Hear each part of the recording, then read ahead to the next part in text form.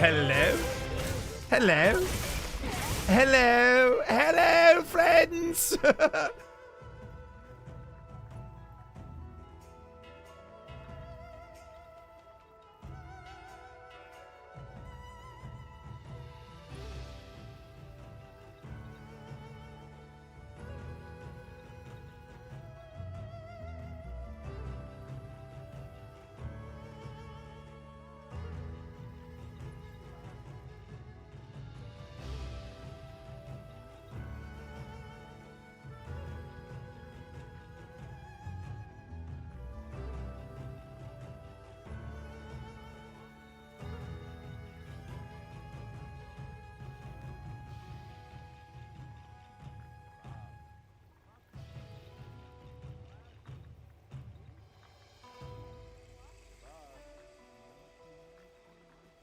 This show is void of reason, some people say benign. Come all you loyal Britons and watch 'Twas by Design. Why, hello there, ladies and gentlemen, and welcome back to another 'Twas by Design stream. I'm your host, Chris, and as always, I've got myself a brew. Cheers.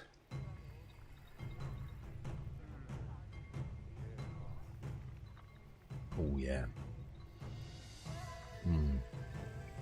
Oh, that's good. Delightful. How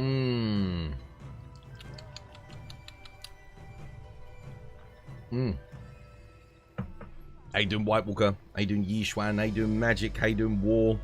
How you doing, Siri? How you doing, Faye? How you doing, Porazam? How you doing, Shonin? How you doing, Hotsu? How is everybody? I hope you're all having yourselves a lovely jubbly one. White Walker and War on the 310 stream streak. We're getting there. Almost at 365 for a year's watch streak. Back again. 'Twas by Design. With some more Monster Hunter Wilds. Oh, yes. And how you doing, Kaiju? Welcome. Hope you're having yourself a lovely jubbly one. !ID if you want to join the lobby. Lobby code is pinned to the top of chat if you fancy joining. All good. Today is your National Day of Liberty. In Le Français.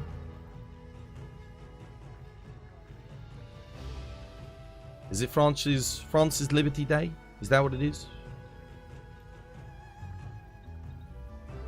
Which country? Oh, in the Netherlands. Liberty from who? Liberty of who? The people? By what? What occasion does it mark for your Liberty Day? I don't know about this, so yeah, enlighten me. What's the history behind Liberty Day in the Netherlands? From the Germans back in World War II. Ah, from the Germans. The Germans, mate. Standard. Yeah. I mean, we got a bunch of days for things that we did against the Germans. Yeah, lots of them. And things that the Germans did to us. There's, what's it, V-Day, Victory Day. There's, Memorial Day. There's, oh my goodness, there's so many. Yeah, we've got Remembrance Sunday. Remembrance Sunday. Yeah. We got, oh man, so many. I'm trying to think, what other ones have we got? There's a lot. Yeah, now that you think about it. I mean, the world wars are steeped into our culture. I think because most of us, or people my age or older than me, will have had grandparents that fought in the wars. So, yeah, it means a lot. It means a lot, you know, the sacrifices that them and their friends and families made to, well, essentially eradicate fascism. But unfortunately, fascism's on the rise again. So, not quite the victory that perhaps they would have liked. What's SGF? Summer Games Fest. Twas, do you watch any football? I watch these balls.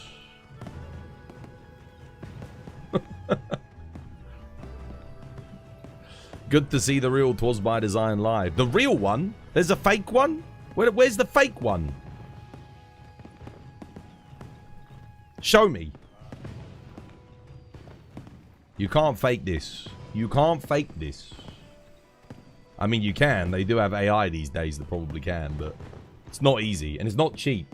Why would some rich person want to fake this?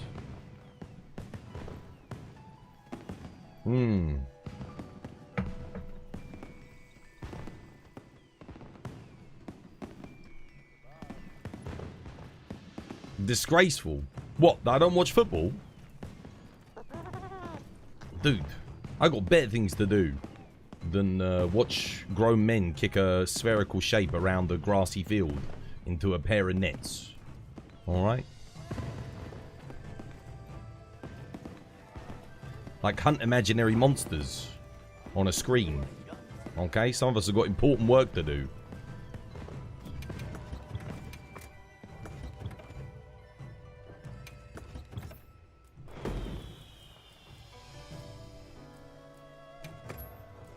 Let's see. Oh no, not water resistance. Dragon resistance. There we go. Tradition. Tradition as always. Dude, I can't wait to get those extra slots.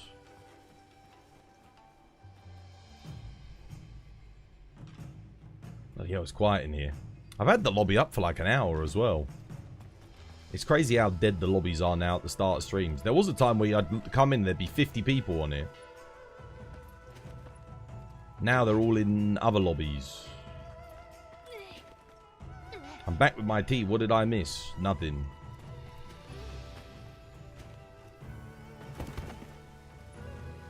Twasn't by design. Oh yeah. That's the fake one.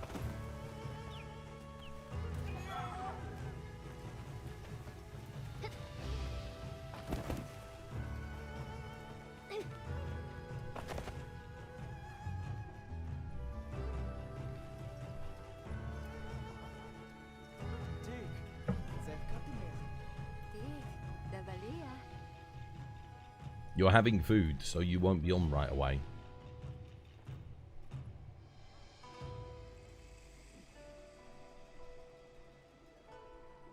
Nice. What are you eating?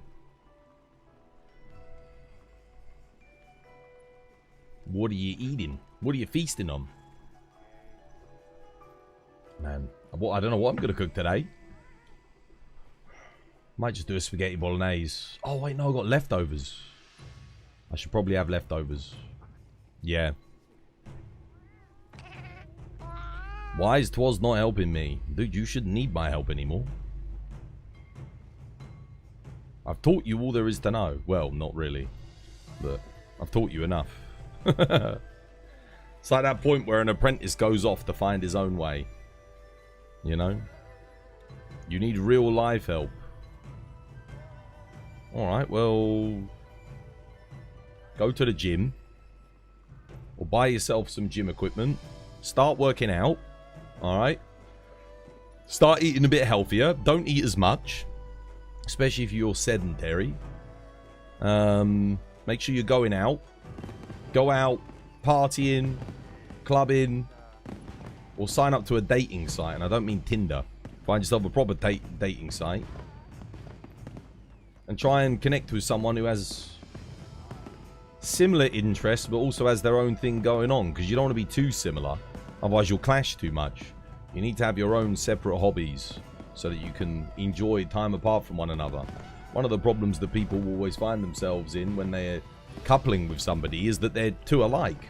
They all like the same things. And then they don't give each other any space. And then they drive each other up the wall. And then before you know it, you're separated, divorced. The kids only get to see the father on weekends. That kind of shit. So, you know, make sure you find the right person for you.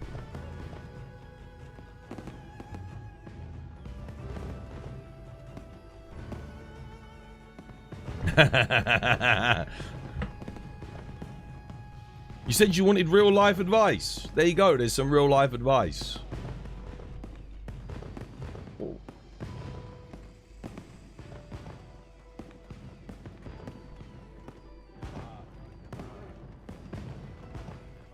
Onlyhunters.com. OH. Would you date her if she had a mega potion as her profile pic? I wouldn't date anyone who didn't have a picture of themselves as a profile pic. And even then, it could be AI generated. So, this day and age, you've got to be careful. I'd make sure I do lots of, you know, do a video call or two before we meet up.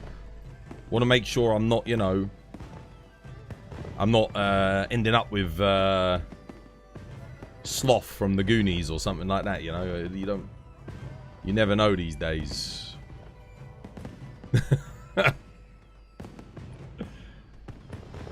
When do you think Master Rank is coming?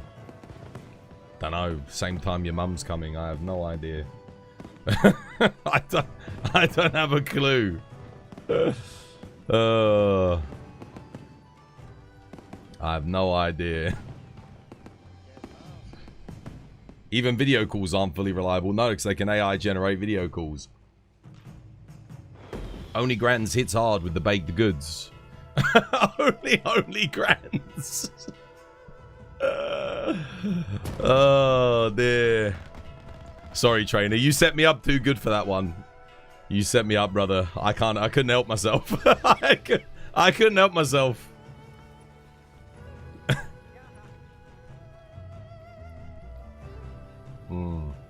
But no, on a serious note, I genuinely don't know. When would I like it to come out? Bloody next month, man. Like, yeah, but I don't know. Could be next year. If it's next year... Oh, I don't know. Enough yapping, time for tradition.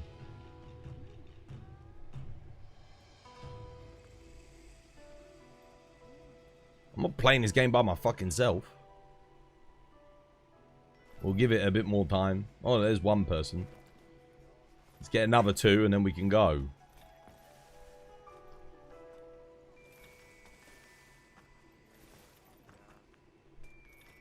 We're halfway there. Living on a prayer. Bon Jovi.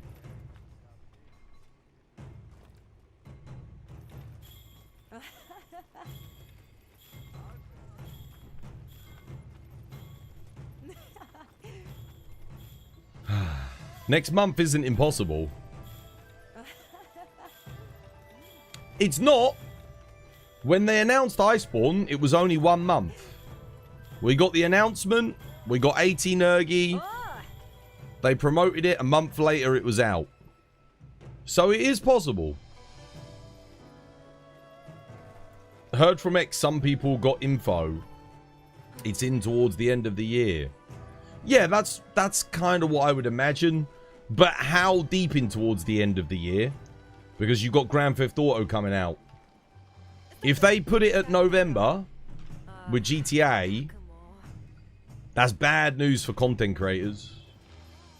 Very bad news. Everyone's going to be wanting to watch and play Grand Theft Auto.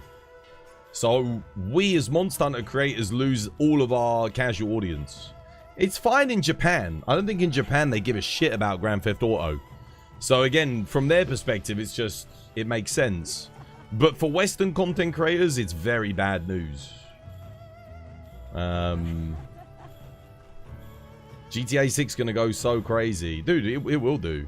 We did a poll here on the channel, remember? 25% of my viewers, and this is when the channel's relatively dead. Like, there's not that many people watching anymore.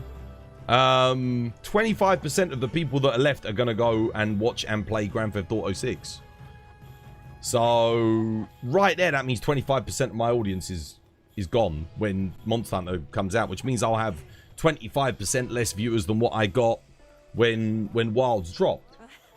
Yeah, it's gonna be difficult. It's gonna be tough. I don't want to have to compete with all the other content creators and GTA 6 to try and get my content out there and at the top of the things. It's too much work. I'm just one man. I don't have a whole team behind me either. Some of these content creators have entire teams. They got, you know, editors, social media managers, all this, that, and the other. It's going to be very, very difficult. You don't think that it will live up to the hype? I absolutely think Grand Theft Auto 6 will live up to the hype. I actually do. I'm not even that big of a fan of GTA, but from what I'm seeing on a technical level and as a games designer, if it's doing what it looks like it's doing, it is going to be one of the most impressive open world games, if not the most impressive open world game of all time. You forget they started developing this when GTA 5 was done. They've been working on it for a long time. And don't forget, they made billions. I think it was like 10 billion? Like lifetime, maybe more than 10 billion off of GTA 5. So they could afford to hire devs to maintain Grand Theft Auto 5 whilst having an entirely separate dev team work on GTA 6. It's nuts. You hope it's like August, the perfect time to chill. August would be good, yeah. August or September would be okay. That would be quite good. Gives them a good few months head start on Grand Theft Auto, so there's no clashing. I'd be very happy with an August launch, yeah. I wouldn't complain. That would be great as well because school holidays. So the Twitch gets massive amounts of extra viewership, so it's very good for me as a content creator. That would be awesome. That'd be like a win-win-win.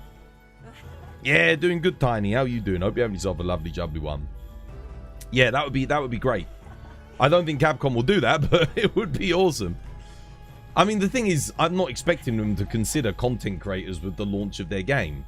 It's only very few developers consider the content creators because they understand that they need the content creators to promote their title to make big sales. Make no mistake about it, the best form of advertising for a video game are people like me. That's crazy to say it, but in this day and age, it's true. It's people who are playing the game, giving their honest thoughts and opinions as they play through it. Nothing is more of an effective marketing strategy than getting those people on side. Because, you know, people can see through the corporate BS of like an advertising campaign. Yeah. Just like straight up giving your game to people and trusting them to show the best side of it is the best thing. Yeah. Seriously, how long do generally G-Rank goes out after they announce it? It's different every time, dude. It's different every time. It's never been the same. Yeah. PS3, Xbox 360, 17th of September 2013. Yeah, on PS4. Yeah. Yeah, then 2014, yeah. Exactly, yeah. It's been 11 years, man. It's been 11 years of GTA 5. Yep. I had it on PS3 and PS4. If you had it on PS3, you got it on PS4. You could, like, I think you could upgrade it or something. There was something like that, wasn't there? Like, you got a discount or something. I can't remember exactly what it was.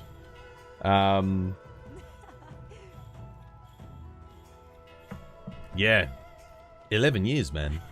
It's been a long time. How you doing, Inferno? I hope you have yourself a lovely, jubbly one. It generated over $800 million in its first 24 hours. Yeah. And that was 11 years ago. When Grand Theft Auto was still relatively niche, I might add. GTA 4 was not that big of a game. It was big, but it wasn't bigger than, say, Call of Duty 4. Call of Duty 4 did more numbers. Modern Warfare 2 did more numbers than GTA 4. But then GTA 5 just absolutely blew up. I remember buying it, and I remember my friend came over to play it because he was like, "Oh, let's see if it's..." Dude, it was sick, man. We played through the story. And I think it was quite a long time after. Then we got Grand Theft Auto Online. I remember it was a long wait for GTA Online, but I'd beaten the story twice for GTA 5 before we got online. It was good fun. You're chilling after dinner. You hope all is well. Yeah, it's good. GTA 6 is going to be at least $100 too. Yeah, I wouldn't believe everything you hear about the pricing. It's possible, but I think they'd only hurt their sales figures if they price it at that. they're going to be able to monetize the GTA Online so much. They will likely have a $100 package that gives people something that will encourage them to buy it. But they're going to want to put out a $70 or $80 version of the game. For sure. Because there's going to be a lot of people that just won't be able to afford that. So what people end up doing is just pirating it. They'll wait for PC and pirate. So yeah, I don't think it'll... I don't think they'll do the base version at $100. That's going to be a stretch. I don't even know if they sell as many units as GTA 5 if they do that. They will sell more units than GTA 5 if they price it accordingly, for sure. Iceborne was announced in December and released in September of 2019. Wait, was it?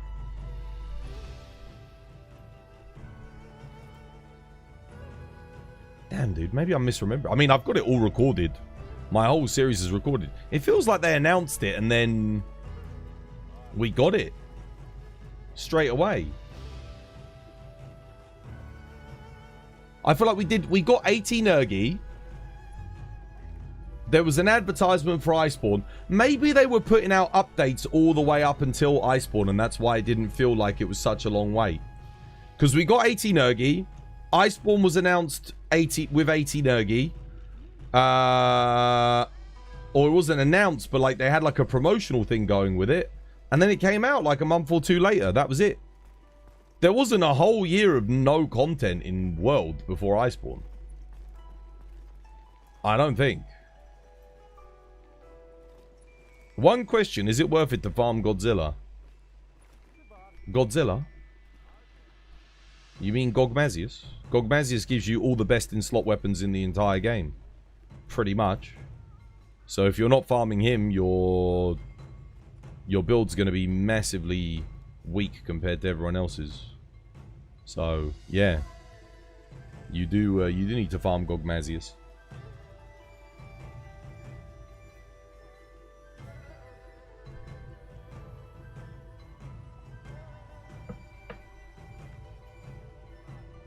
Took me 3 days to kill him just once. Then you need to work on your build then. If it's taking you 3 days to kill him, there's something wrong with your build. Every single time someone comes to me and says they're struggling with something, it's because their build is shit. It's that simple. There'll be something wrong with your build. You'll be missing quintessential skills, or you're not running the right armor, you're not getting the right bonuses. Always the same thing. Hey, doing Justice, welcome back. Hope you have yourself a lovely W1. You can check if you want. Yeah, I mean, I might go back and watch my my series. Because, damn, dude, like... When did 18 Ergi come out? What was the... When did 18 Ergi launch? Probably, yes, you're pretty new to this game. Yeah, then just work on your build, dude. Don't farm GOG until you've got a build that makes it easier to farm GOG. If you're struggling, it means your build's not ready. Ask yourself this: do you have the strongest possible weapon to fight him? Do you have the right armor that makes your weapon stronger? Is your armor fully upgraded? Do you have the best possible talisman that you can get? Or at least a reasonably good talisman from the RNG system, even if it's not the best? Are you utilizing the best items in your inventory? Are you making use of max potions, ancient potions, dusts of life? Are you using mega demon drugs, might pills, might seeds, demon powders? Do you have all the decorations unlocked that you need to make your build effective? So you have all your agitator, your weakness exploits, your dragon attacks, etc, etc.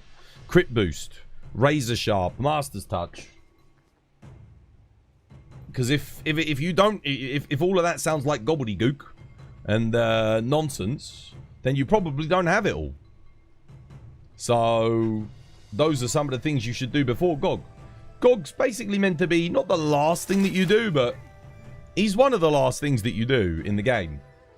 And there's a lot of great items, armor, builds you can make before reaching him. 18 Ergi was January 26th of 2018 for console. Okay. And August the 9th, 2018 for PC. That's probably why. That might be why then. No, that can't be right though. Hang on a minute. You said that Iceborne came out in September of 2019. I swear though we got a Iceborne promotion with AT Nergi.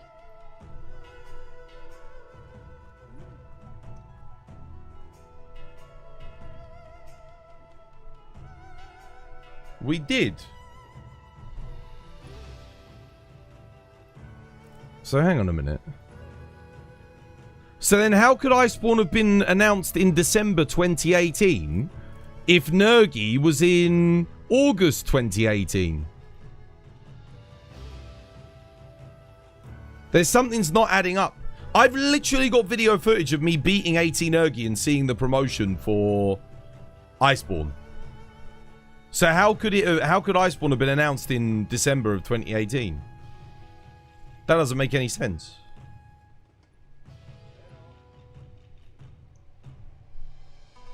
The math ain't mathing. Check the date for the trailer. Yeah, but it doesn't matter what the date on the trailer when it was uploaded was. We still got the announcement around the time that AT Nergi came out. And AT Nergi just said it came out in August, so it can't be. It was May 10th, 2019. Wait, we got AT Nergi on May 10th, 2019. Oh, okay. May, June, July, August, September. Oh, so it was 5 months. Okay. Yeah, that's seems a bit more like it. And how long did we wait between the end of Rise on PC and Sunbreak? Because Sunbreak came out at the same time on Wii and on PC. Because I remember we got Rise, we got all the updates with it, basically. Came out. How long was that? I felt like that was like 6 months. That was like half a year when we... But I mean... Again, I could be mistaken.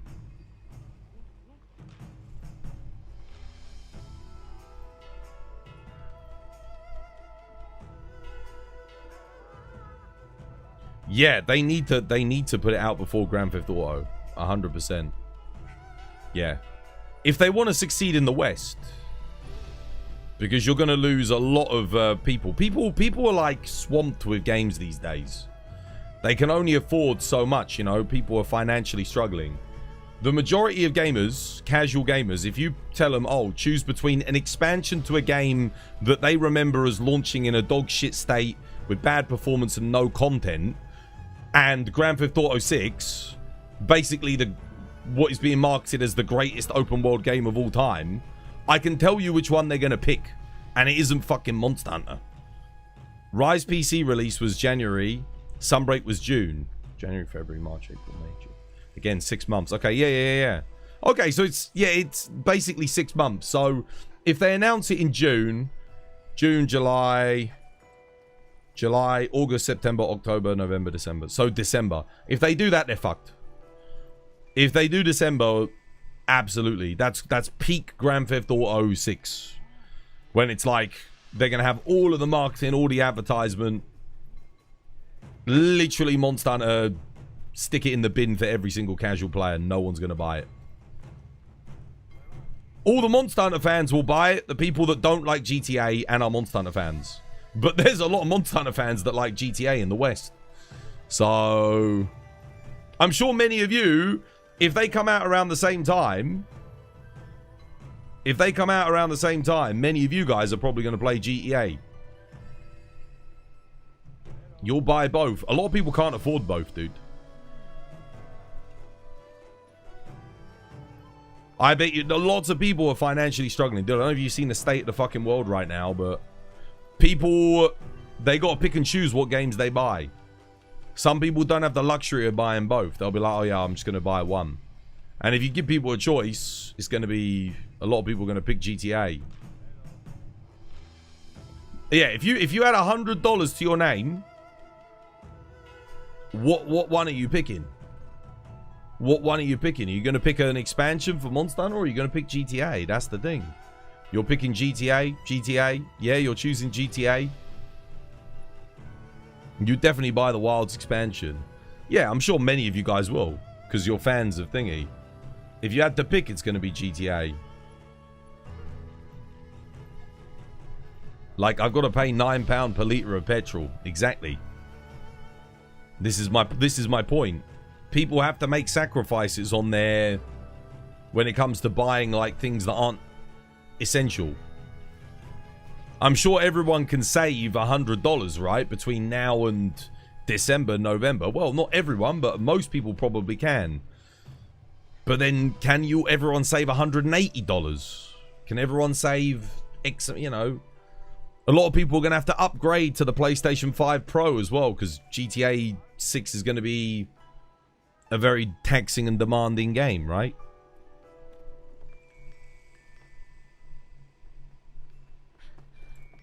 You've been waiting 13 long years. What, for Grand Theft Auto? Yeah, no, dude, a lot of people have. A lot of people have. You're picking GTA Killer Capo? Yeah, dude, I think a lot of people will.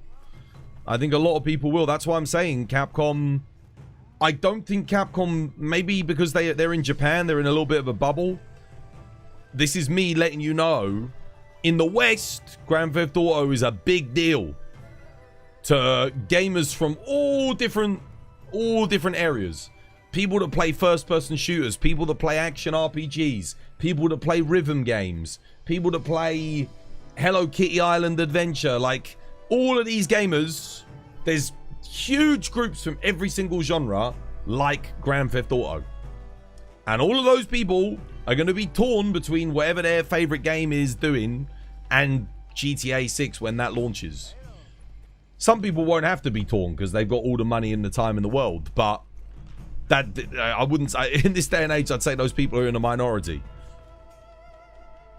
If GTA is smart, they aren't going to charge $100. Yeah, I agree. They'll build up a huge install base by charging 70 to 80 so that they get as many sales as they can, and that way when they bring out GTA Online and that system, they will just make absolute bank. Like they did with... make no mistake, people don't play GTA 5 anymore because of the story or anything like that. Some people do single player for mods and stuff. That definitely, on PC. But the majority of people are playing GTA 5 because of the online. That's why a lot of people are still, you know, there enjoying the game. That's the thing that kept it alive. And GTA Online is where they make all their money. Oh, their microtransactions are freaking nuts, dude. Shark cards and all this other... Yeah. You thought Rockstar was going to release GTA on console and PC? No. No, it's PS5 and then PC hasn't been announced. We haven't got a date for PC.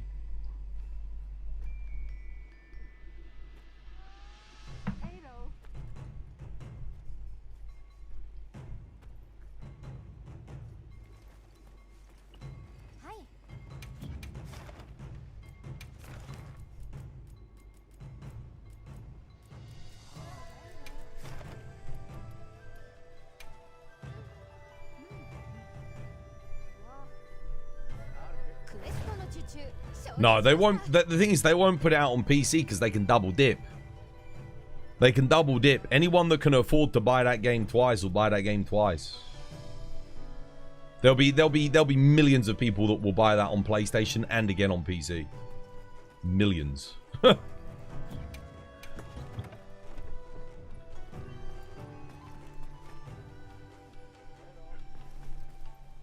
Yeah, I mean, I'm gonna be real with you guys. If Monster Hunter is like... If it does come out December or like January of next year...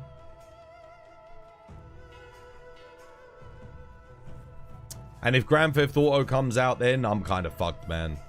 Honestly. Like, my numbers for streaming right now are terrible anyway, as it is. That will be like a nail in a coffin. Too deep.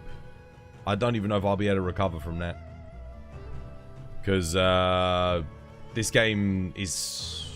Outside of like one or two content creators that are very lucky and their communities are super loyal. it's fucked. Like, it's not in a good spot. I spent a lot of money making YouTube content. I spend obviously a lot of time doing the Twitch content.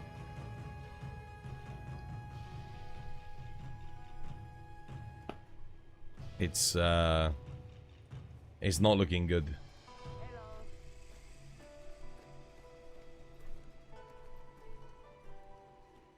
Still, I am gonna probably try and like change my schedule for my content. Like, I will give that a go. See if that does anything. Because I think there might be more. There's more Monster Hunter viewers if I start streaming from like 3 p.m. 2 p.m. UK time. There's more viewers according to like the Twitch metrics at around that time. So yeah, you got to have more hope in your life, dude. I'm too tired and I've been doing this for too long. It's not fun when you're constantly watching your stream go. You finally feel like you're getting somewhere and you're growing, and then you fucking go back to where you were like 5-6 years ago. It's what would you do if you turned up to work tomorrow and your boss said, "Oh yeah, we're gonna start paying you $3 an hour now." I don't know how much you get paid at your work, but imagine that. And he expects you to do all the same work that you do. You got to work just as hard, put in all the effort. But he's like, "Oh, yeah." And then there's a chance you might make $100 an hour in the future if everything goes well, like a 1% chance. That's kind of where I'm at the moment with the content creation. It's like the YouTube video that I just did has demoralized me, man. That really did. Because I thought that video was gonna do so good. I really did. I deluded myself into thinking it could do well.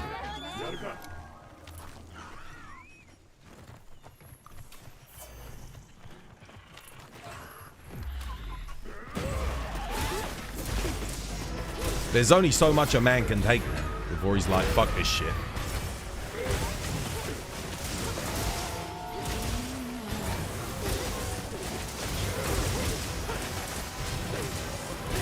Damn it.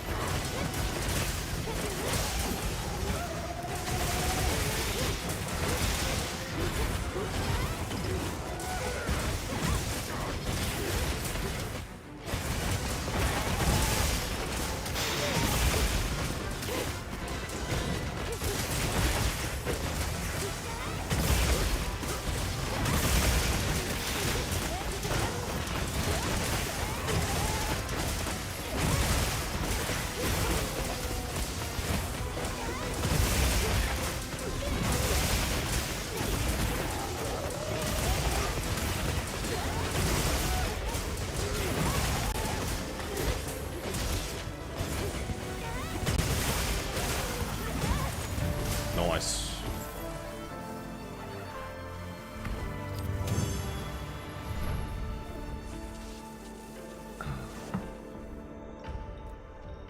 Ooh, wow, 6 nourishings. Let's make that 7. Back to Minecraft streams. I don't know what I'll do. I mean, I'll try. Obviously, for me, I'll try doing something different. I'll give something else a go if I need to. At the moment, I'm just like, we're in the dark, right? We're in the dark again for a whole month. You don't know what's going to happen when they announce Monster Hunter. If they say that it's coming out in like a year, 6 months, it's like, it's rough. It's rough times to be a Monster Hunter content creator. Then it's like, again. And I see a lot of my other fellow streamers that I've known, you know, for a while, and the ones that broke away from Monster Hunter are having like massive success, and you can't help but feel like a part of you're like, yeah, I love this game, but like, it's not. I got to make a living, you know, and I can't help but wonder, like, if I had stopped streaming, if I'd gone and done something else, would I be having more success elsewhere? I don't know. At the same time, it's like, yeah, I love this game. I love playing it. But that's why it's so... I'm torn. I'm always torn. Because I love it, and I love making content for it, but it doesn't love me, and it doesn't love my content. Not really. I mean... It's so difficult. Even for streamers that would stream GTA 6, you'd get lost in the shuffle with all the big... Yeah, I mean, it's... I would literally have to start streaming GTA 5 now and try and grow an audience on GTA 5, like, right now. That is what I would have to do. And I don't... Yeah, that's probably the only way I would get any success in GTA 6, and I imagine there's probably... I mean, I don't know what the streaming community is like for Grand Theft Auto, but that's kind of the sort of, like, moves I would have to make to try and have any success streaming GTA 6. Which... I don't know, man. Do I really want to do that? Not really.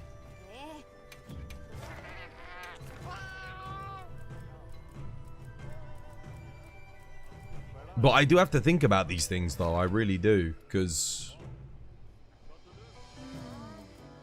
everything's a gamble, isn't it? Everything's a gamble. I hate gambling. But it's always a gamble.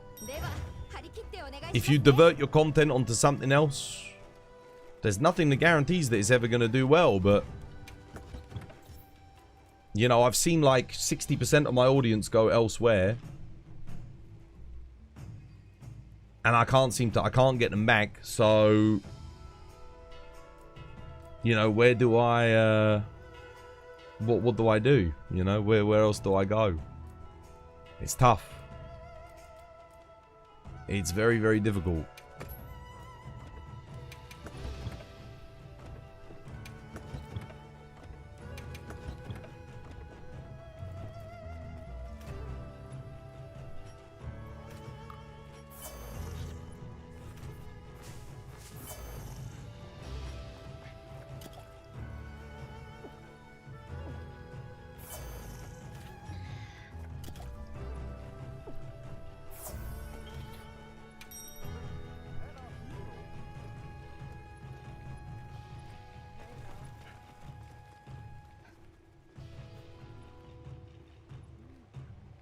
This was the thing with the old the From Software, the Souls streamers and content creators have a trouble with, because the games come out.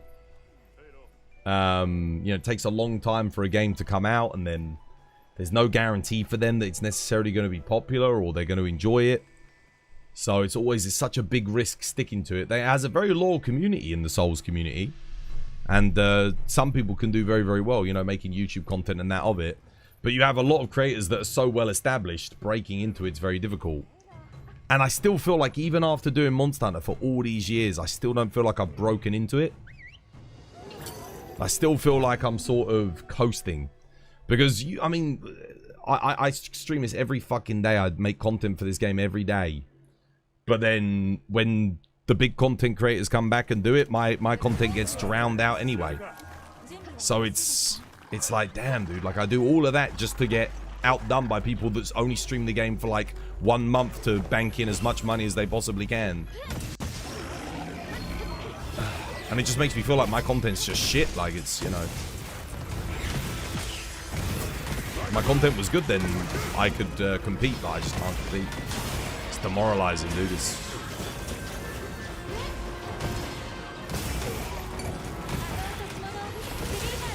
And that's when you start to question, like, is it worth it?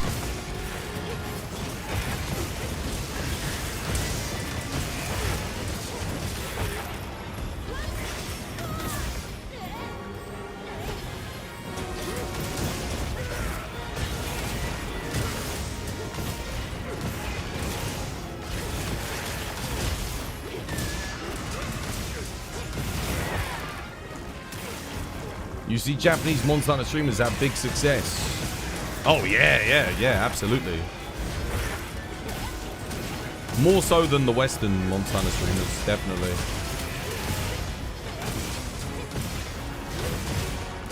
I'm not going to capture any of the Japanese audience, though. Unless I learn Japanese, I guess. Maybe, but even then, like... I don't know.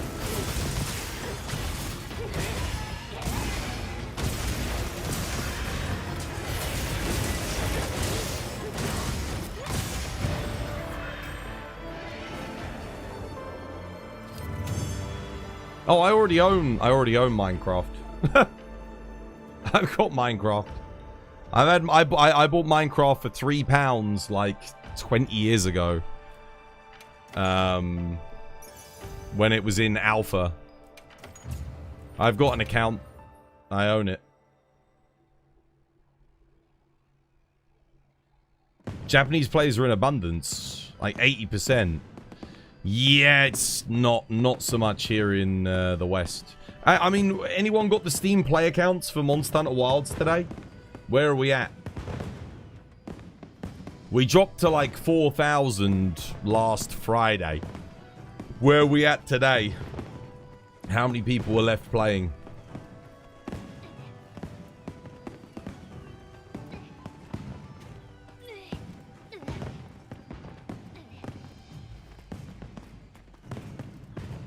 $8,700. Well, that's really high. What the hell? Damn. Oh, that's actually very high. Not bad at all. Oh, that's way higher than it was last Friday.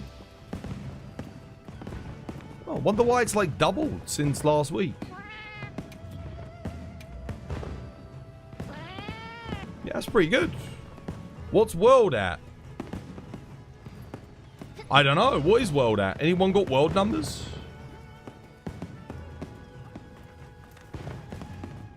Make a YouTube video ragging on how bad mega potions are.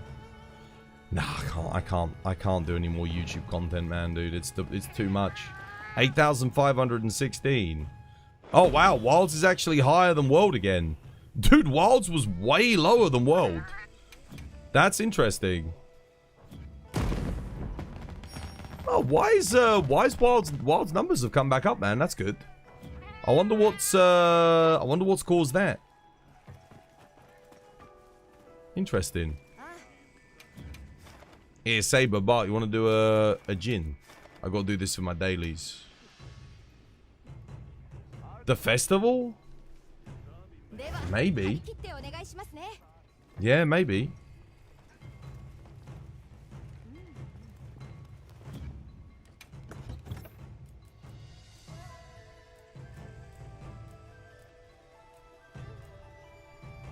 I mean, there are 2 games coming out this year that I'm really looking forward to. But I don't think I can stream them because I don't stream strategy games. But I would, you know, obviously I'd love to make content for Warhammer 40k Dawn of War, but I haven't built an audience around it. So it doesn't make any sense for me to do it. And it will only harm my YouTube algorithm, that's the other thing.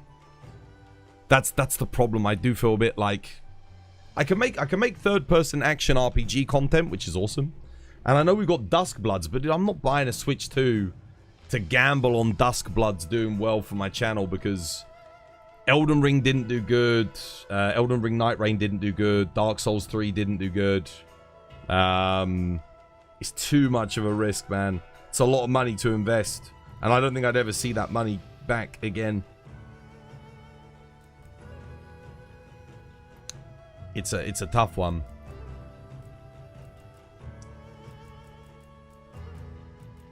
But you know that game's going to be good. You know that game's going to be good.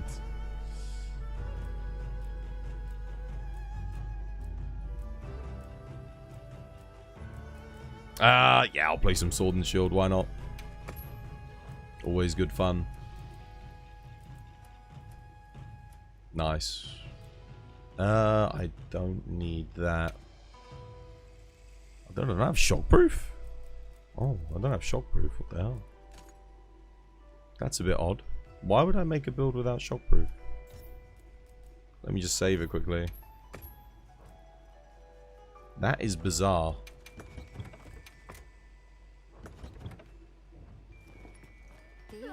What else is coming out? The Warhammer audience is pretty rabid.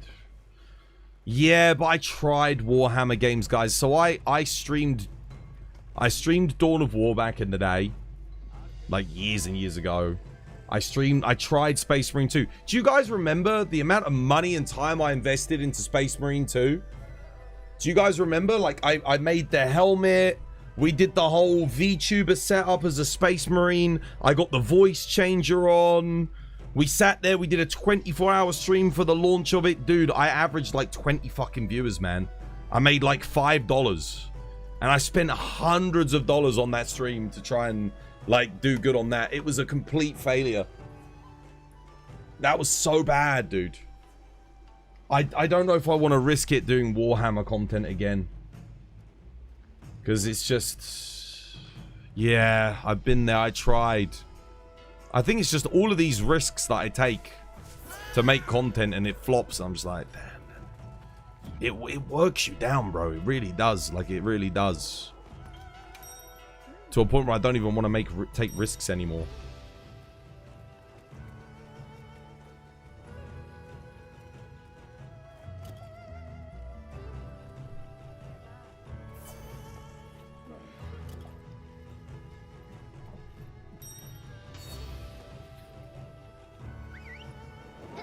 What if you make a second channel for Warhammer content? Dude, it took me 10 years to even get to like 5,000 subscribers on one YouTube channel. I'm not about to start another one from scratch, dude. It's, yeah. This channel's not even big enough for me to use, you know, springboard into another channel. Maybe if I had like 100,000 followers on this, then I would be like, okay, I've actually got like a base to, you know, because I could probably expect 1% of them to go follow me. I could start with like 10k followers on a new channel, but... Ah, man.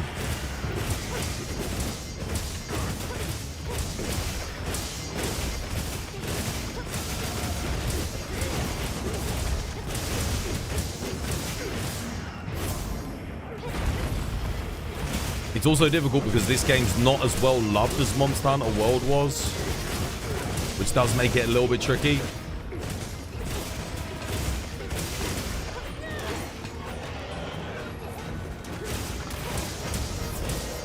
Like, I love it, but the wider community isn't that big on it.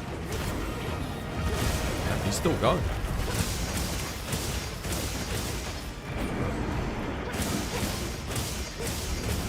Alright, on me.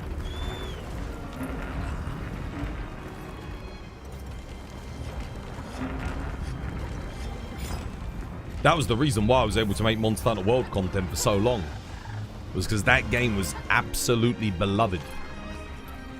You know, I could keep coming back and I knew I'd get 130, 200 viewers average for years. We don't even get that now in thingy. In this game. And it's only been out for a year.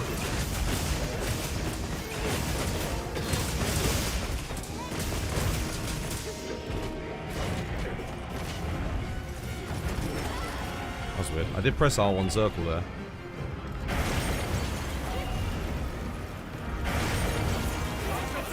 Jeez, we did.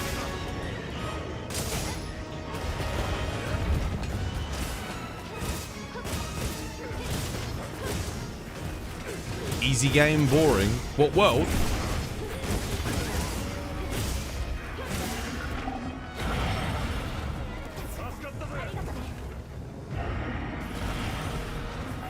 Monster Hunter is not a game a lot of people... Nah, that's bullshit. Monster Hunter World had hundreds of thousands of people watching.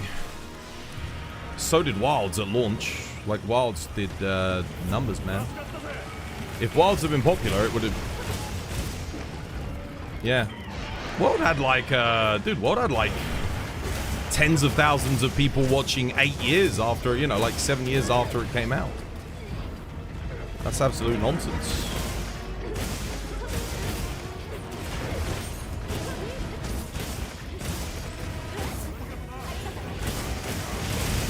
Rise, not so much. Rise didn't do that good.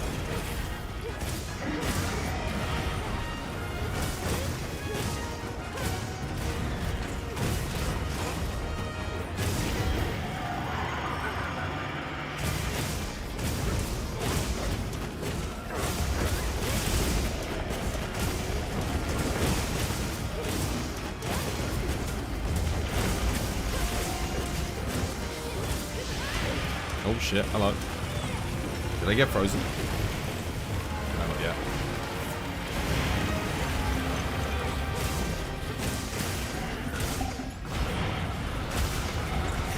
Doggy.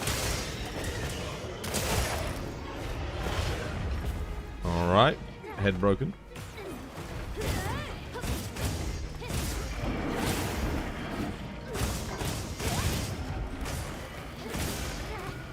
Quite a long phase too. On the start, it's a boom. No, well, world maintained good viewership for almost a decade. The world viewership numbers only dropped when Wilds came out. Other than that, it was pretty consistent all the way through. I would know. I streamed it all the way through. it did good.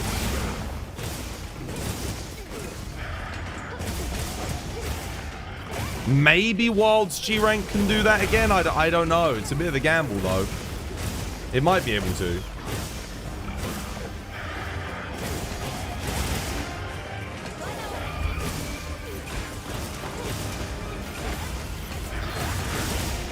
How you doing, Brett? Welcome. Hope you have yourself a lovely jubbly one.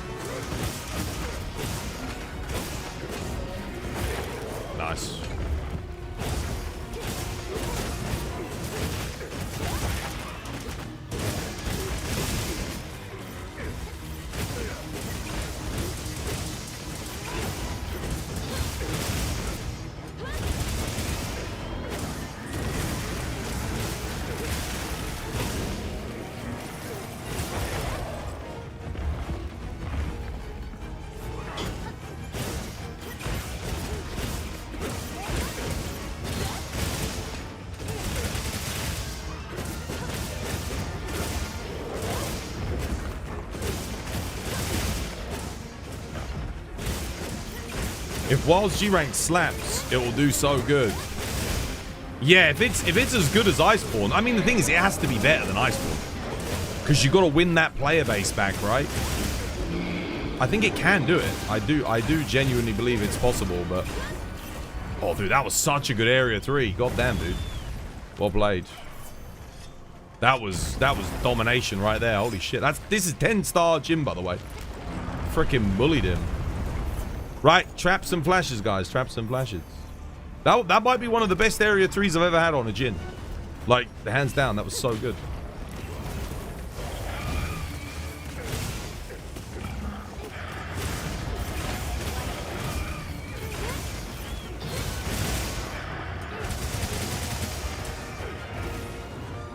Well, let me put the shock trap down. God damn it. Someone else's. Whoops. Now I'll get it down, get mine down.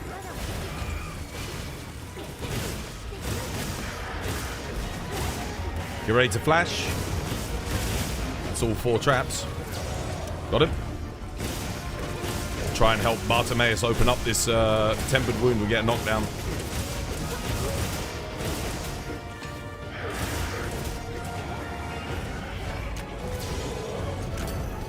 Drop that. Boom. Just try and CC him, guys. I got 1 flash left.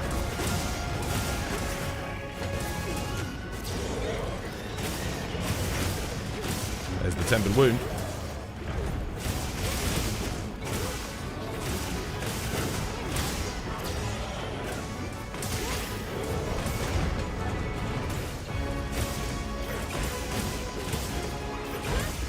Doing good, doing good. I'm gonna try and mount him. Ah, damn. Almost. Almost. That was good though. Well played. Almost.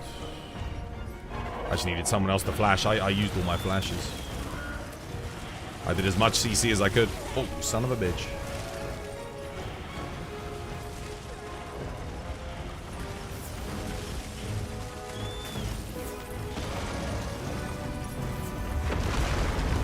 I could not go for a KO.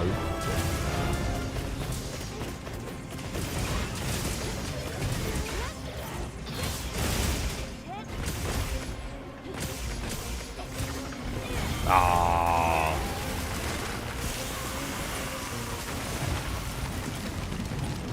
Unlucky.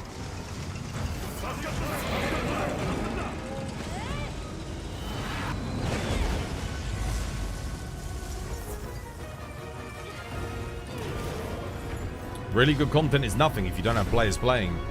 Really good content is nothing if you don't have viewers watching. It doesn't matter if you have players playing or not.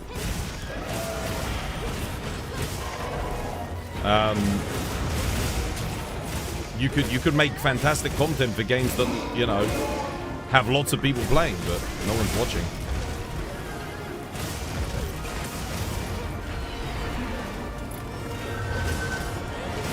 All that matters is viewership numbers. It doesn't even matter. Like, let's say a game has 20,000 players, but it has 40,000 viewers on Twitch. You know, that's pretty good. Like, the viewer numbers are what matters, not the player count. Player count does matter to an extent because it gives you an idea of potential viewership, but like, it's not the be-all and end-all like viewership is.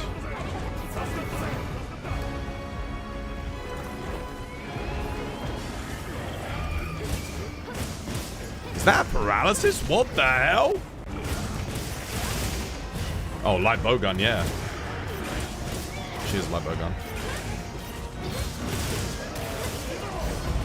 What the hell? Oh, I mounted. Nice. Okay. Probably dies here.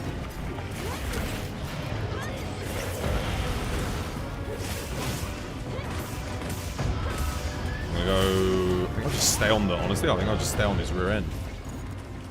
I could go for the head, but it's just a bit too long.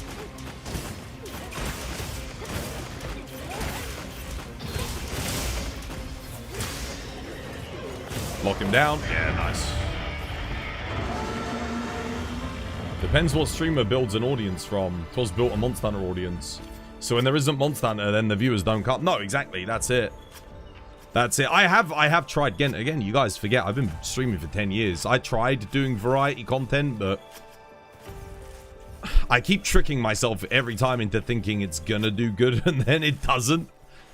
And I'm just sort of like, because people keep asking me, I get asked this question a lot, like, why are you still making Monster Hunter content? Aren't you bored?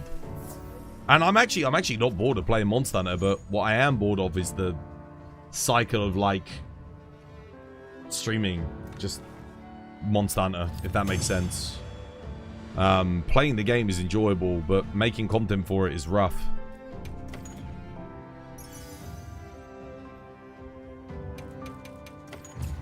You keep waiting for Capcom to throw you a bone, be like, oh yeah, we'll keep doing like event quests or updates on a weekly basis. That even that, you have no idea how big of a boon it is as a content creator to just have a company, even every 2 weeks, put out just like a little bit, like just one new quest, a little new quest. Doesn't even have to give crazy rewards. Maybe just gives a few bonuses. I can make a video about it. I can talk about it on stream. We can do it on stream together. Like, that's huge. Like, but once Capcom, they've got that. We do 1 year, that's it. Exoprimal, 1 year, dead. Monster Hunter World, 1 year, dead. Iceborne, 1 year, dead. Rise, 1 year, dead. Sunbreak, 1 year, dead. They don't have any fluidity or ability to evolve around the current gaming landscape, where if you make a good game and you sell tens of millions of units, 30 million units in World's case, collectively, you evolve and you go, right, well, this is performing really well. We're still making loads of sales. Let's continue the content pipeline for a bit and, you know, see how much more money we can make out of the game. Like the Poogie Ichiran. Yeah, exactly. Exactly. Little things like that, just every week, every couple of weeks. It's just something. It's just something little.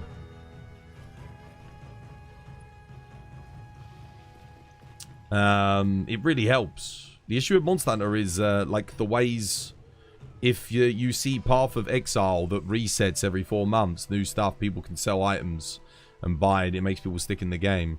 You wouldn't even have to do something like that for Monster Hunter though. Like genuinely just adding a new event quest each week, which is kind of what they did for a bit, but well, it was every week, every other week. There'd be some weeks where you didn't get anything, but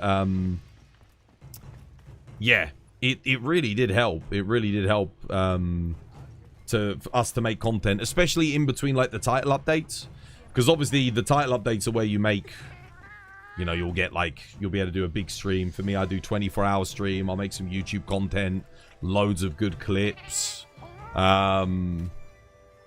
gather lots of footage and stuff, and that's very exciting. But it's the little events that they add each week that keep people coming back to enjoy the content that makes the biggest difference. It can't be that hard to add a new 9-star monster every week. It isn't. No, it really isn't. They've already got the reward template for the monsters. You just scale up the health, scale up the damage. Job done. That's it. That's all the 9 stars were. The 10 stars were a little bit more involved. 10-star Rompopolo, 10-star Gog, 10-star Zoshia. They actually do have behavioral changes beyond just doing more damage and having more health. But 9-star monsters, no, dude, 9-star monsters have got to be the easiest thing to implement ever. Dude, you could hire me in for a week at Capcom. I could make a 9-star quest for every single monster in the game in a single week. Just like that. I could do that in 1 week. And then, boom, you've got like months worth of new event quests that you can put out. Which is why I don't understand why they didn't just do that. I don't get why they didn't just do that. What was the first Monster Hunter game that got you hooked? Oh, Freedom 2. Yeah, Monster Hunter Freedom 2 for sure. Monster Hunter Freedom 1, I enjoyed it, but I only really played it single player.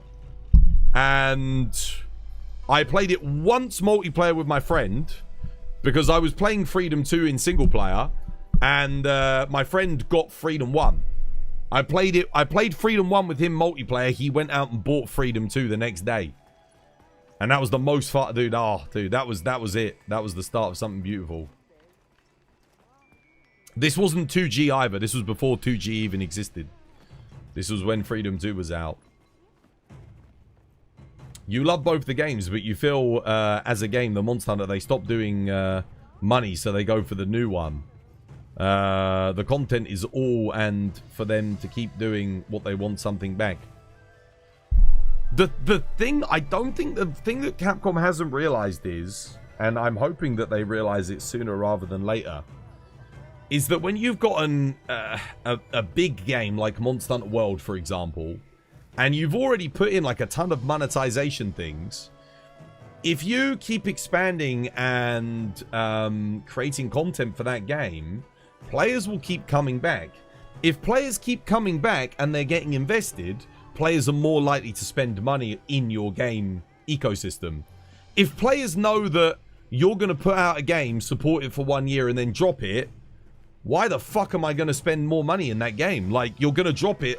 Now I've got just a bunch of digital garbage that I wasted my money on. But if I'm actually coming back week on week on week for 10 years, because you support the game for 10 years, well, now I'm like, you know what? I might buy that layered sausage greatsword or the pizza cutter charge blade. I don't know, whatever it is they want to put in. I'm more inclined to spend money, right? Because I can see the vision. I mean, look at any game that's been supported now for over 5 years, and it will have a lot of them have really big communities that spend a lot of money in those games. The fact that Call of Duty had people spending $70 on skins for a yearly release should be studied. It really should be studied. Yeah, it's kind of crazy because like all of that stuff becomes obsolete the next year. None of it carries over. For me, that's just I think Call of Duty has acquired a very special audience. of special people. Same with FIFA. They have an incredibly special audience. Very special individuals that just have an amazing ability to make logical decisions. Yeah. FIFA, dude, FIFA should be illegal, man. FIFA should be illegal. The fact that you can buy, the fact that you can buy freaking, what are they called? A pack of whatever, of cards, and then the very next game, those same cards can be sold back to you again. And you can't even access the pack of cards that you bought just the year before. That to me is crazy. Like, how the hell have you managed to do that? Digital cards. Digital cards. Like, I can understand buying real cards because they're tangible. They have an inherent value. You can sell them on when you're done with them. But buying digital cards to me, is crazy. Like, that become digital cards that become obsolete after 1 year because you got to buy them again.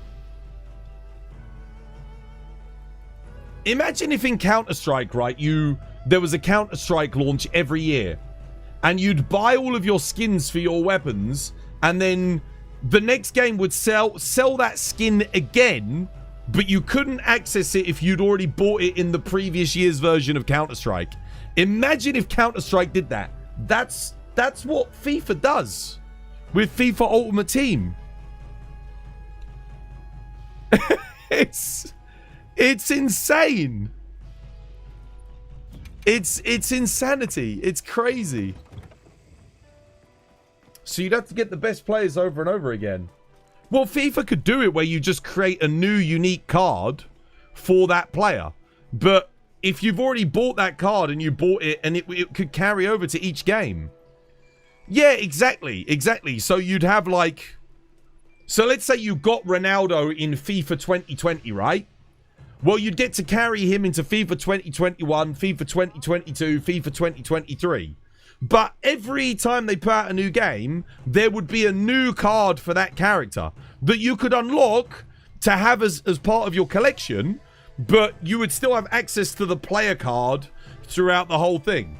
So at that point, you would be collecting the cards to put into a digital card book, let's say. To me, that would make sense. But it doesn't work like that. It's like, no, it gets wiped and you've got to get them again. And people still buy into it, you know? Like, people still buy into it, which is... Oh, man, dude. No. Ball and gun gamers are different. It's not even all people that play first-person shooters, though. Not really, is it? I mean, Counter-Strike players... I don't think Counter-Strike players would accept that. Counter-Strike players are very happy that their content carries on almost since the beginning, right? You want to try gun lance and you have a roll, 4 attack and 1 element. That's okay. You need to do well. Oh, I would do element focus to get wide shelling. I think wide shelling generally is just a bit stronger than normal shelling. So yeah.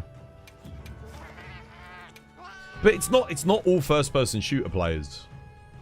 It's mostly COD players. Battlefield players don't seem to accept the COD ecosphere from what I can see.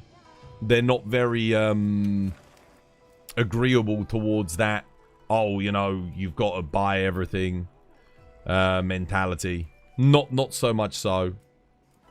Because Battlefield keep trying, but they never financially do anywhere near as good as COD. Which tells me, but again, Battlefield, it's more towards the older gamers like me. People that have been playing since like Battlefield 1942, Battlefield 2, Battlefield 1943, Battlefield Bad Company, Battlefield Bad Company 2, Battlefield 3, Battlefield 4. So on and so forth. Those of us that grew up with those games. Again, yeah. I think many of us that played COD back in the day, before COD became over-monetized, those of us that played COD 2, COD 3, COD 4, World at War, we don't play COD anymore. Like, we kind of switched off. We zoned out. Like, none of my uncles that used to play COD back in the day, they don't play it anymore. None of my cousins, none of them play it. None of my friends play it anymore. I think there's one of my friends plays zombies. That's about it. But the rest of us have all gone. We all kind of left it. Yeah, the monkey. Is Battlefield 6 worth buying now? I hear conflicting things, but I know they put out a big... They did basically what Capcom did for Monster Hunter Wilds. They've put out a roadmap for all the changes that they're going to be making. And I've heard a lot of positive things from creators within the community about Battlefield 6. So, it might be very well, like, soon, yeah. We'll have to wait and see. But yeah, keep your eye on it. Keep your eye on it. I'll probably buy it at some point down the line. I learned my lesson with Battlefield 4. Never buy a Battlefield game at launch. Always buy it a year after it comes out. I learned that lesson.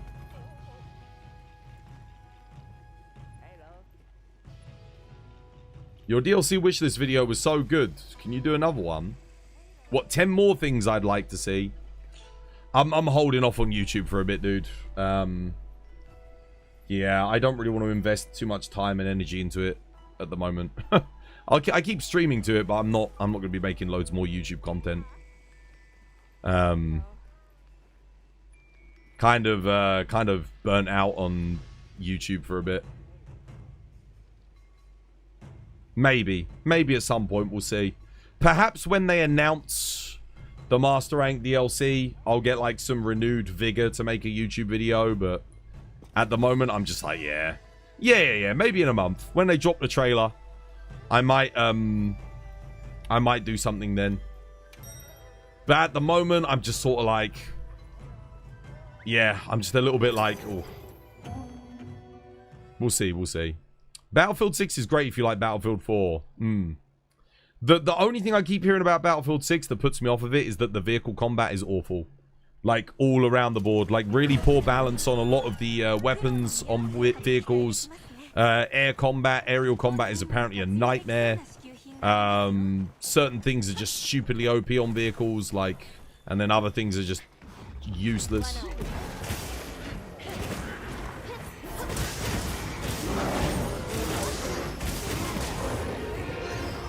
Perfect.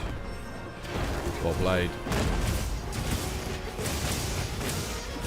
Get him enraged.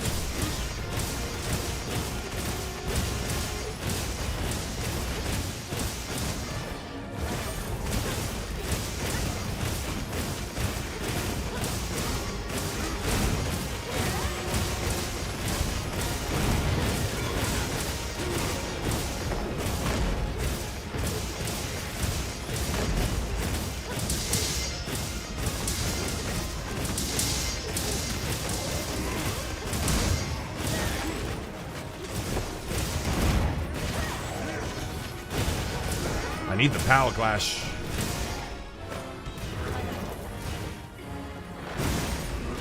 Oh no, my controller DC shit.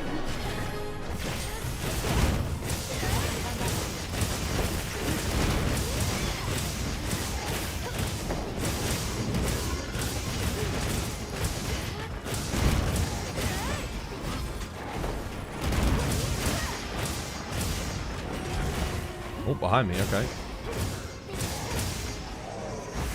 There we go, got it. Put a trap down. Nice. I don't know why I got knocked back so far.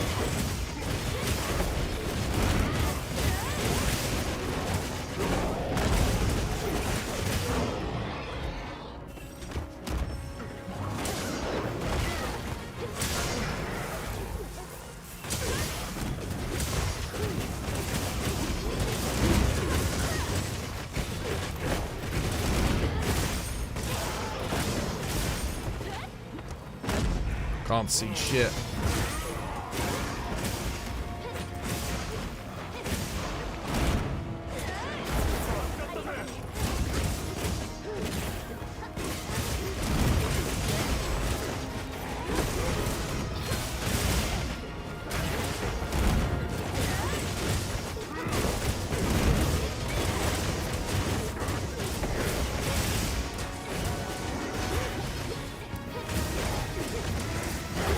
Nice, well played. GG. You'd love to see your DPS on that fight. Probably about 100. Could have been higher. You were on him like the white on rice, dude. Good quest. Well played, guys. GG. That was quick. Yep. Nah, dude, Sword and Shield's really freaking strong, man. When you've got that Corruption Mantle on, it's nuts, dude. Workout! And the Workout Redeem. Oh my god, double Workout. Okay.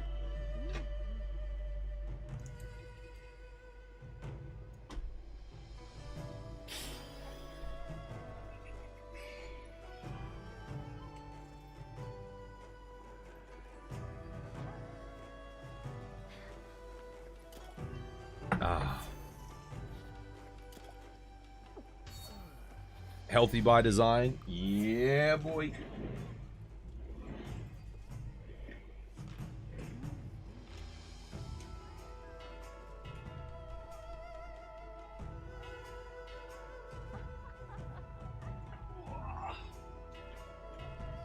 All right.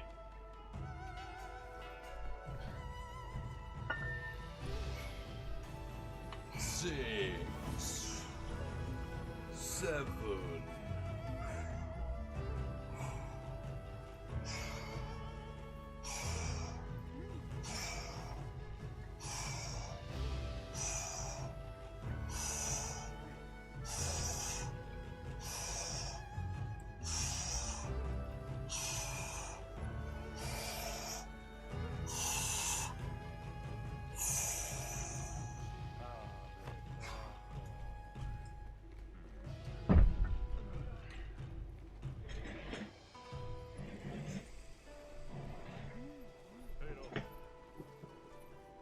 Oh.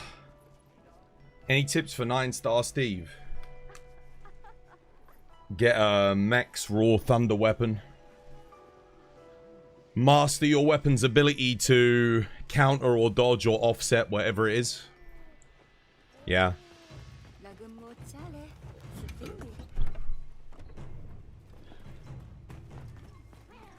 You're off magic? Yeah, and I did. I think I've got to do one more quest in the cliffs.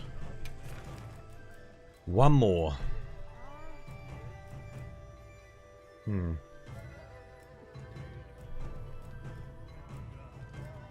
Is it one more? Have I... No. Oh, no, because Jindahad doesn't count, does he? Jindahad's area is not actually the cliffs, even though it is. But it doesn't count towards this.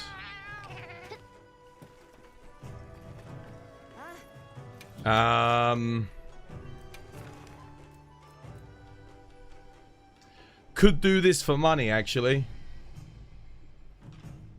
Yeah, I actually need to use some lucky vouchers now that I think about it. Okay. Yeah, let's do this one. Go get some cash. Because I think I've got a bit overkill. I think I've got 6 lucky vouchers to claim, so I need to spend some. Which weapon do you think has the top priority on focus wounds in a fight? Insect glaive, longsword, sometimes hunting horn, switch axe, light bowgun. Yeah, those are your highest priority weapons. And then it's just a case of like it's situational. So longsword doesn't take priority if it already has red bar. Insect glaive doesn't take priority if it's already got all of its buffs. Charge blade doesn't take priority if it's already got savage axe mode. Switch axe doesn't take priority if it's already fully charged. Light bowgun doesn't take priority if it's already got a full auto magazine. Hunting horn doesn't take priority if it's already got all of its rings up on the monster. Yeah.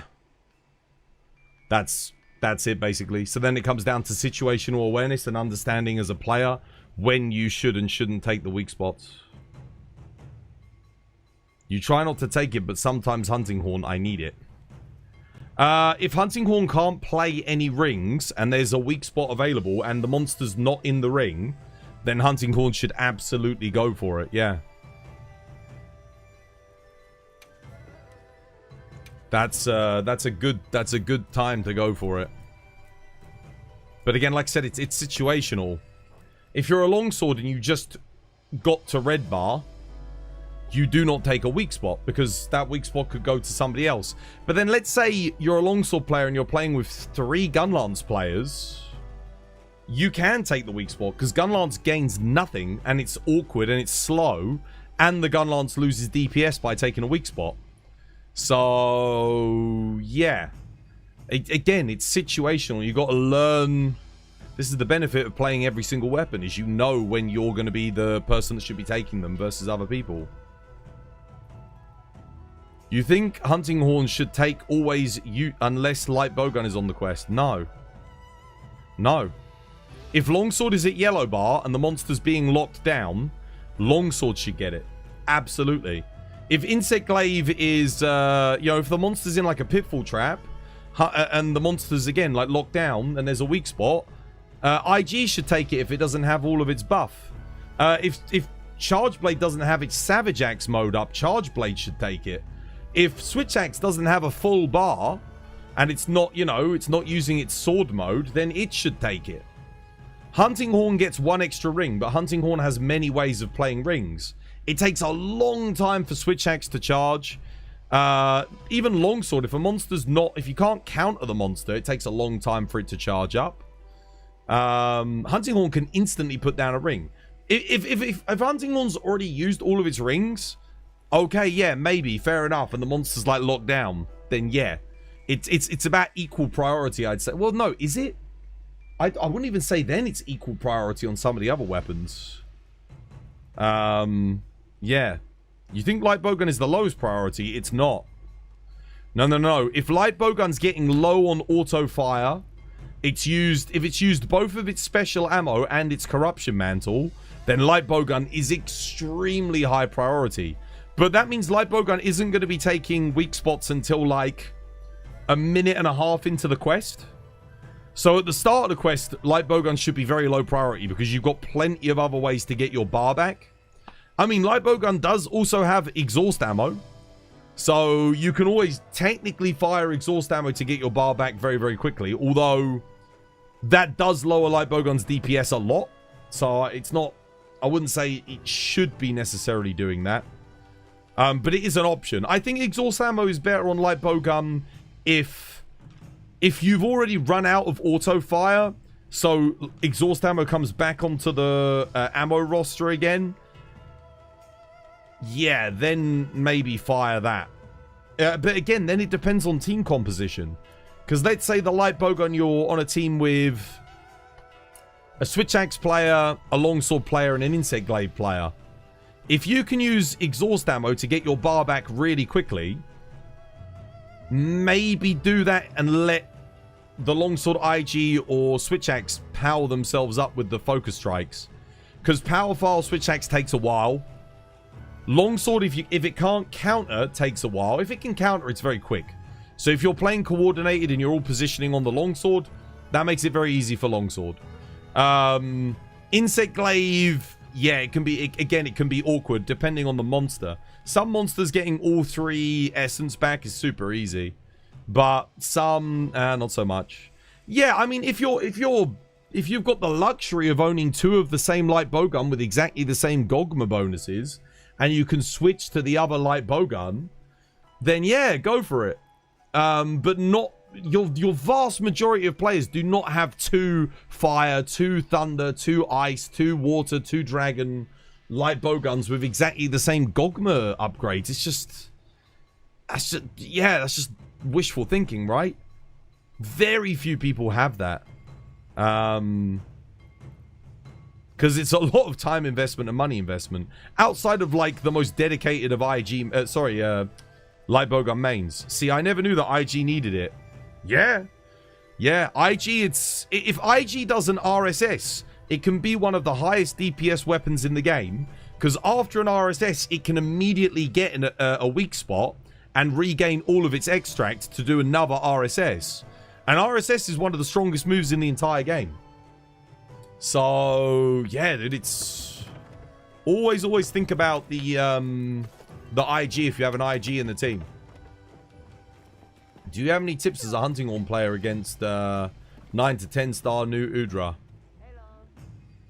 You've got to master your shoulder barge counter. You have to on that fight. Yeah. Absolutely. You're probably using a water element hunting horn, so I don't think you'd have offset. If you're using the raw / hunting horn, you do have offset as an option. That does help a lot. But, yeah, otherwise you just got to master that shoulder check, man. You got to master it.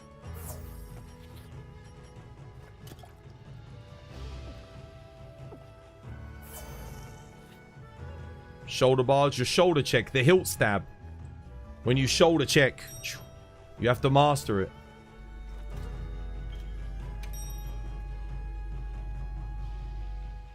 If you don't master that, you're going to get caught too much. Also, you've got a Gogma Water with Ebony Lord Soul. Yeah, that's good. I think that's probably the best thing you can use against him. If you're doing solo. I think in multiplayer, there's arguments to be made for other things depending on your team composition, but yeah, it's very, very good.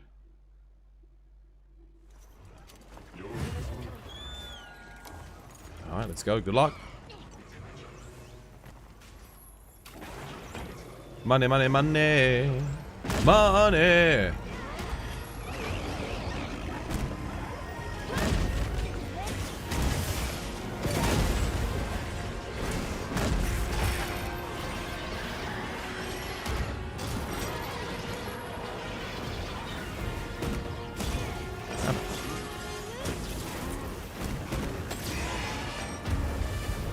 Crap.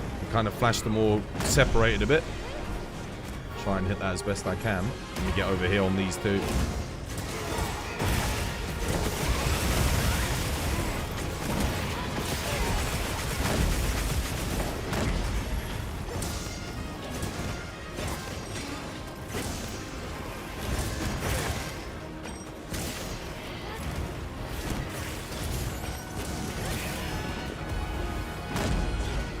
Nice.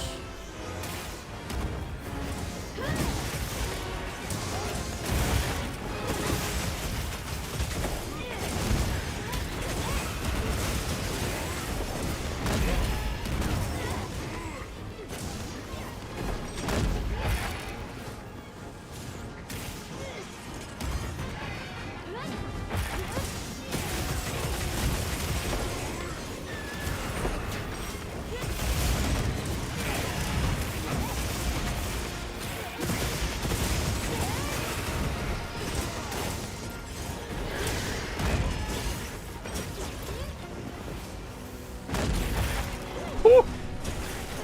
Big hits. One dead.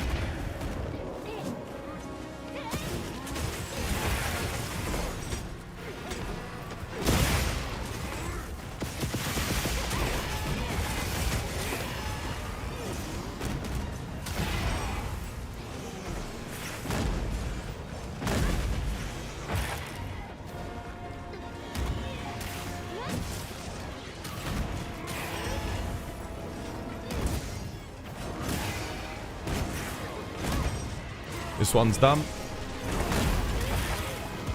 Both done. Cap them.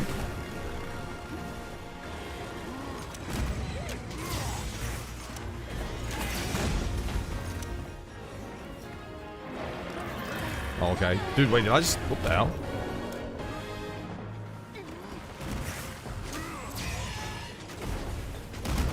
Why won't it let me put down a shock trap? Oh, there we go. Got him. Nice. You know that video you just quoted? The money, money, money.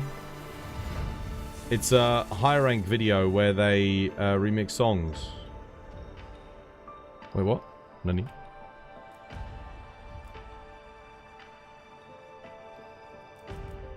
God damn, it's a lot of 100 symbol ones. Sell all? How much? Not bad. Oh, human resources. Yes, sorry. Yeah, it is.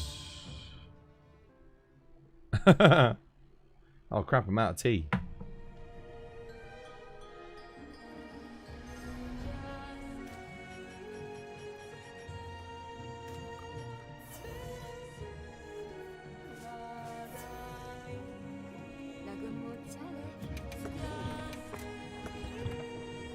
Right. Well, that's all the dailies done. Today's one was awkward. It's always awkward when they give you Jin. Just because he doesn't count towards the cliffs. So you can do this and this and the event, but then you've still got to do 3 more cliff quests after that, so you have to do a couple extra.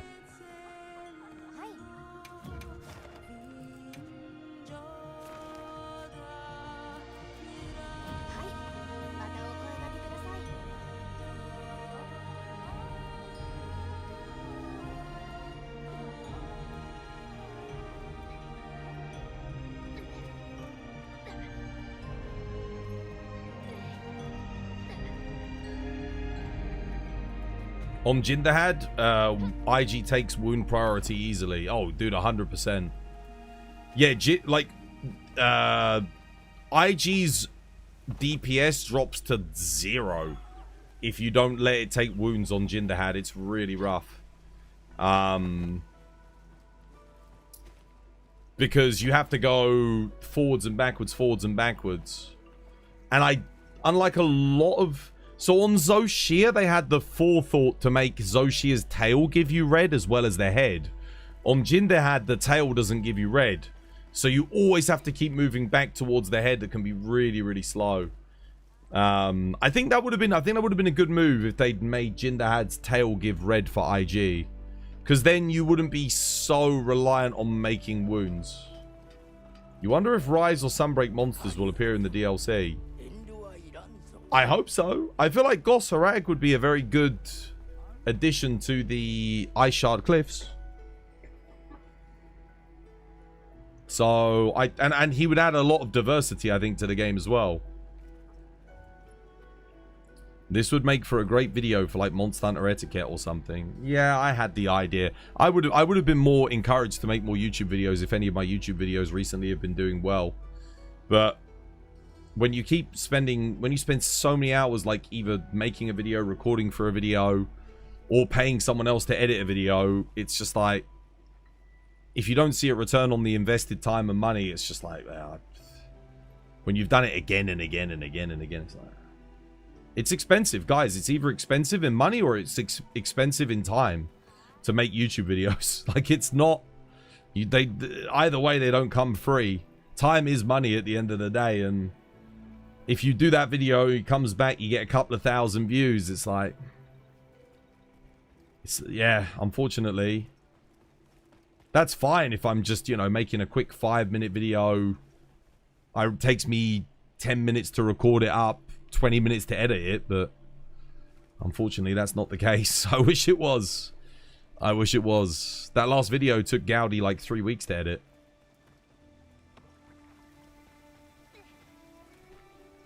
And that's not including the time it took to record it, come up with the rules, plan it out,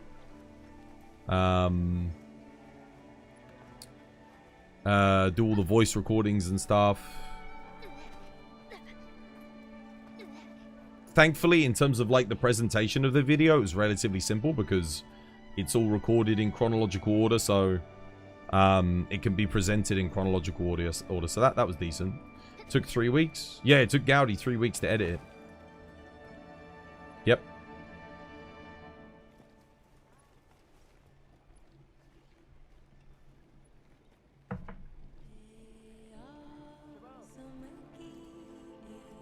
I think it was 3 weeks. Or was it? It might have been 3 weeks since I recorded it. It took, because or was it 2 weeks? I think it was 3 weeks total. 2 weeks maybe of editing. Something like that. Because I think Gaudi needed to ask me, like, you know, how do I want to do it and stuff. So like a week of planning, 2 weeks of editing. It's a long time.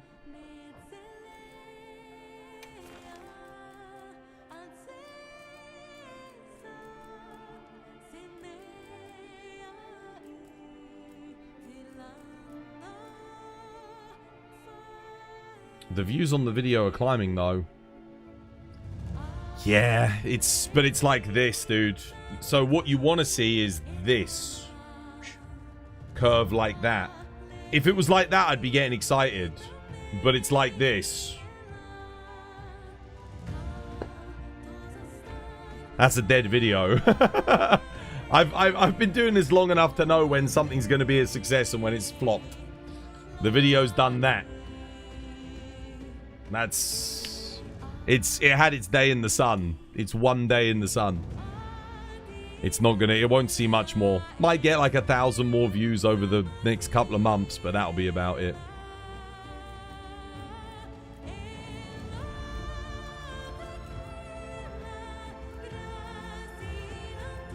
I needed to make 15 to 20k views on that video to break even on the amount of money that was invested. That's not including the amount of time that was invested, just the money that I spent on it.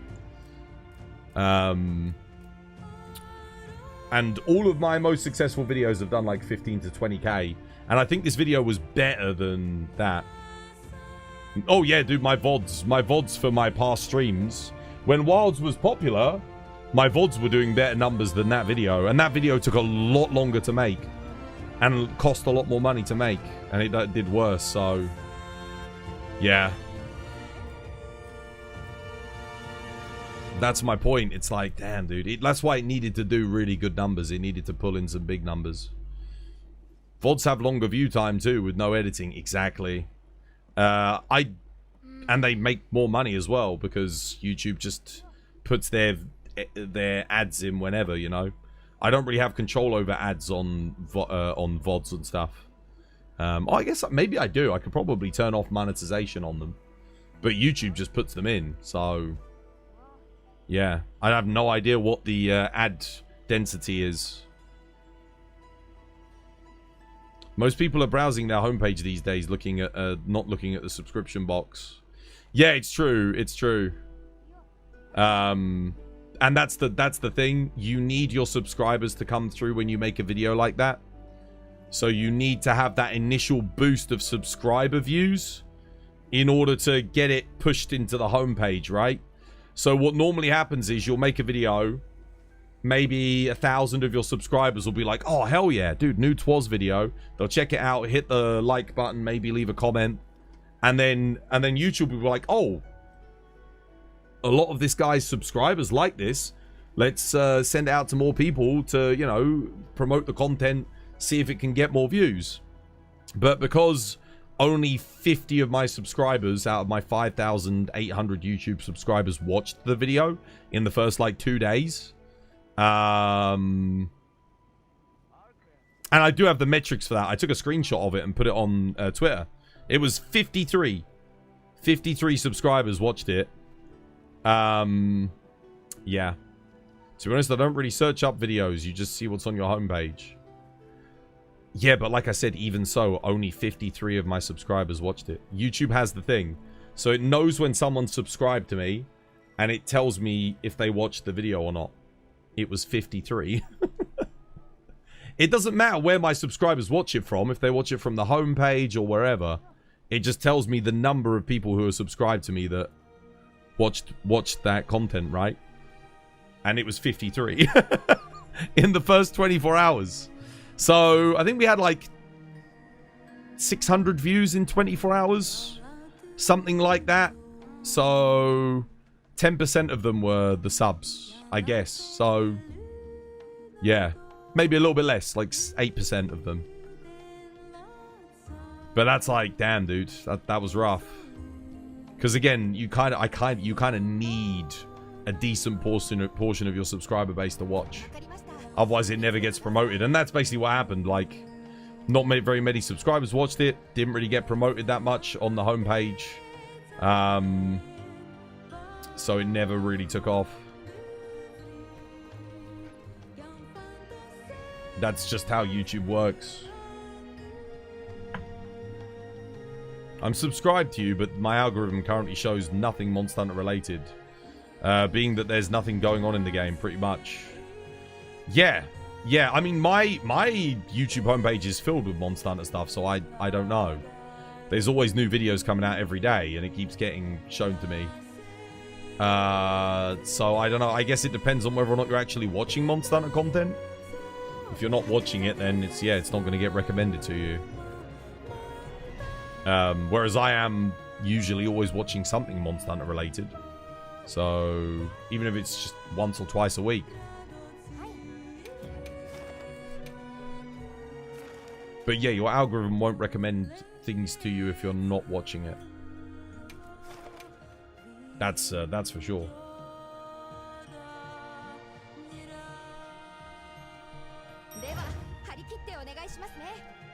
But yeah, I don't know what's going on with YouTube subscribers. I was talking about this with Dal Beezy because he's had the same thing where like his videos aren't getting pushed to subscribers anymore. And it just started happening in the past like month or so. Month or 2 months. I don't know what they changed in the algorithm, but yeah.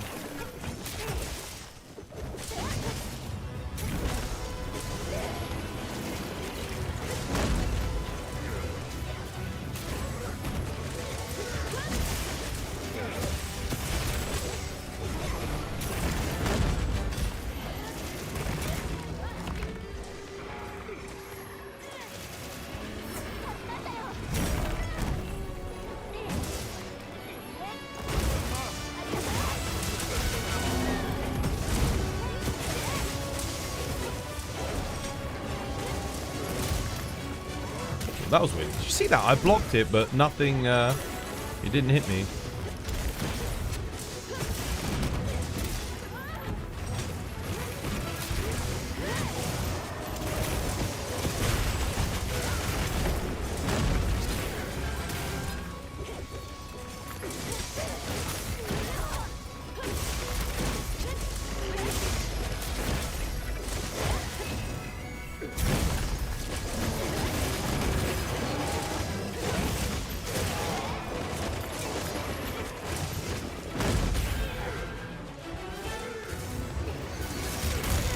Wow, damn.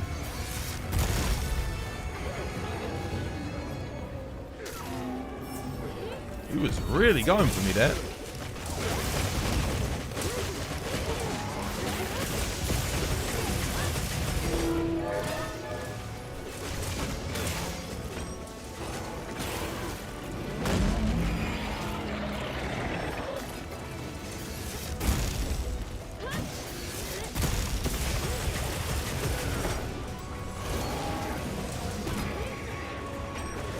I expect what will happen with the roguelike video is another content creator will probably do it and they'll get like 100,000 views or something. And then, yeah, that's my worst fear of what's going to happen. Someone else will do it and it will just like absolutely blow up the way I envisioned it would for this. And they'll be like, God damn, dude.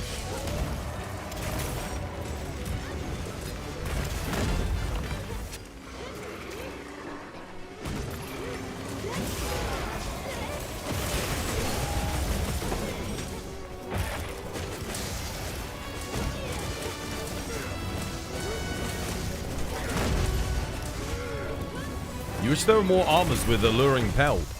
With alluring pelt? What, the group skill? When you're at a party and you tell a joke and that one guy hears it repeat, dude, it's gonna fucking happen, dude. Mark my words. It's gonna happen, bro.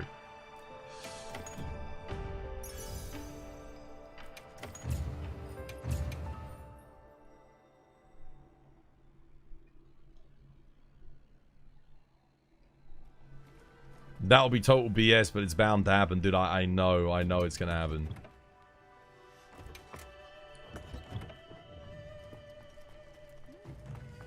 If anyone's seen the Key and Peele video, dude, yeah, I know. The one where he's in the classroom. and he says a joke. He's like, that was my joke.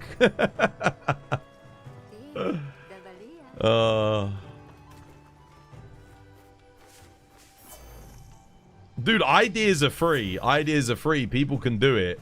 But that doesn't mean it's not going to suck to know that, like, when I did it, the video was like a failure, but someone else did it and turned it into a success. It's going to be like, oh.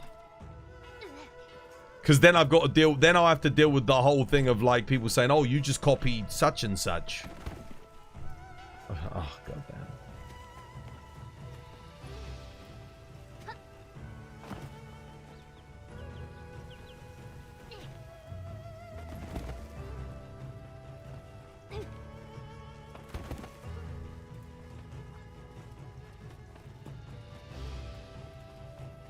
You copied the immortal build, twas.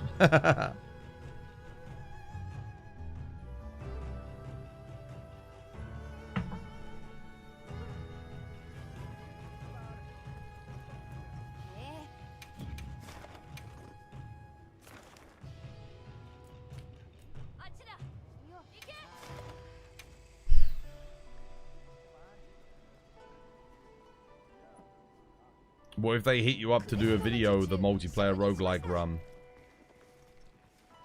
No. No, not likely.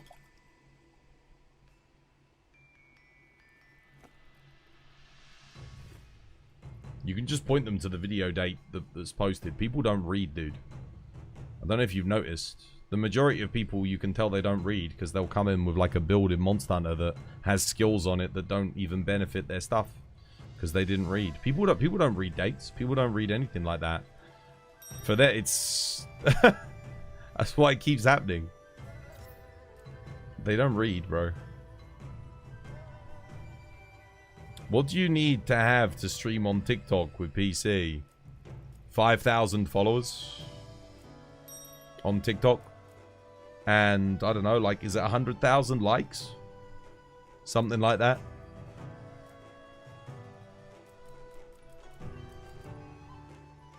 Yeah, go on in. I'll play this.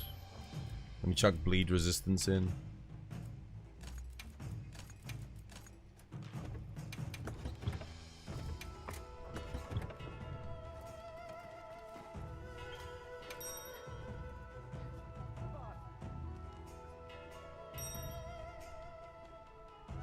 To be fair, some of the skill descriptions are pretty vague.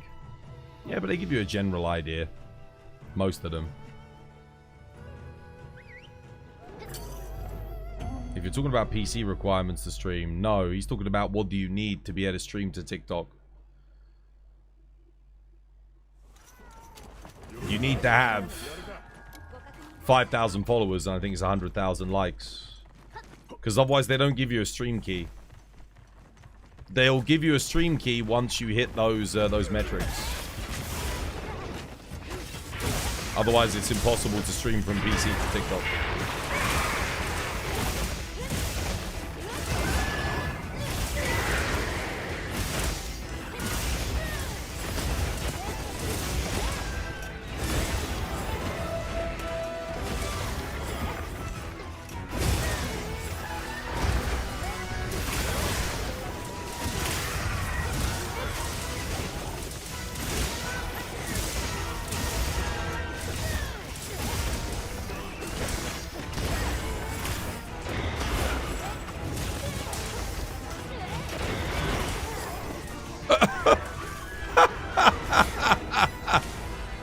Amazing.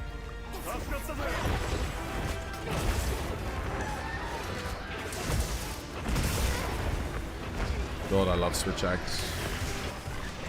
Dude, I always get in the mood to play it because I freaking loved it in World and Sunbreak. And whenever I do, I'm just like, oh yeah, that's why I haven't played this weapon. I remember now.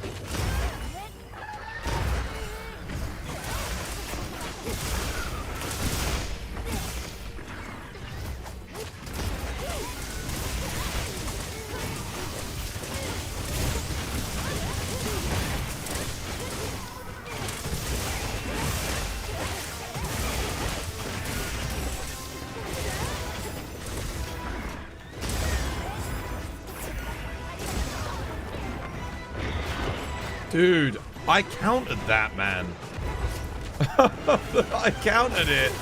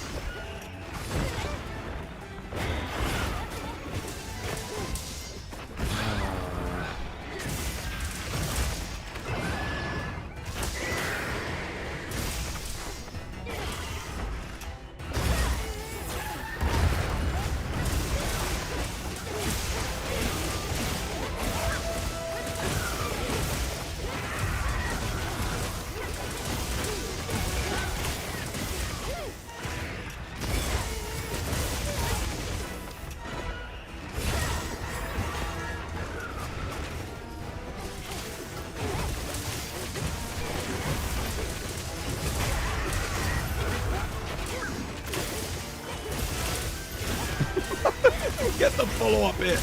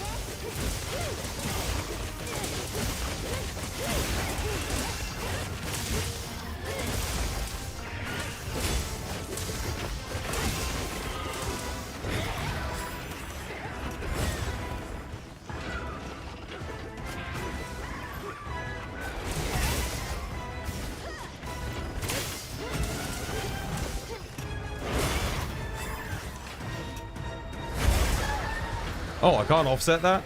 Oh, okay. Thought I could.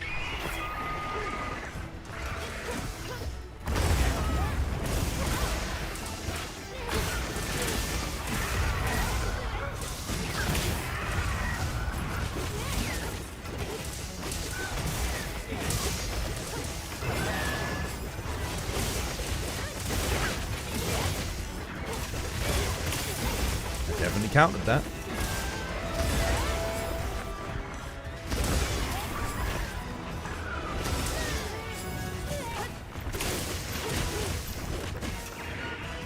It's interesting how you can counter that grapple, but not like Arkveld's grapple.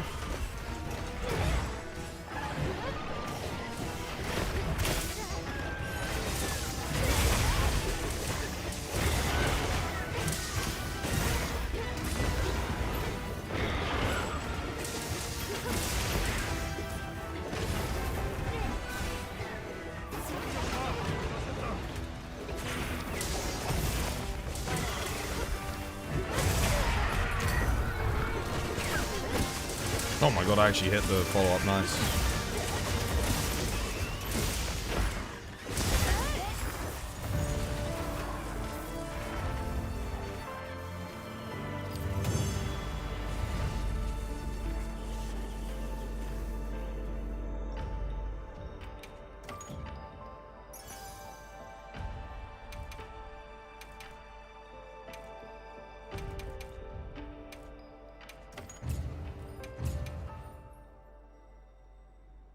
ISS hit rate 20%. How? How? Is that just because of the bow?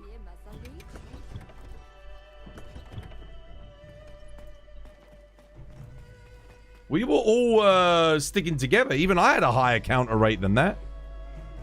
Just missing you, you don't know. He missed me a couple of times on my counters, even though we were all together.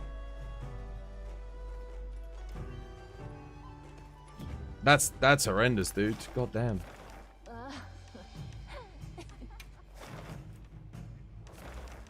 I gotta go trade in some stuff though, because I think my thing's almost full. Gotta dump some decorations.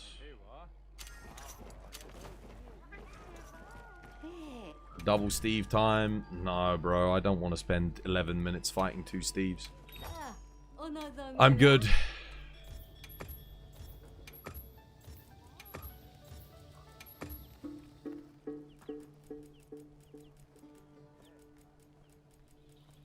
Alright, let's trade in a purple. What's this? Oh yeah, dude, I don't need that. It's getting less and less, the numbers, as my box gets more and more full again. I'm gonna have to go through. I think I'm gonna have to go through and do like a big clear out.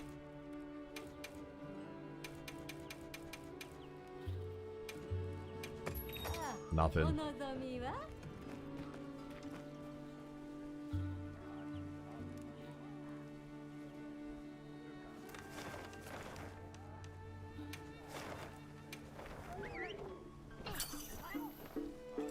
Oh, I'll go get some tea. Right. This was by design.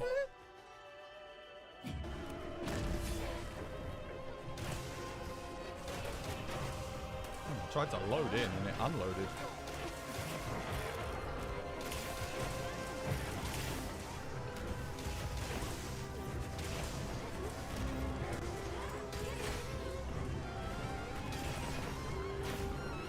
Got him.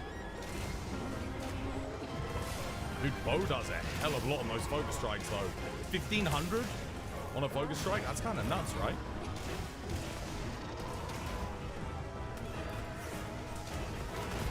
Damn, if you're in a team comp where none of you needs the focus strikes, holy shit, just let Bo do it.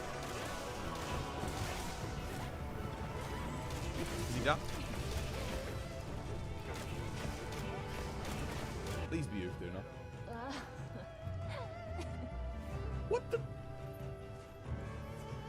It's Lala Barina. Oh shit, dude, I'm sorry. I thought that would be Outlanders.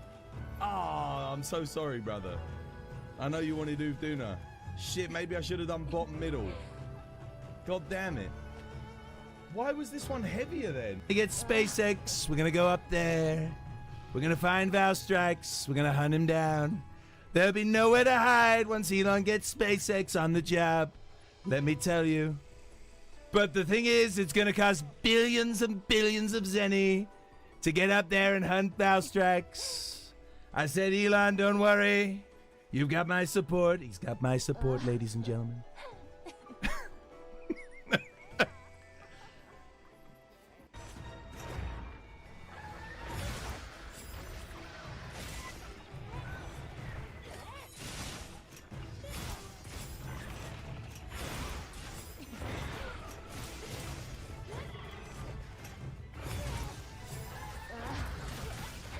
Should have done a helm breaker there.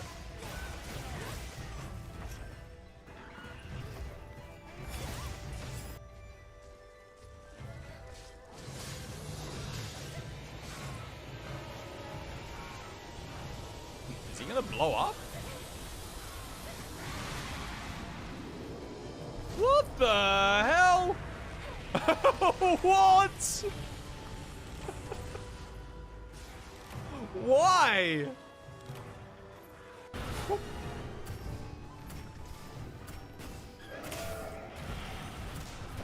The only trouble I'm having here is he keeps backing up out my range.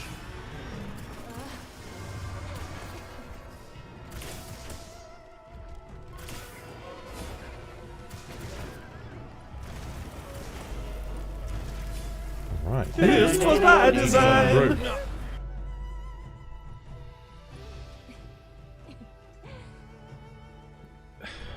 You have 700 hours in wilds and 2 mastery decorations. Is that normal?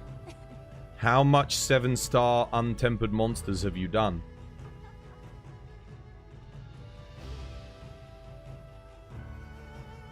How many 6 or 7-star non-tempered monsters have you actually done for quests? Because a lot of people that didn't play the game from launch, what I noticed is they skipped straight to like the 8-star content. And yeah, if they did that, then there's no other way to get master rank decos. You have to be doing like the very easy end game content, like the easiest stuff. So, like, typically the pipeline for like the game, this is how I would approach it, right? You get the game, you beat the story. Once you've beaten the story, most weapons you get yourself a Gore Magala setup. Once you hit HR 50, you aim to get the Arch-Tempered that you can get. So you do Duna and Raid Owl. In the meantime, when you're getting to HR 50, you farm decorations. So you do investigations that give you a good amount of decorations, right? Once you've beaten Duna and Raid Owl, if you haven't done so already, start working towards Artian weapons. You work towards Artian weapons all the way up to Master Rank 100. At Master Rank 100, you'll unlock a lot of stuff. That doesn't mean you should do it. If you still don't have a good Dragon Artian weapon, good Fire Artian weapon, do not start doing GOG. Don't start doing the other Arch-Tempereds just yet. Because you'll be okay, because you've got 4-piece Gore, or you've got a mixed set of like Lagiacrus with 80 Raid Owl, for example. So like you're in like a really good spot. And then once you've broken through that milestone, oh dude, how you doing, Viseria? You welcome in. Hope you have yourself a lovely W1. Gowdy, Is the Free, Stoopy, Mr. Nobby, Heart Stealer. What? Welcome in. Guys, I was literally, just as you're coming in, I'm getting some tea. I'm talking about like what I would do as a new player coming into Wilds. So I basically said like, complete the story. Once you beat the story, you get yourself, most weapons, you get yourself 4-piece Gore Magala armor. So make sure you get the Gore set. Probably with like a Zoshia piece at that stage. Work your way up to 50 farming decorations. Make sure you're farming exclusively decorations. Once you hit 50, try and get some Artian weapons together to fight the 2 Arch-Tempereds at that milestone. So get yourself like a nice Thunder Artian and a nice, maybe an Ice Artian. Although I'd say the Ice Artian's not as important for 80 Raid Owl. Like if you've got a solid Arcveld weapon or Zoshia weapon, then you're probably okay for Raid Owl. But definitely get a decent Thunder weapon for Duna. Keep farming Artian up until 100 as well as decorations so that you can get a dragon and fire weapon together. And then again, you want to make sure you've got your build in order. Couple of builds you want element stuff for. Again, if you've got 4-piece Gore, maybe some Mitsu if you're on like Charge Blade, and then everything else is basically like AT mixed with Lagiacrus at that stage. So make sure you get that together.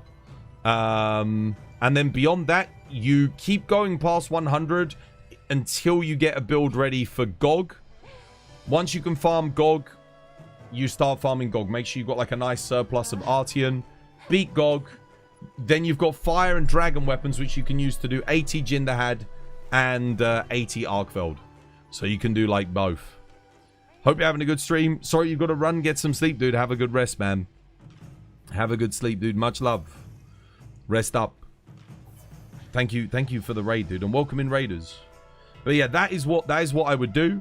But what a lot of players don't do is between the ranks of like beating the story and getting to GOG, they don't farm decorations and they don't farm Artians. They farm talismans. Or, well, they don't even necessarily farm talismans because it's not like you can. But some people like do other things that perhaps aren't as important. You can farm talismans. There are some ways to circumvent not being HR 100. But I have seen some people doing that. But I'd say getting together a solid build is probably the most important thing. Because you will rank up fast. If you're doing a lot of the post-game content now, you can get like 2 levels a time. Getting the Artians is difficult though. Getting like a really solid Artian setup before HR 100 is tough. I'd say leave it until HR 200 if you don't have like a good Dragon and Fire Artian. But yeah, dude, thank you for the raid. Welcome in, Raiders. I hope you're all doing well. Like I said, we're just making a cup of tea. I was just running through because somebody was asking, is it normal to only have 1 Master's Touch decoration at HR... What was it? HR 500 or something. No, sorry, 700 hours in the game. And I was like, well, yeah, it is if you didn't farm 6-star and 7-star monsters. If you just went straight into the tempered 8-star stuff, if you kind of joined a little bit late. Absolutely.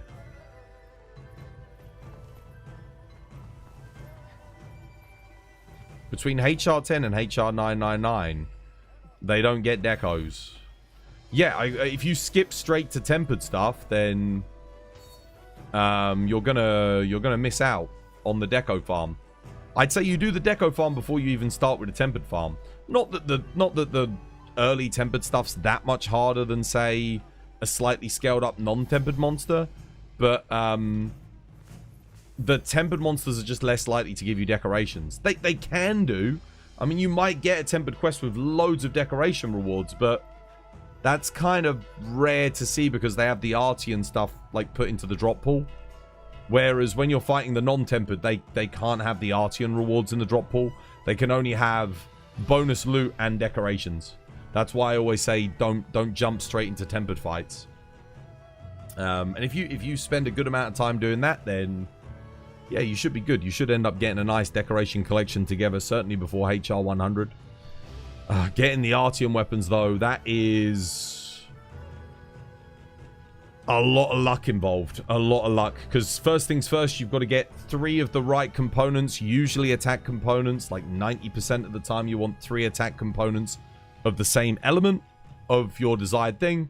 Then you've got to roll the right stuff on them, be it attack, sharpness, affinity, or sharpness element, or capacity attack. That's also quite difficult. You're going to need to roll a lot of Artians in order to probably get the exact things that are good, or at least close to being good, because you don't really want to get to the point where you're making Artian weapons and upgrading a bad Artian into a Gogma, because then it's much more expensive at that point when it comes to Orichalcite to reroll. Whereas at least you can get all your Orichalcite back before you upgrade to Gogma, but you can't get your Artian parts back. So yeah, you're gonna have to choose, like, what grind do you want to do more of? Do you want to do more of a general grind for Orichalcite, or do you want to do a focus grind on Artian? Honestly, I'm not sure which one is more efficient. HR999, you're HR200 and already bored. There's nothing more to do. Well, then don't play the game anymore. Go play Call of Duty or something, you know? Or Fortnite. Yeah, it's not for you. It might not be for you. Yeah. It's either that or you find something else in the game to do that can excite you. I think the game is as exciting or as fun as you make it. If you say there's nothing more to do, it's like, okay, so you found all the gold crowns, you've done all of the guild card content, have you unlocked all of the layered weapons and armor for your chosen weapon, or indeed all weapons? Have you tried different weapons out, or have you only played one weapon? Have you soloed every single monster in the game? Have you fought all the arch-tempereds? Have you made all the armor for the arch-tempereds? Do you have a max build? Have you farmed yourself a good talisman? Do you have a maxed Gogma weapon, or do you not? Do you have only one Gogma weapon? If you've got Gogma weapons for all the elements? There's a lot to do in this game. To say that you've got nothing to do, the only way you couldn't have nothing to do at HR200 would be if you cheated, basically, because there's a lot to do. There's a lot. Not all of it. Exactly. There's a lot to do at endgame in this game. You basically either choose whether or not you want to engage with the endgame, or you don't. At HR200, you're basically at the start of the endgame, right?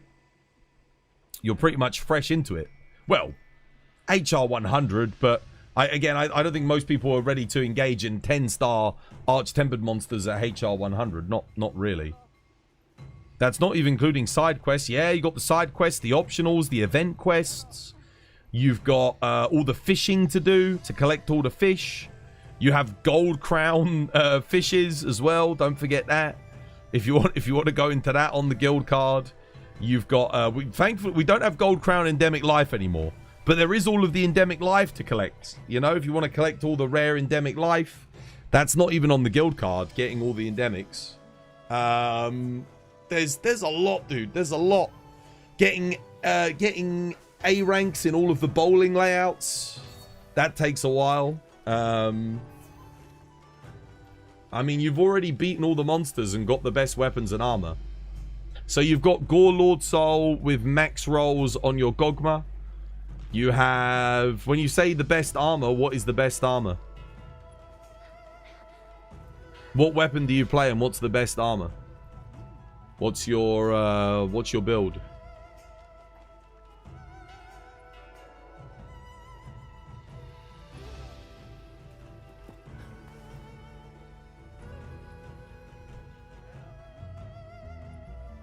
I'm gonna go grab my tea. Hold that thought.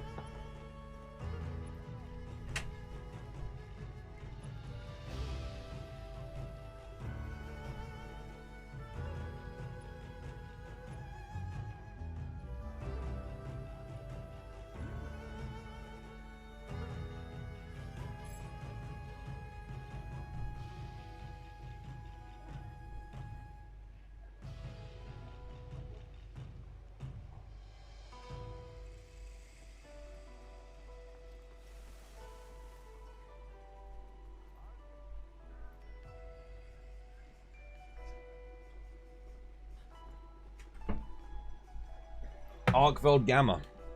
So you're wearing 5-piece Arkveld Gamma? You don't have the best build in the game then. Or the best armor. Arkveld Gamma, we only use specific pieces.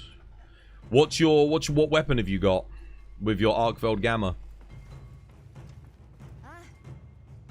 And a Gogma weapon. You're kind of very lucky. You got 4 EX on the weapon. With attack boost and affinity.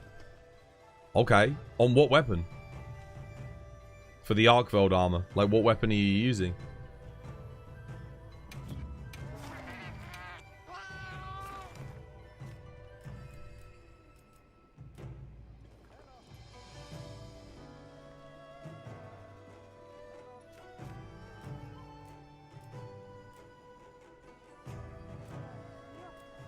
I mean, if you join the lobby, I can have a look at your build. That would be faster. And then I can tell you whether or not you actually have anything to do or not. My guess is you've got a lot more to do than you think you'd have. You've got a Greatsword Gogma with Dragon Element. Well, we don't even use the Arkveld armor on Greatsword Gogma.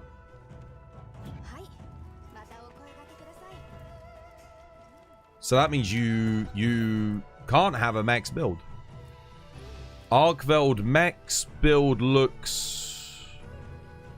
sorry, Greatsword max build. I guess you can use the helmet. That's an alternative one. That one. What is it? This one? There you go. That would be like closer to a max Greatsword build.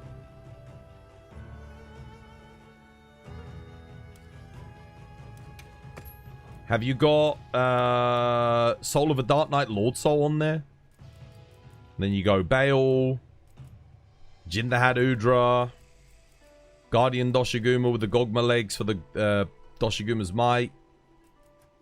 Focus, guard up, crit boost, rolls, yeah. Like you said, attack, affinity, sharpness. That's what you want. Sharpness, affinity, and then attack. Obviously, if you got 4 EX on that, that's fantastic. Like, that's actually the best you can get if you rolled 4 EX. You use one set of Arkveld Gamma and you've got a dual 3 for critical boost. Then you're not maxed. Farm this. Farm something like this. You're not there yet, dude. You've got plenty more to farm. Plenty more to do. This would be closer to a max build. You'll notice none of my builds are using 5-piece of Arkveld anywhere. For any weapon. Because that is not the best armor in the game. Can I show jewels again? Yeah, there you go. Even my build could do with a bit of improvement because I don't have Agitator 5. I mean, I guess technically I could take it. I could do that. Get rid of Burst. I don't know if that would be better or not. Probably is. Honestly, the extra crit would be nice.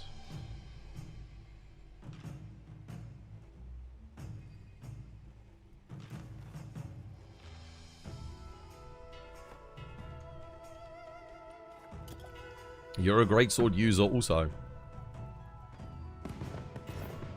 Greatsword, longsword, sword and shield, dual blades, hammer, hunting horn, lance, gun lance, swags, charge blade, insect glaive, heavy bowgun, light bowgun, bow. Max builds. There's a couple of elements I don't have still for some weapons though. I'm still working on it. And I don't have Gore Lord Soul on everything yet. Takes so long to get Gore Lord Soul, man. But we're getting there. We're working our way up. I think we've got like Gore Lord Soul on at least 1 or 2 of every single weapon that needs it.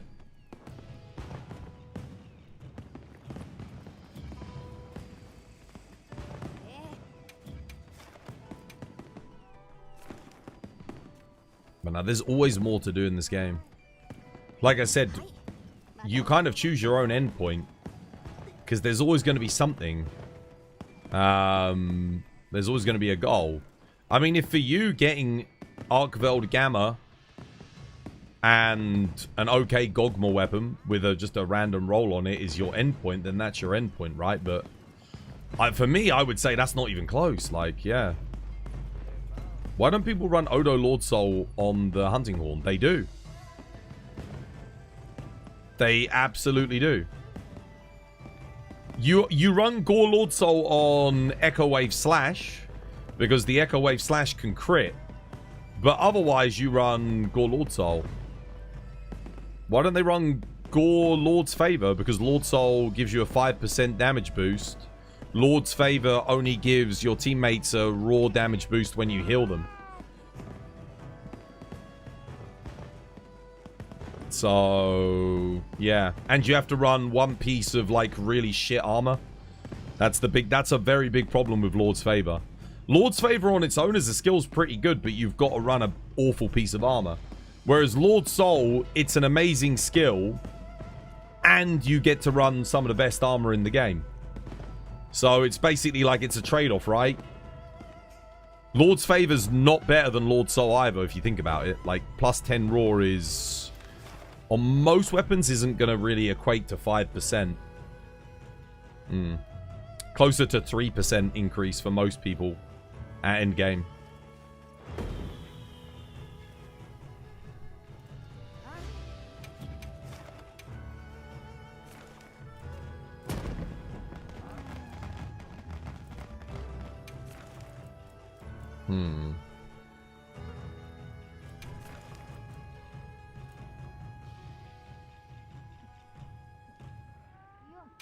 Sure, why not? I got 1 more of these left. Might as well do it for fun. 9-star Rathalos. You want to make the Final Fantasy collab armor, but it's so difficult to get the gem. If you're a greatsword user, you have to get it. Because it is just that good. You can make it, honestly, like, that's better than the Arkveld Gamma.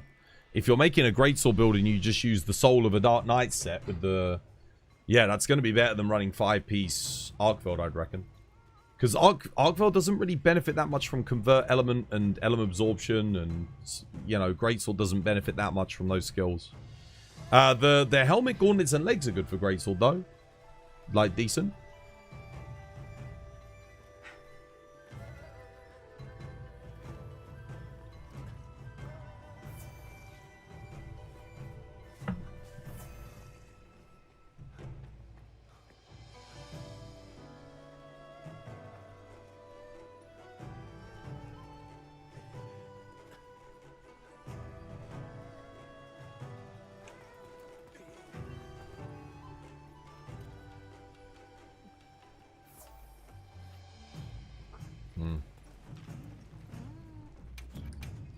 Right, well.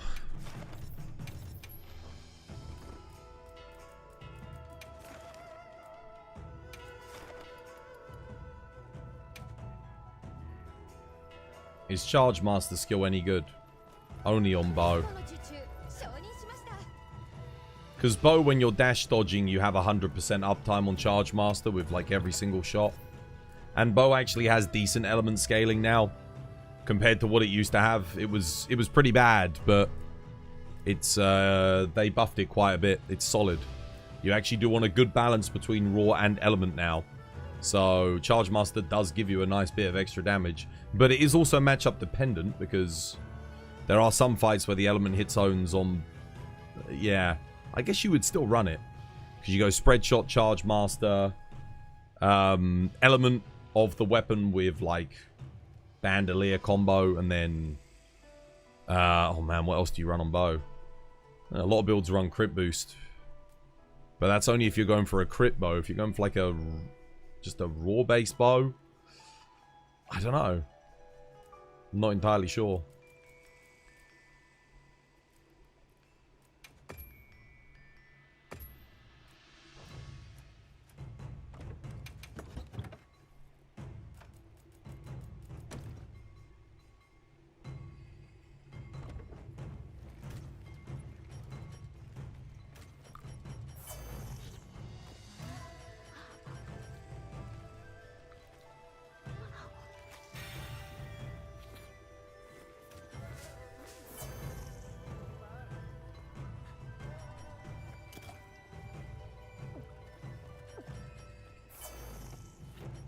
Alright.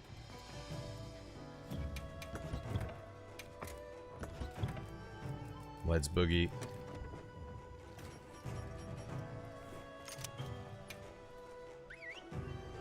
Any tips for new players? You use dual blades and you just started yesterday.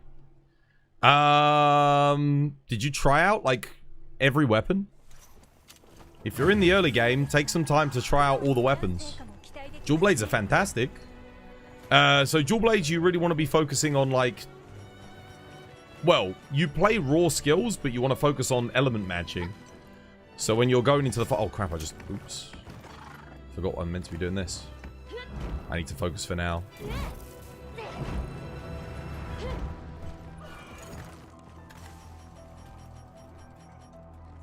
A little bit slow on the entry. Kind of got distracted a bit, but it's okay.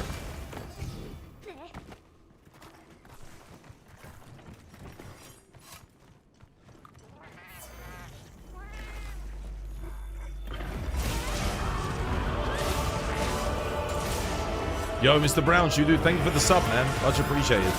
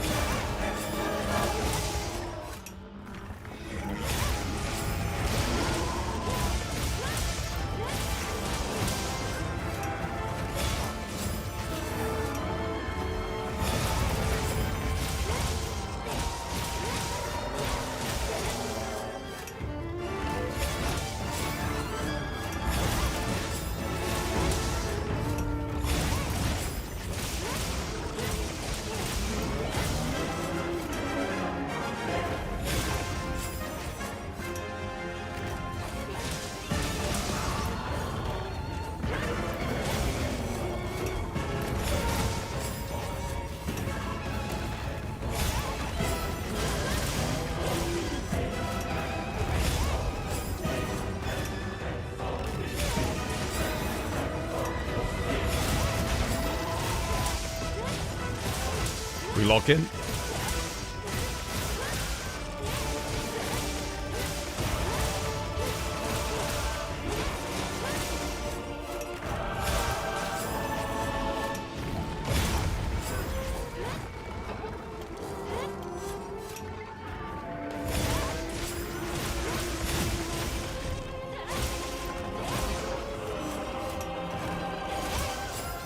Shit. Damn it. It's fine.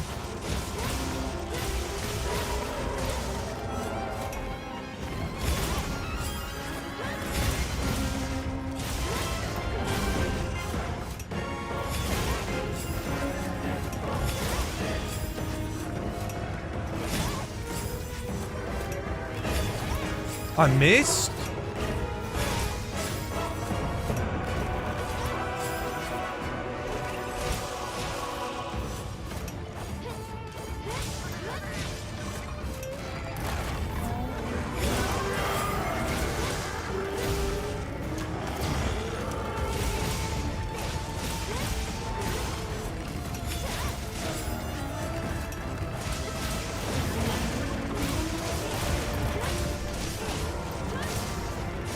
Shit.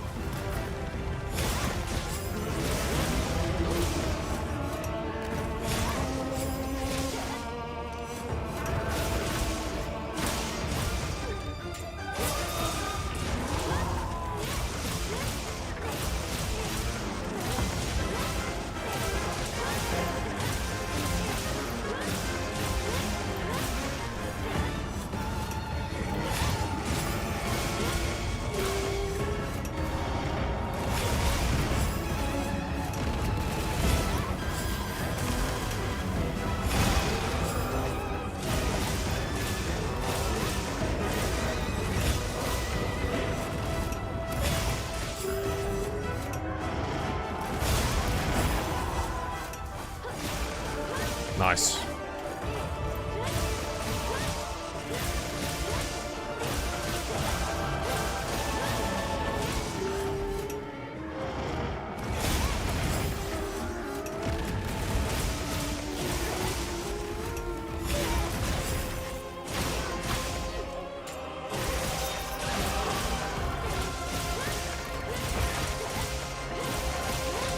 Now we bully.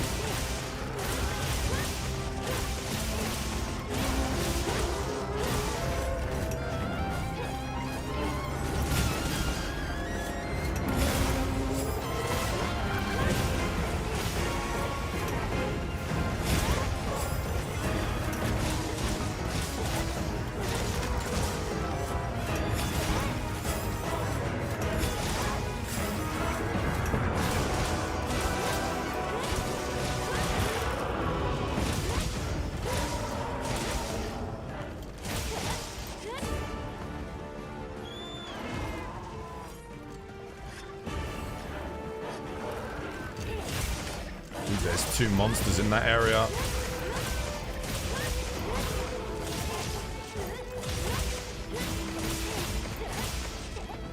Gotta be careful here.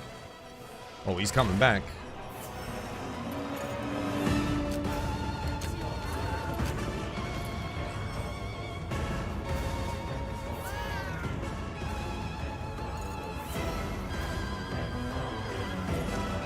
Oh shit, no, we got bad RNG. I did lure pod him, but for some reason he started targeting Folga. I don't know what he's doing here. Come on. That's really unlucky. That was unlucky. Massive time waste.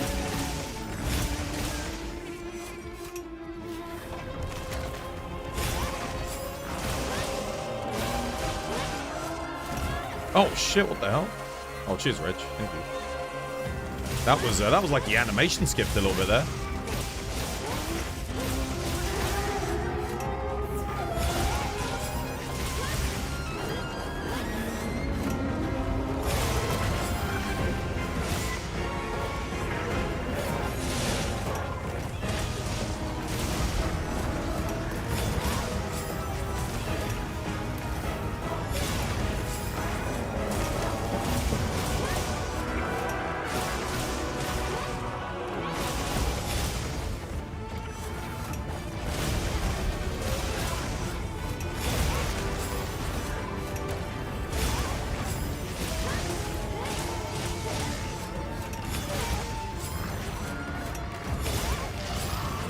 Nice.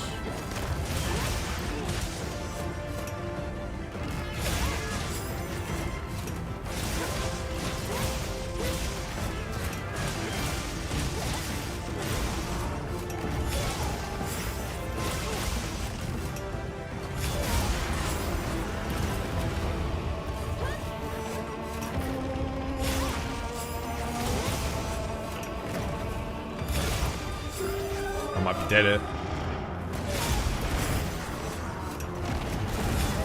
Yeah. I countered it, but too much shape damage. I was really hoping to break the wound. I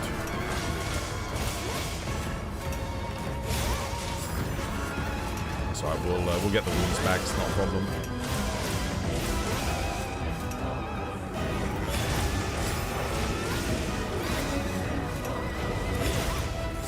Yeah, this run, we were doing good, but we kind of got a bit unlucky with the Fulguranjanaf aggro. Yeah, that was weird. Whoops. Sorry, it's all falling apart. Fuck this run. We'll have to do another one.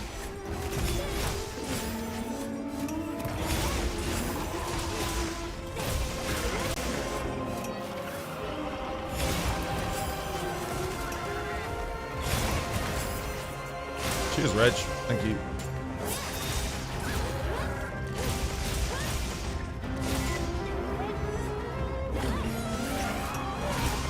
Oh, no, he's not. Okay.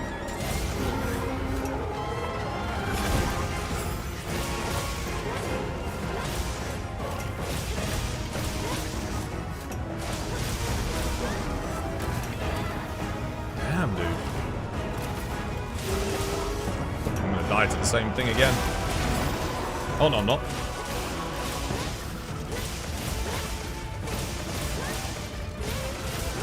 Should be able to get that tempered wound back here.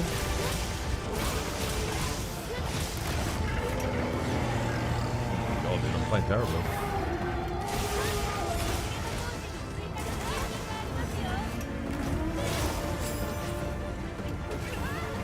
No, dude.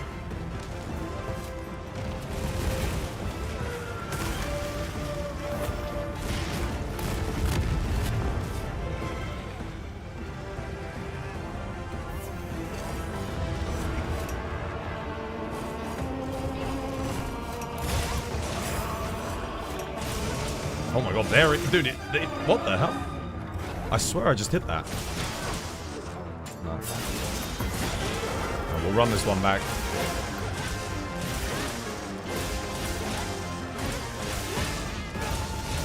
Dead. Oh, dude, that could have been so good, man. Really fucked up around there.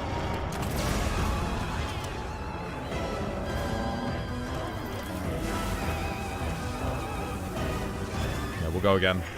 To be fair, the second he went and stayed attacking Folga, the run was dead. I was just basically seeing it through then to get some loot. That really killed the run. If he hadn't done that, there was potential for a good run there. That's terrible, though. We'll go again.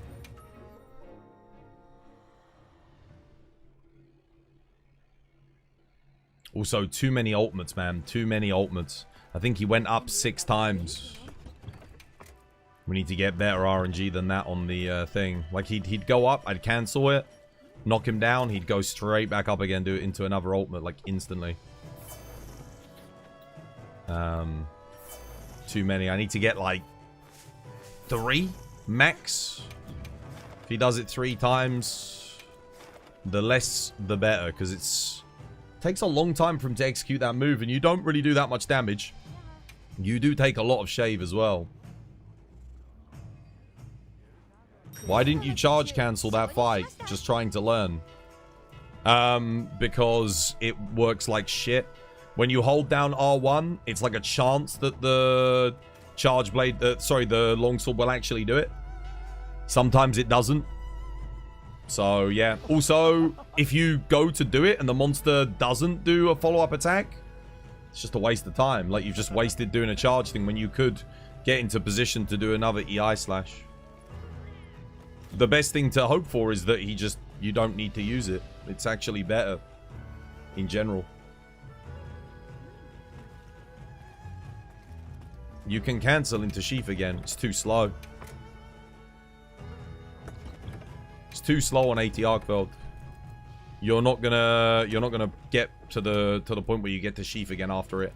If you're gonna use it, you're only using it to do a foresight slash. That's it. You won't be doing it to, like, go into a Sheath. If you miss your EI slash and he does do a follow-up attack, ideally what you want to do is if you miss the EI, you do a focus strike, right? That's kind of what you want to hope for. But if he does do the thing and you need to use the foresight, I mean, you can do it, but it already kind of sucks because you've put yourself in a position now where you've used bar. Because you're not going to come back to do the roundhouse. You're going to have to go straight into sheath out of that counter to be ready to counter the next thing. Yeah, I mean, you can use it. It's just... And then the other problem is, of course, if you do go to use it, there's no guarantee that he's going to do the follow-up attack to where you're going to actually need it. And, of course, there's the thing where sometimes you'll hold R1 and nothing happens anyway. So the time when I did the EI slash and he hit me with the tail on that run, I was holding R1. But I didn't get it. And then on the next time where I went to use it, it worked. So, yeah. I don't know if that's a thing with PlayStation controllers or what, but yeah. Yeah, it's probably better to just roll out of it. It's safer. If you gamble on it though and it works, it's good. It's not a bad thing. But if he doesn't do the follow-up, you kind of got to go to execute it before he does the follow-up, because if you might not be turning the camera in time, you know, to see whether or not he's doing it or not. What the? Time waste already. Fucking hell, dude. What?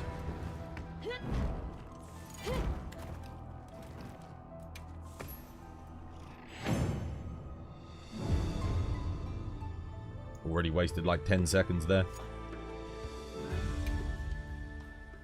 Sorry guys, I need to focus.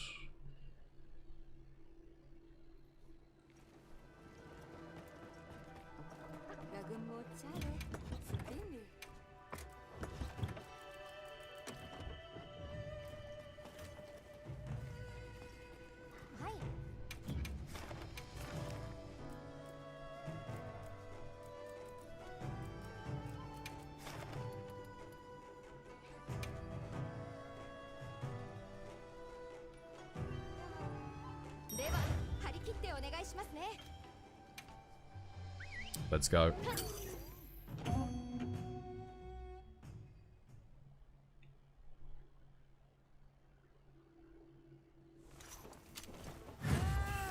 It's only sometimes, and that's what makes it more annoying. Wait, what's only sometimes?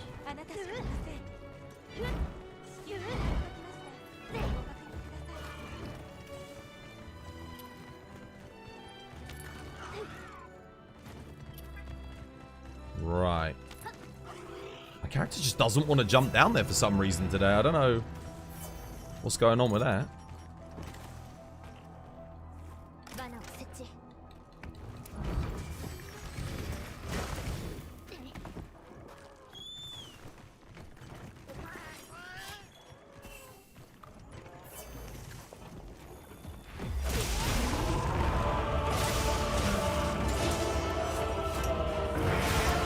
What? No!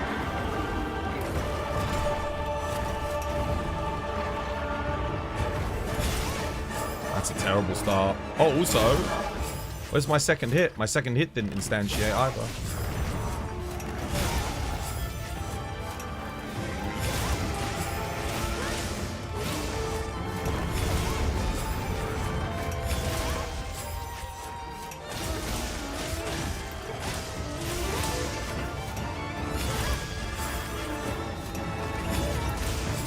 Oh, that's good. At least I caught that. I did not think I was going to hit that.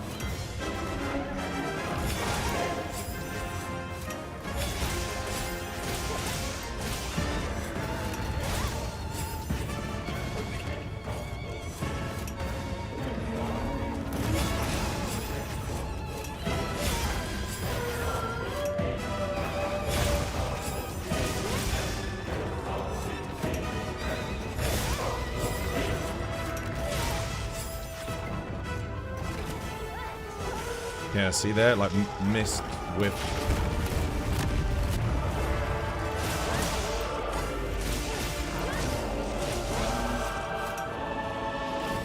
Really bad start on this one compared to the last quest, but you never know, I might finish strong.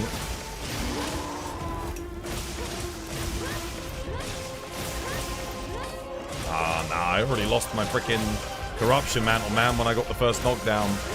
Such a huge DPS loss, even that. That was weird. I actually pulled back there to do my foresight. which sucked. There we go.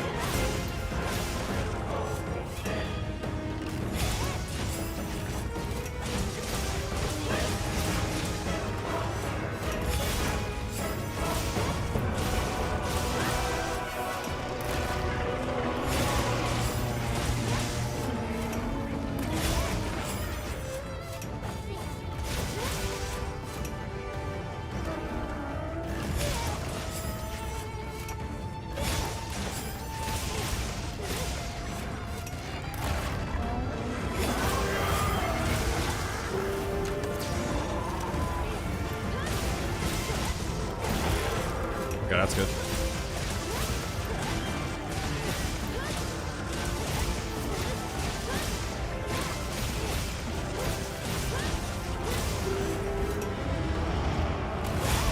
Dude, going straight into another ultimate. This is kind of rough.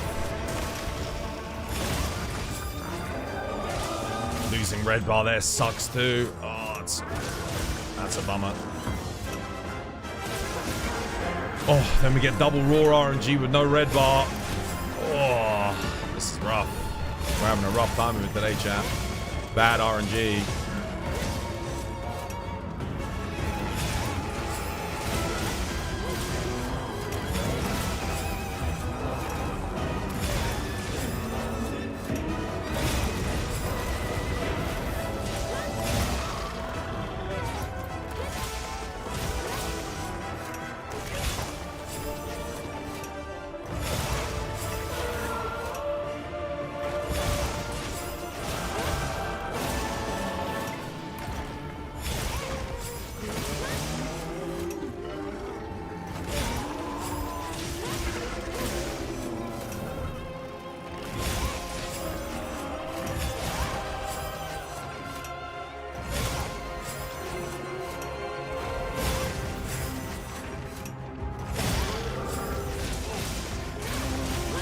Okay, that's good. Decharge. I need to go for that blue, but not just yet. We're going to grab it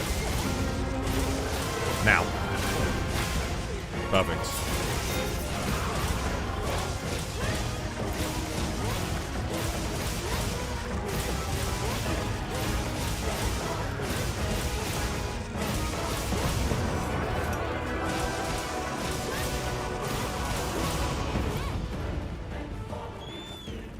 It's a pretty fast transition, actually.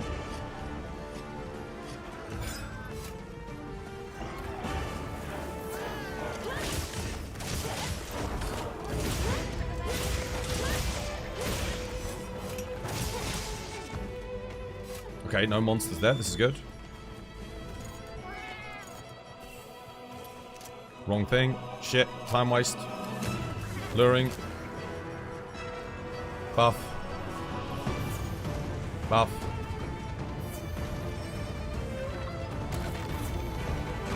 Okay, cool.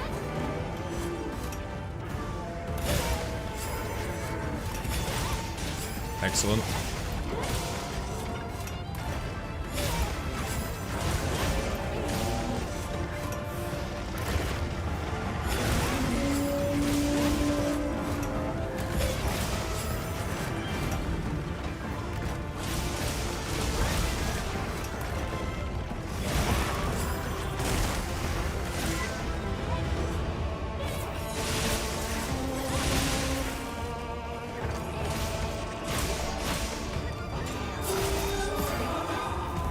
Perfect.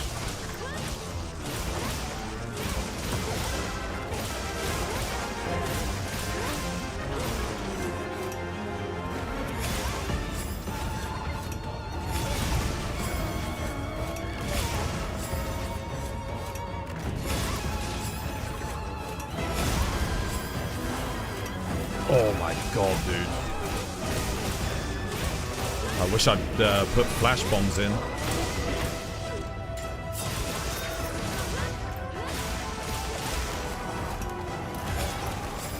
Oh, I missed.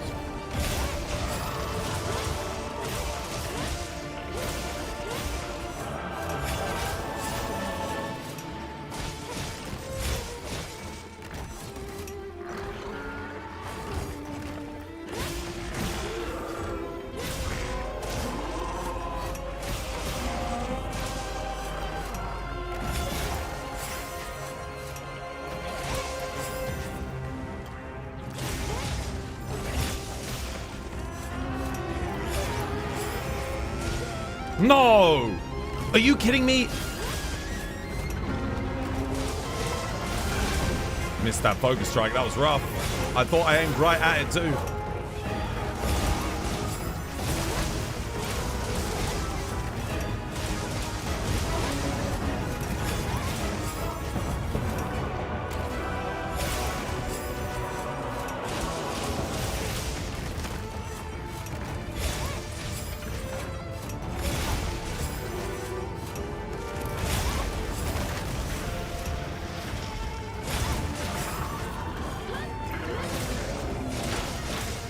Nice. Okay, I didn't miss it that time.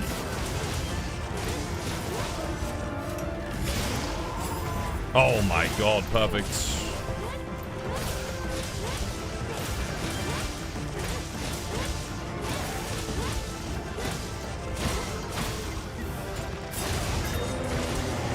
Shit! No, no! What?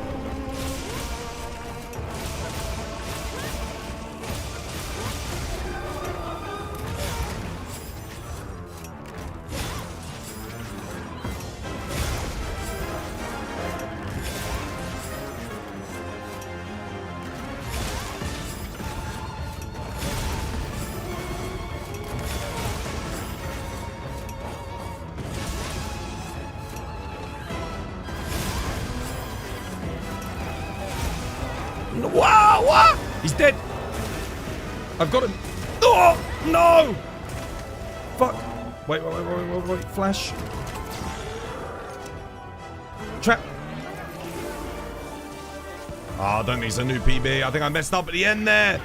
It was going so good. Shit.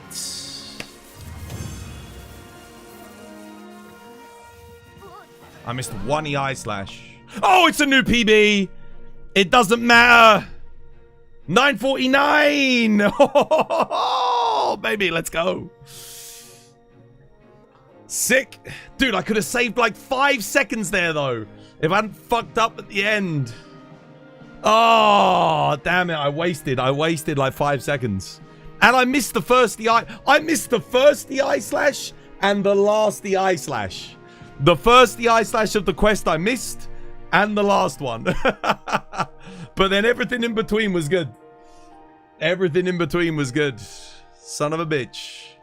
Terrible loot, though. God damn, dude. Not a single battle-worn ticket. 4 rarity 8s. Anything good? Water attack, poison attack. Mind's Eye sleep resistance. Piercing shot evade window.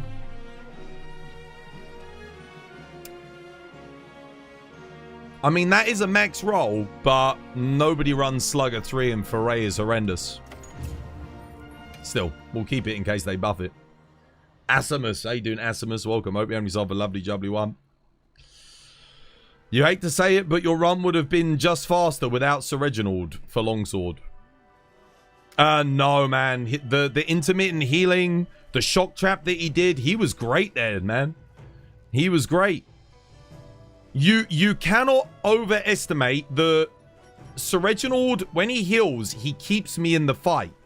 I take a lot of shave damage to keep up Counter-Strike, right? And Sir Reginald will come and heal me on that shave damage, yeah?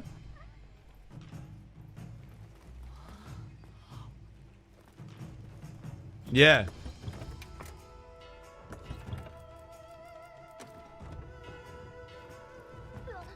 You thought you were running Resentment. I don't have Gore Lord Soul. I have been rolling Longsword for 6 months and I don't have Gore Lord Soul on any of my Longswords. So I can't run Resentment. I don't have a max build still. I don't even have 4 EX on my Longsword. How many hours have you got in Wilds? 2,200. Foray is good. 3% DPS for 10 seconds. Yeah, no, Foray needs a full rework. Yeah, it does. It could, that's what I'm saying. It could be good. That was impressive. You like that run? Yeah, it was good. When are you due for another melding run? I just did one. 21 talismans, though. My box is getting full, dude. It's getting full.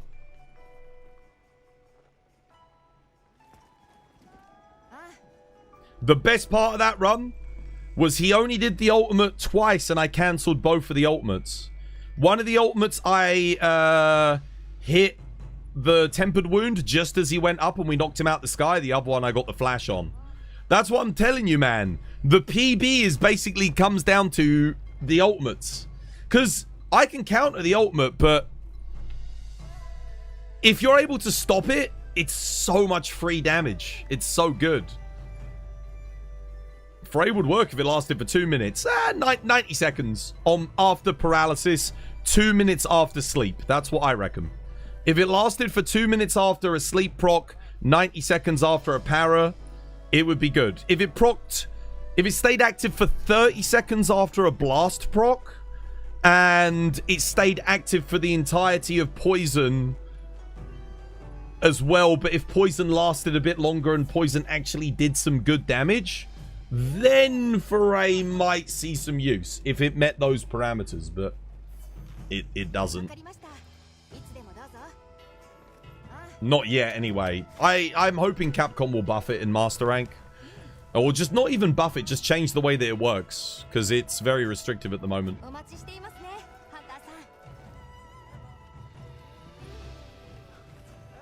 What are we saying, Saber? You want to do something? Oh, look, Studdy's here.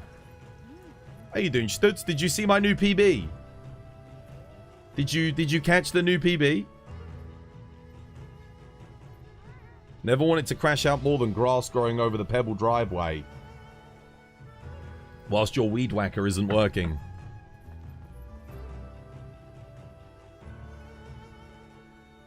Did you not... Wait. Do you not have a ground sheet underneath the pebbles?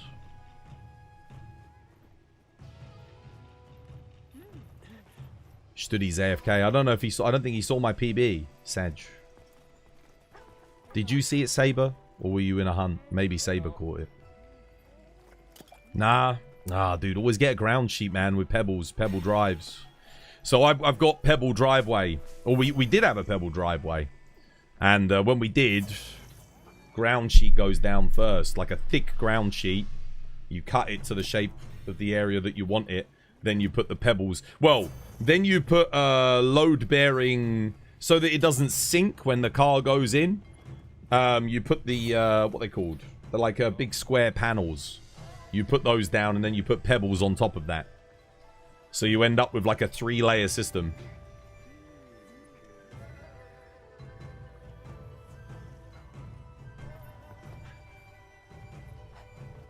But the ground sheet's important. Otherwise, yeah, weeds and stuff grow up through the pebbles. I mean, what you can do, you can still buy a ground sheet. And then you can just like... Yeah, I don't know what they're called, like driveway... It's not a tarp, it's like made out of a very thick fabric. Like a really heavy fabric. I'm not sure what type of fabric it is though. Some kind of composite material. It's almost like... it's very, very strong. Yeah, take that and then put the pebbles on top. Or whatever, you rocks, stones, gravel, whatever you want.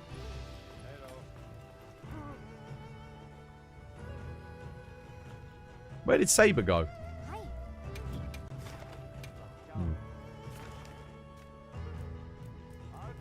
Oh, there he is. Are we doing this? Fair enough. Let's do it. I think there's room for one more. Oh, they're already in. Room for one more. I was going to play some Greatsword earlier. I might play some Greatsword now. I don't want the Doshiguma bonus on Zoe, though. I think I'll just take... Yeah,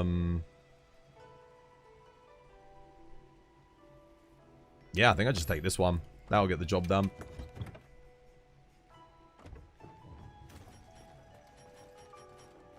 Seven minutes left on my food bonus. I mean, that should be enough.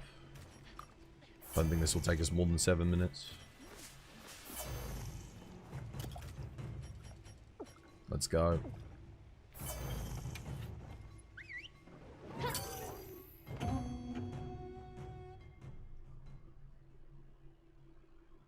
I wasn't expecting to get a new PB today on Arkveld.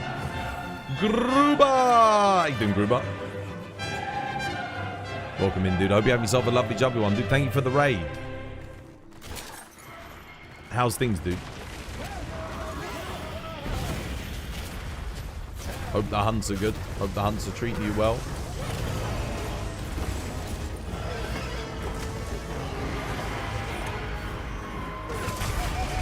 Oh, okay. Yeah, nice.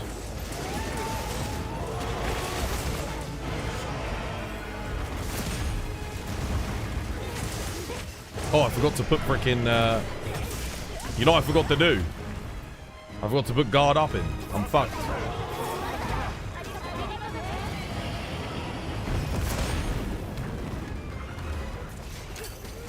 I completely forgot. That's not good for greatsword.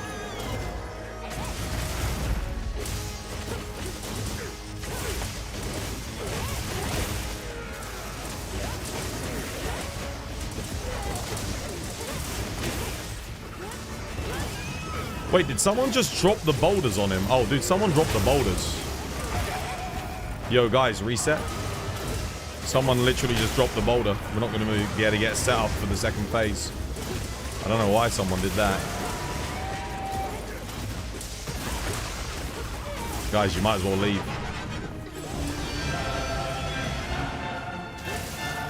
Gruber, thank you for the raid, dude. Again. Yeah, no guard up. I'm fucked.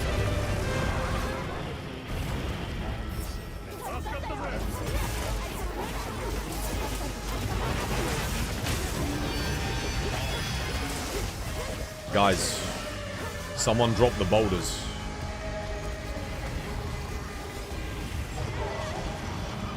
Some numpty went and dropped the boulders in phase 1.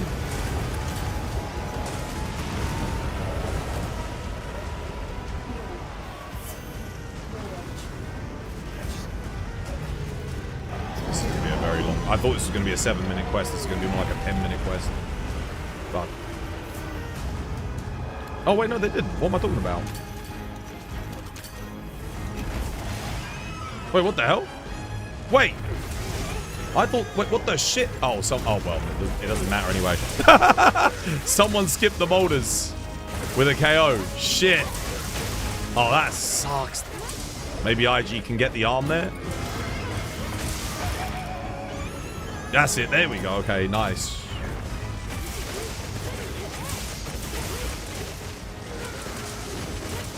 Someone got the other boulder.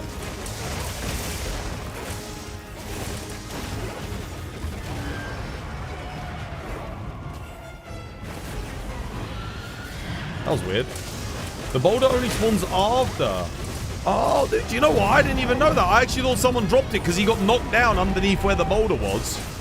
And I thought, oh, what caused the knockdown? Because there was no weak spot. I thought someone dropped the bloody boulder on the bastard.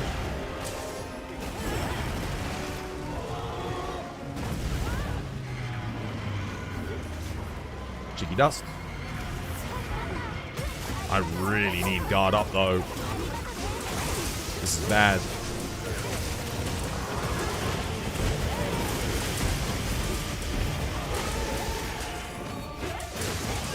Oh, nice knockdown. Well played. IG caught something. Let's see, can I get another weak spot on that? Oh, the damage numbers are huge. I love hitting those big 1500s. Sick.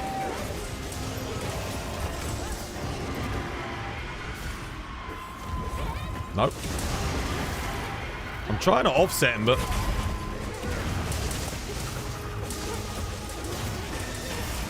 I'm struggling to get around to him.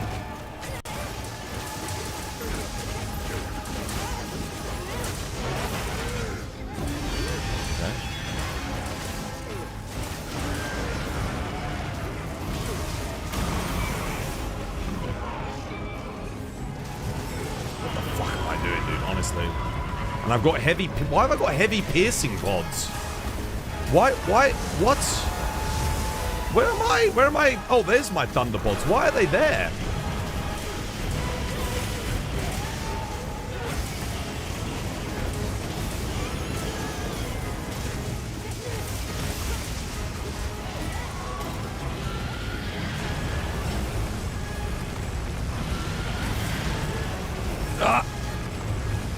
Barely made it through that. Double shoulder barge for the win.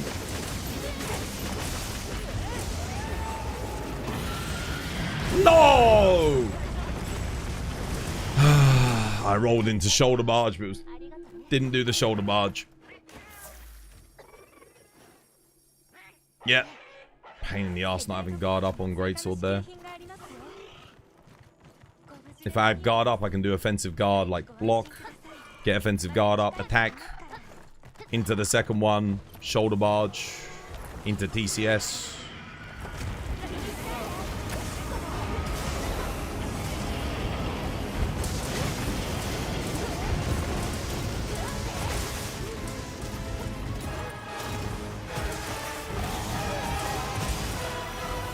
I really want to be attacking the tail here. It's a pretty bad hit zone for raw.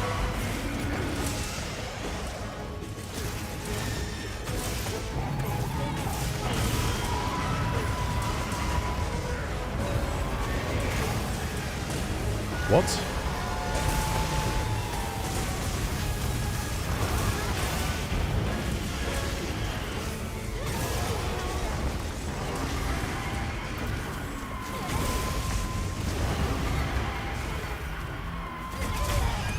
There we go. About time.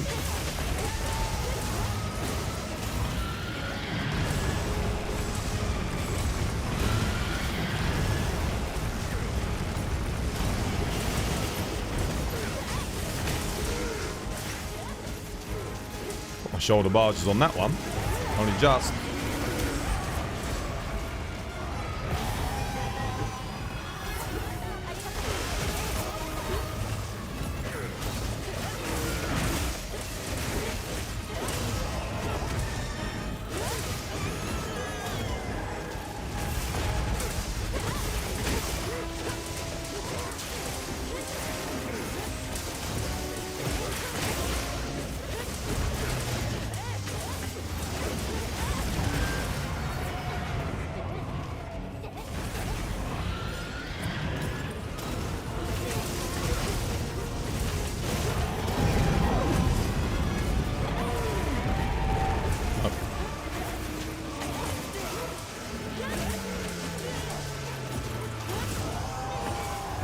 Rip.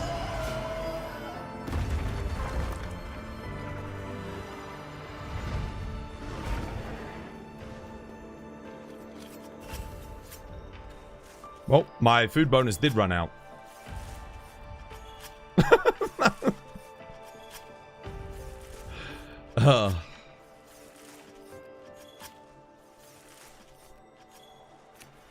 I don't know how. Dual blades and double... I mean, okay, greatsword is probably the weakest weapon on this hunt. To be fair. But... double insect glaive and dual blades? DBs and IG are like the two strongest weapons on this hunt. I actually thought my food bonus would have been good. Should have re-eaten.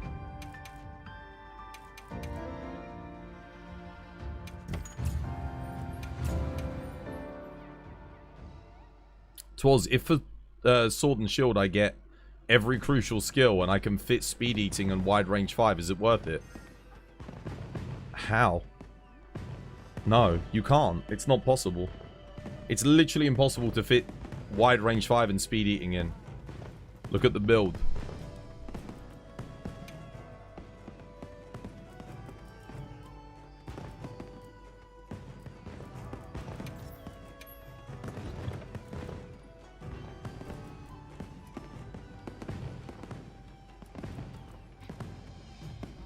Why have you got handicraft?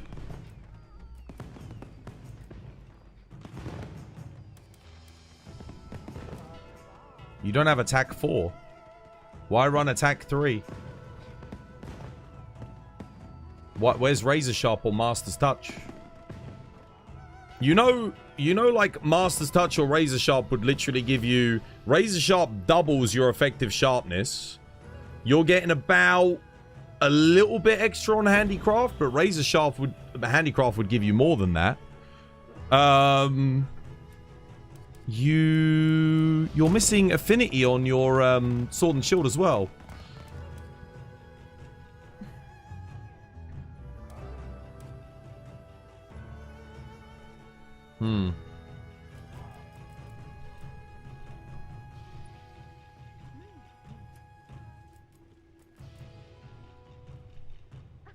Sanity, Sanity, Rathalos, Rathalos, Dahad, Dahad, Sororo. You've got Gore Lord Soul? Yeah. Yeah, but why Handicraft, man? Are you just using the Handicraft because it gives you wide range? It's okay for might pills, I guess.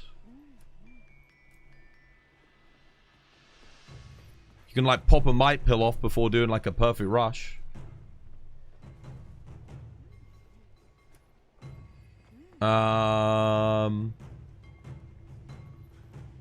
Why do I get the feeling that you're missing something? I mean, yeah, you're missing attack 4, I guess. Like, yeah, so just to put it in perspective, attack 4 gives you more here than crit boost 4. So you get 3% extra on the crit boost, but it's conditional on crit, and you have negative 10%, right? Your attack boost gives you plus 2% plus about 1% extra in like fixed raw. So you're actually getting the same, but it's non-conditional. So yeah, you have 90% affinity. I know, but you could have 100% if you had the attack affinity EX. I don't know about handicraft though, man. Sword and shield goes through sharpness so freaking quickly. That sharpness is not going to last. You want Master's Touch or Razor Sharp. And I'm not saying you have to run a Master's Touch or Razor Sharp talisman. But what I'm saying is I don't think it's worth running wide range.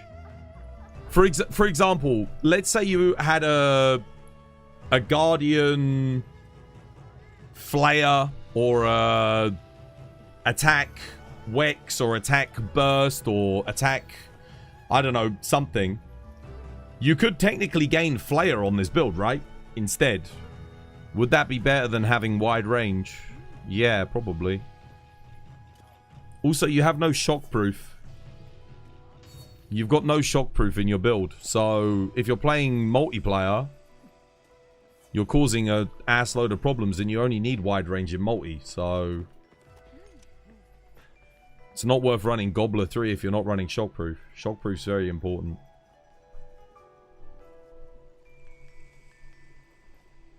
Someone researched that Attack 4 and Sharpness is better than Affinity 1 and Attack 3 and Sharpness.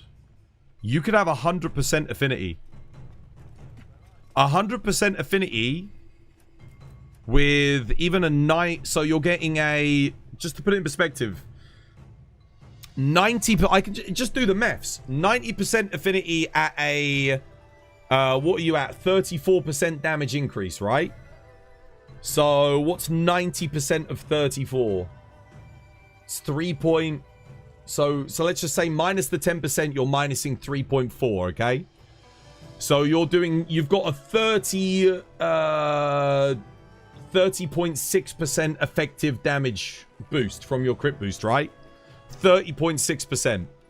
If you had 100% affinity, you would be getting the full 34% effective boost on your affinity.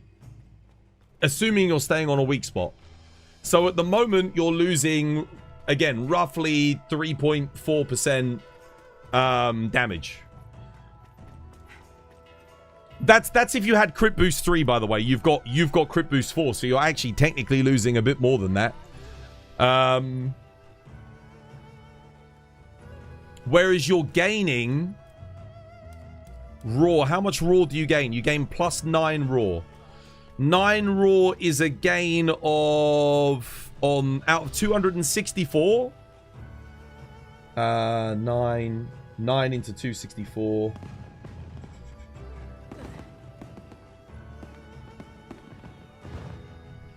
It's 5%, 4%.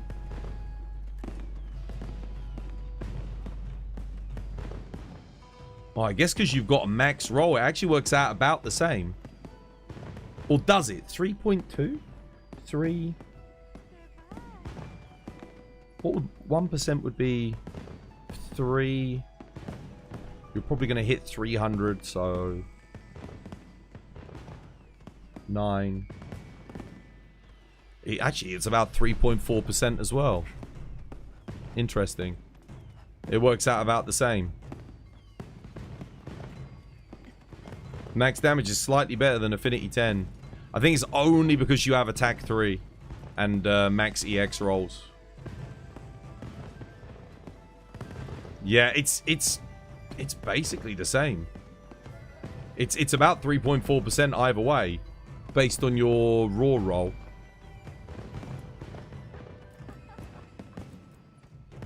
But I still wouldn't run this, man. Because you're going to drop from white to blue, and then you lose 10% anyway, so what's the point? If you ran Master's Touch, you've got quite a nice bar of white sharpness. If you're making that 80% more... Well, it wouldn't be 80% more viable because you've got 90% crit. But this is the thing. If you had 100% crit, it probably would be worth using, like... Yeah. You could still put Master's Touch in here. Like, Master's Touch would be better than Attack 3. And then, obviously, I wouldn't run Handicraft 3 here. I don't know what you'd run instead. You'd run Guardian or Attack. Pretty much.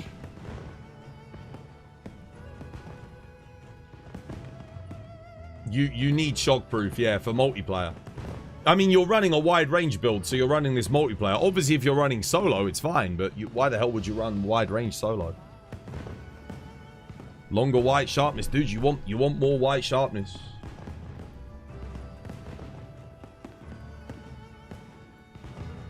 No luck on Master's Touch. You don't need Master's Touch wide range. Dude, forget the wide range. Forget it. Are you popping might pills for everybody? Like, constantly? If not, then you do not need wide range. You have Dust of Life. Of course. You are? Okay. In that case, yeah. If you're actually doing that, it's decent.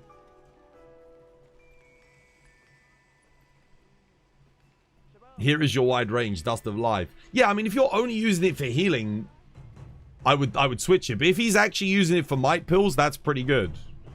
Because you can might pill, draw into Perfect Rush. That is a massive damage increase for your team. So, yeah, that's pretty good.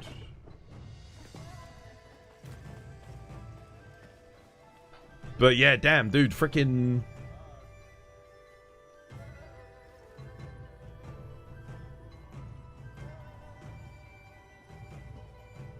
The only thing I would argue is you could, if you had a sharpness or an attack or an offensive guard talisman with, let's say, Wex or Flare or something like that, you could gain Flare on the build. And Flare is going to help you make weak spots faster. You are going to get a slight boost to your damage. Is that going to be better than popping might pills? I guess having one person popping might pills in the team is not too bad, though. You're out of might pills, you'd appreciate the wide range. No, I literally spammed Natter for, like, getting might pills. I spammed him out.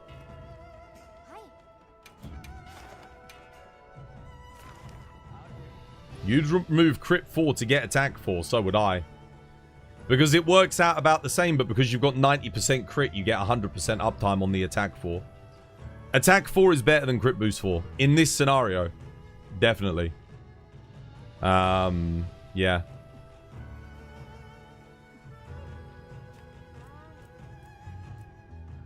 Oh, Studdy's doing a solo. He's going for a new PB.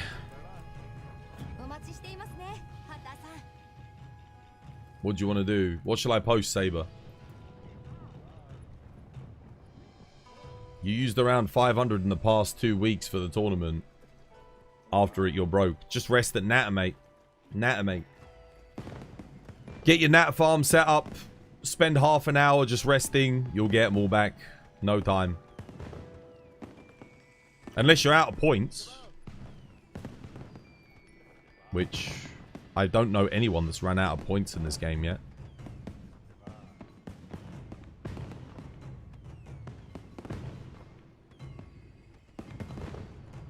You don't have the time. Well, then you don't get might pills. You got the time to do hunts, but not the time to get the might pills to do hunts. Makes sense.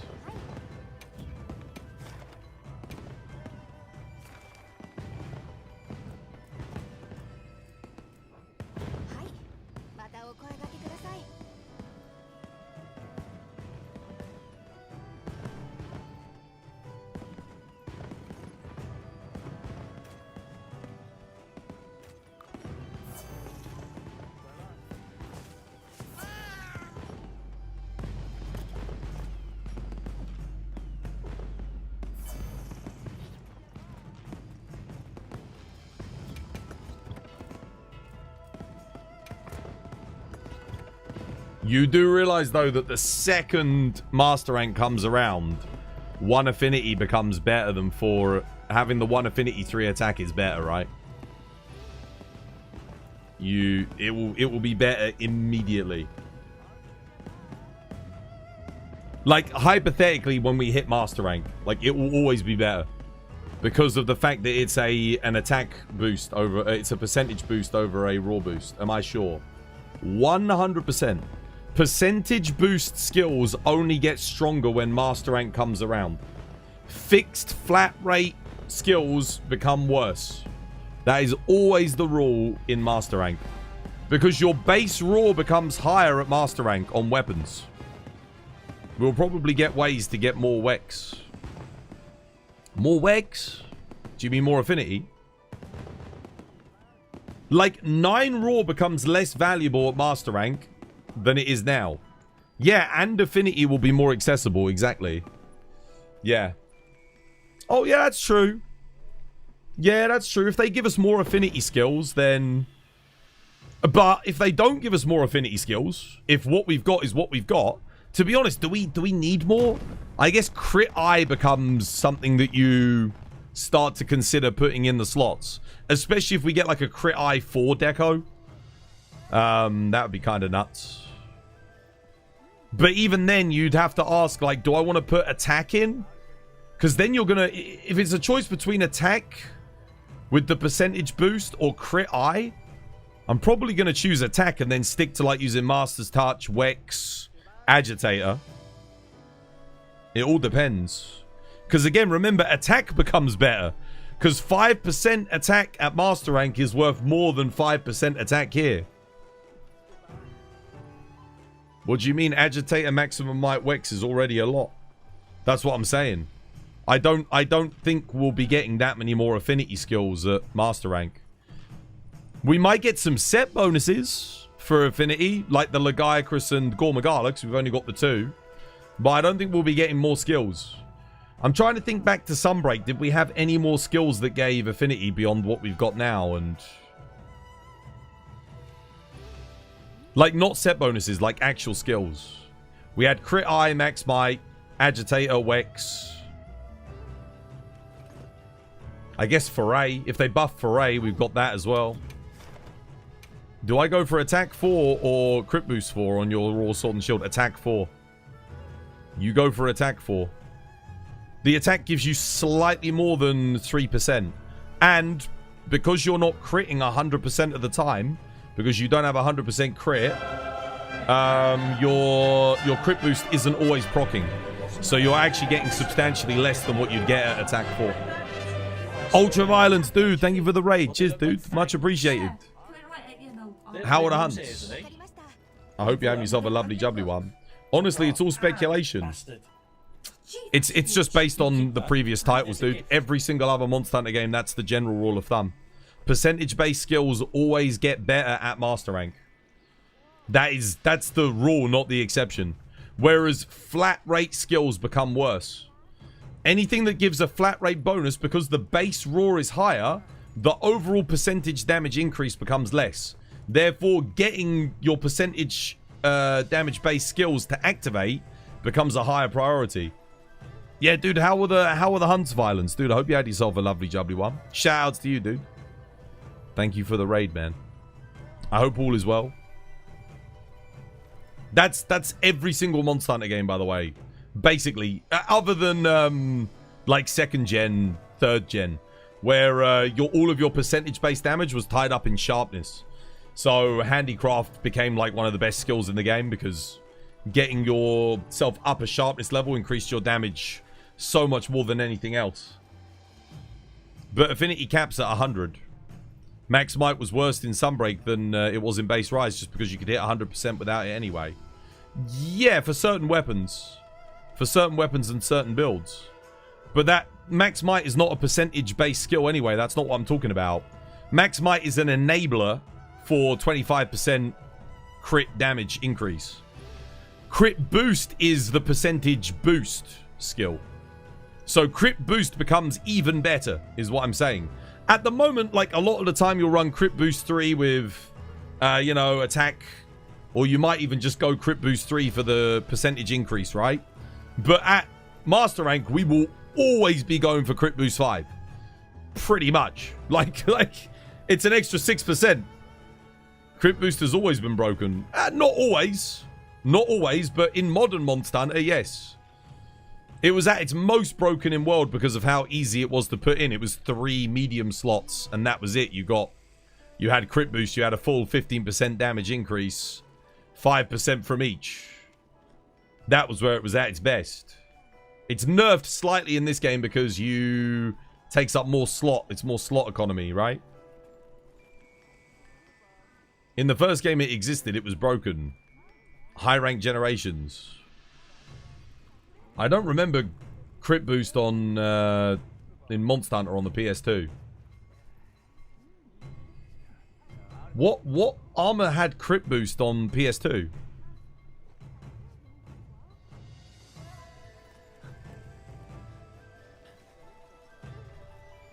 Generations was on the 3DS. Generations was not the first game. I'm asking when was it OP in Monster Hunter on the PS2? You said in the first game. I said, yeah, it's been OP like in modern Monster Hunter. I'm talking about old Monster Hunter. It wasn't always strong. First game that had crit boost. Oh, right. Well, fair enough. Right, yeah. Yeah, it's been strong since we've had it. Yeah, but not like since the start of Monster Hunter. I was going to say, I don't even think we had it back then. I don't remember it.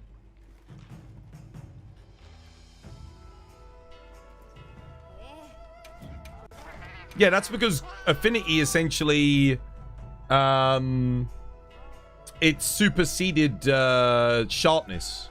Sharpness used to be a higher percentage damage increase, but they took that, like, it still is a big percentage damage increase. Like, I think you get, like, still, like, what is it, 9%? 10% from blue to white? And it will probably be another at least 5% from white to pink. Maybe again another 10%.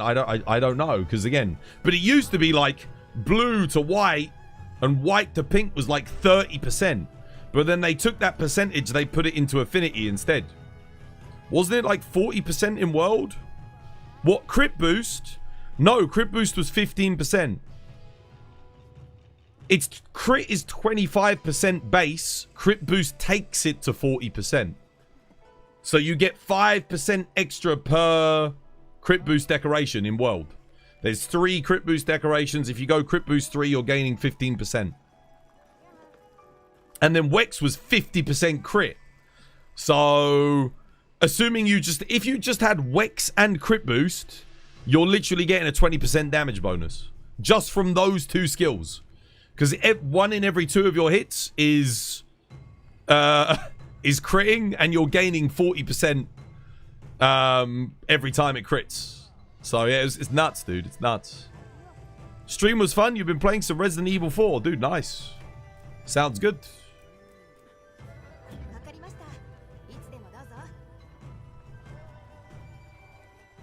You didn't know it worked like that. You thought it was 40% extra over base crit. No. Oh my god, dude. Holy shit, can you imagine? The strongest skill in base in World though wasn't even that. There were 2 skills. There was Airborne, which was 30% on every time you were in the sky, so jump attacks. So you could just ledge hop things into oblivion. and it was Elementless. Elementless was if your weapon didn't have an element, you got a 10% raw boost. Non-conditional. So imagine, like, you don't even have to crit, you just get 10%. So you could get you could get Wex for 50% of your crit. Crit boost to boost your crit to 40%. Max Might, which was like basically always active because it activated the second your stamina was up. You had a 30% boost from a medium slot deco for whenever you were in the sky. 30%. And then you had Elementless, which was 10%. Elementless got nerfed to 5%. Yeah, I know, but it was 10%. In base world, it was 10 freaking percent, dude. And there were so many weapons that you needed to use 3 large slots with release in order to access their element. Well, why would you do that when you could just get a 10% damage buff, which is more than what the element would give me anyway, just to put Elementless in? It was completely broken. Like, oh my god, dude. Elementless was so OP. Dude, if the Fatalis weapons hadn't had Dragon Element on them at endgame, Elementless Elementless would have been in every single build. At endgame in Iceborne as well. Even that 5% was huge. Like, again, non-conditional 10% in base world. And then you had stuff like the Taroth Sword Fire for Longsword. Oh my goodness. It was so broken, dude. It was so broken. Elementless was the dumbest skill ever. You can tell why they took it away. They never gave us that one back. What stat roll do you need for Soul of a Dark Knight Lord Soul on Gogma? Well, see, I would say it's 1 affinity, 3 attack, 1 sharpness. And the reason I say that is because Greatsword, if you gamble the 1 in 10 of not critting on your TCS, you lose a lot of damage. Because, you know, a lot of your damage is tied up in that TCS. We're talking, that's the difference between hitting 1,000 and 1,400. So, and knowing my luck, dude, I'll always miss the crit on the TCS, you know? So yeah, that's what I would say, because it allows you to get close to, if not 100% affinity. But some people craft the Greatsword with, they use the affinity focus. Just to get themselves to 100%. Does Constitution reduce your stamina depletion when blocking? It says that it does. But apparently, like, it doesn't work in this game. I didn't really test it, but it used to. I don't think it does anymore, though. Even though it says it does. Worst feeling is missing the crit on the TCS. Yeah. That's why I go for the affinity. I get the affinity EX. Affinity focus with 3 attack, 1 affinity sharpness if you want to follow Viserys builds. Yeah. So I get mine to 95%. My Greatsword builds. I do 3 attack, 1 affinity, 3 attack with the thingy. I go for get the affinity EX. Then I've got Max Might, Agitator, Weakness Exploit, and yeah. And then if you've got a Hunting Horn built, if you've got a Hunting Horn in your thing, you're going to get 100% affinity. So, yeah, like if Studi's running with me, I'll get to 100%. Or if I'm wearing the Corruption Mantle, I'm at 100% when I got the Corruption Mantle. So you can do it that way. Get those big numbers. See those 1600s, you know?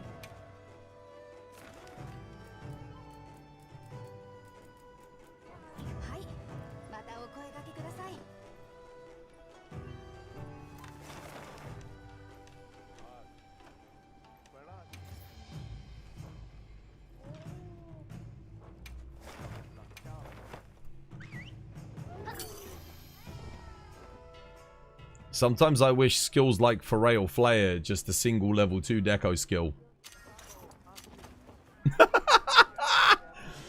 I mean, we might actually use Foray if it was like a single level 2 deco skill.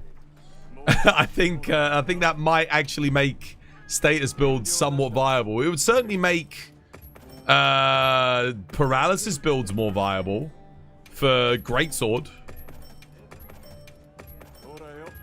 Maybe, but like I say that, but like it's only active during the para, so I think even then it probably wouldn't be, still wouldn't be good enough.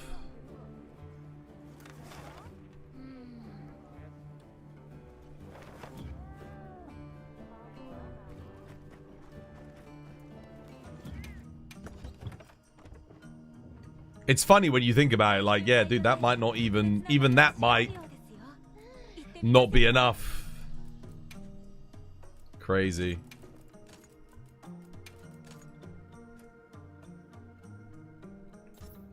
Actually,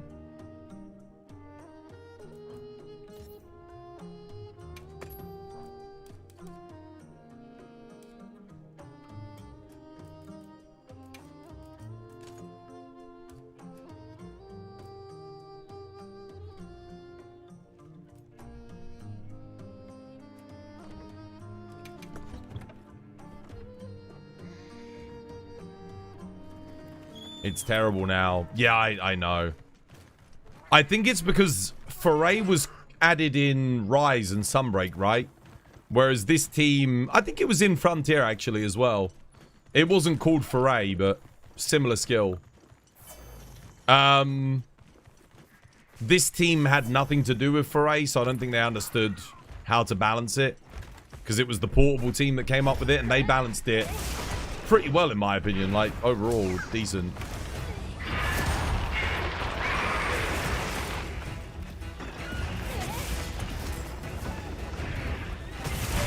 It's been a while since I did a Steve on Greatsword.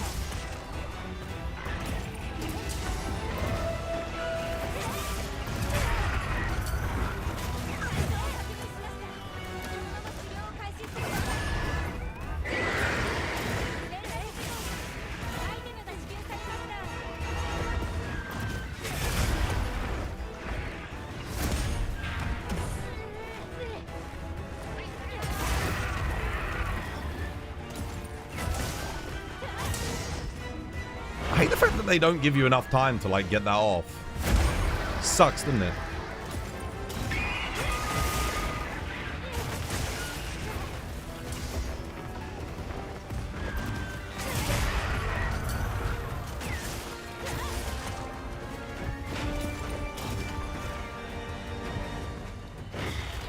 Oh yeah, you need guard up to block that, don't you? Whoop.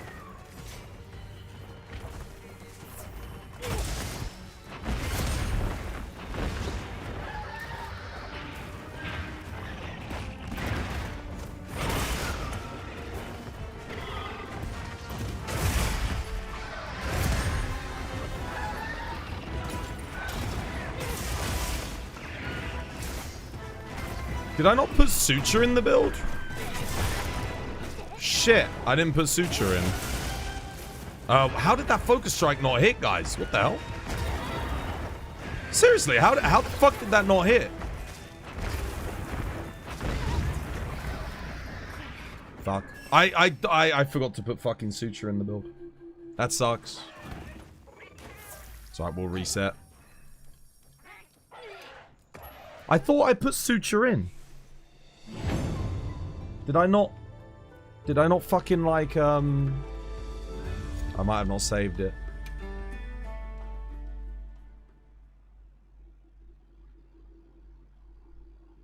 Can more than 4 people follow you after you leave base camp, not being in a quest? Yes.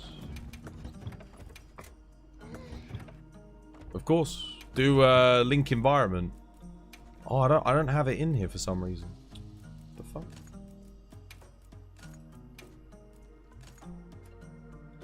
Oh well.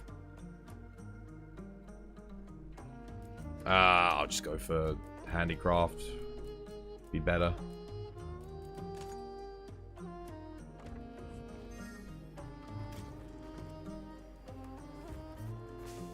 I think I can register it and do it again.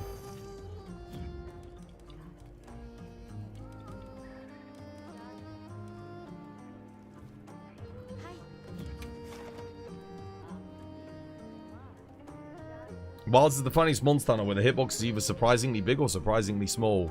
Most of the hitboxes are pretty well refined. What I think is there's a few weapons where the counter pickup hitboxes are just too small.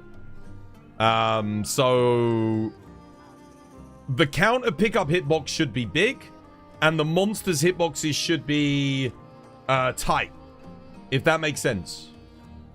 So there's a little bit of leeway on that. Like for longsword, it's fine. You know, things like EI slash, foresight slash, you've got a really nice pickup hitbox. But then there's some things where it's like, damn, dude, it's crazy tight. Let's see. Quick access. Can't save. I gotta delete something.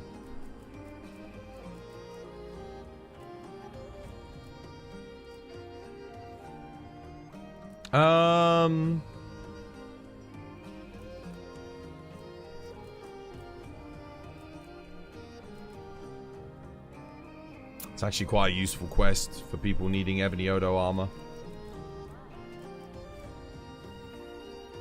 Yeah, I don't need this.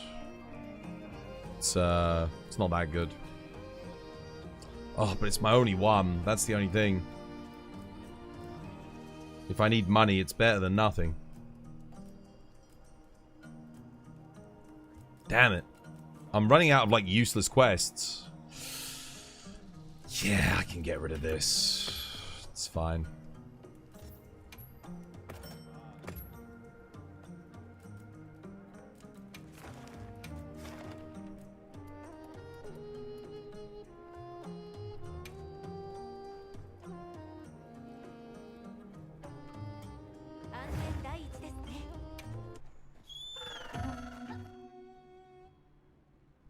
To link the environment, you need to be in a link party. Yes. Yeah, you join a link party and then you do link environment. And then everyone can run around in your world. Everything will be the same as what they see. Did he spawn over there last time? I thought he spawned like over here. Dude, he's... Ah, damn it. That sucks. Crap. I should have just started in base camp. I'm wasting time already.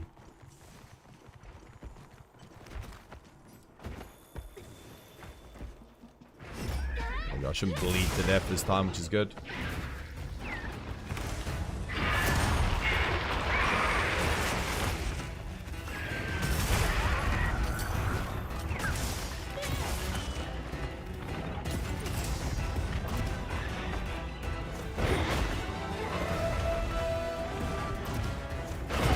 What's this move RNG, dude?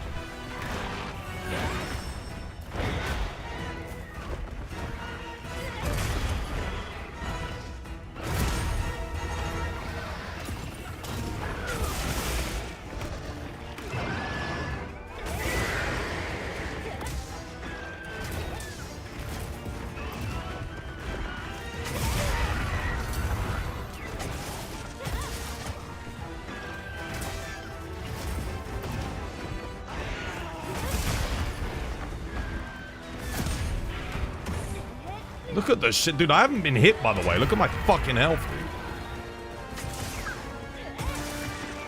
This is the thing with Greatsword. It's like... You just get punished so much, man. You really do.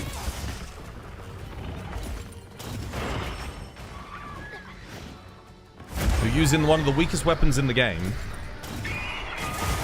And just you're getting punished, like, non-stop. You gotta keep stopping to heal, and... It's so rough.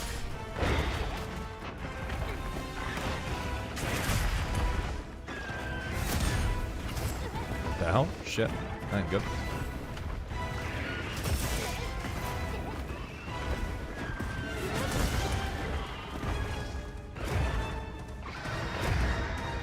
Okay.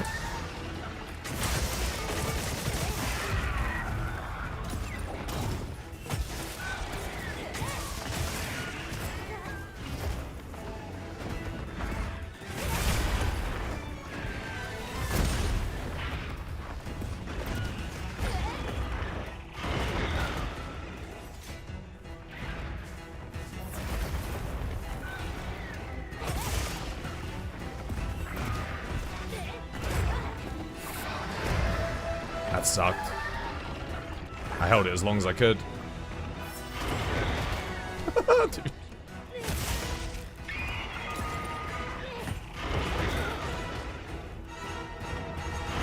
Hey, you want to keep fucking spamming that out, you prick?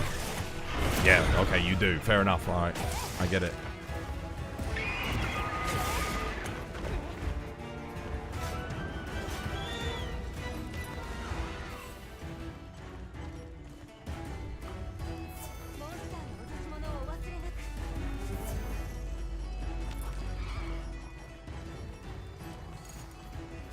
You barely hit anything on your offsets. Honestly, longsword does so much more damage on its counters.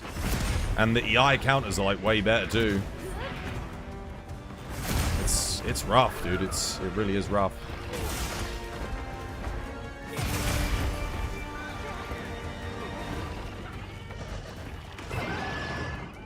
I didn't even hit you before. What the fuck?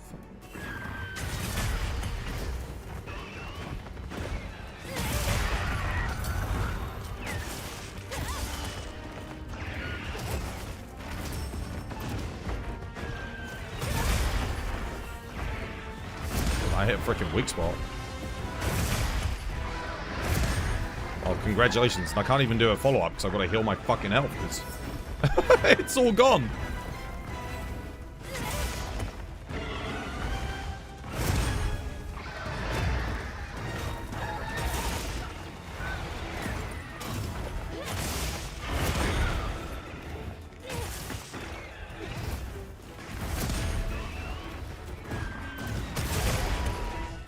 What?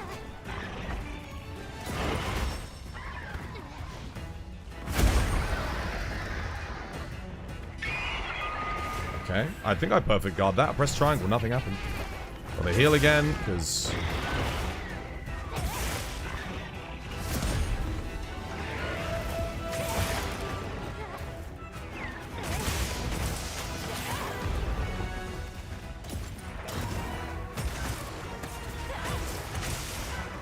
Damn, like, it just feels so good, but you take so much shave damage all the goddamn time.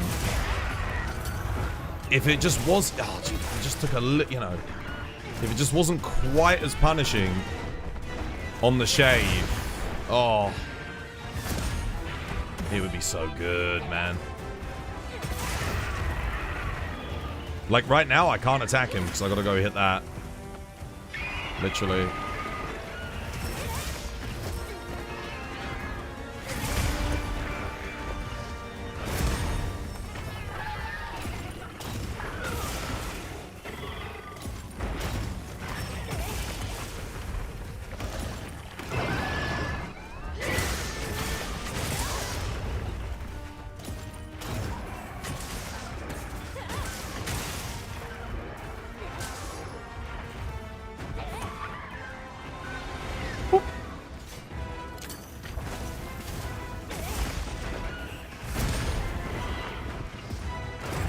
No! Son of a bitch. Oh, whatever. I can have my offset ready to go, but...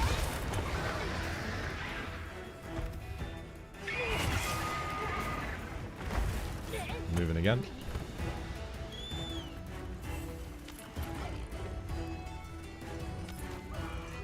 This is a max greatsword build, by the way. Like, this is, I have God roll. Perfect stats. I think the only thing I don't have is I've got 3 EX, so I'm missing 3 raw. I don't think I've got 4 EX. So I've got 1 affinity EX, 1 attack EX, sharpness EX. This is like as strong as I can get my greatsword build.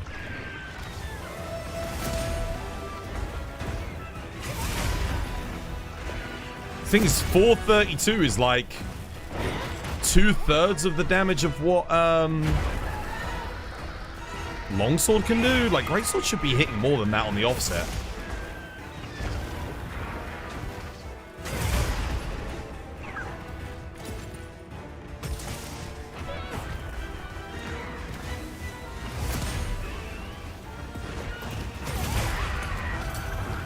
Like 415, man. Remember, I've got Powerhouse on this build too, so... Ouch. So I'm getting, like, as much raw as I possibly can. Why did my offset not work? That's weird. Cheers, Reg.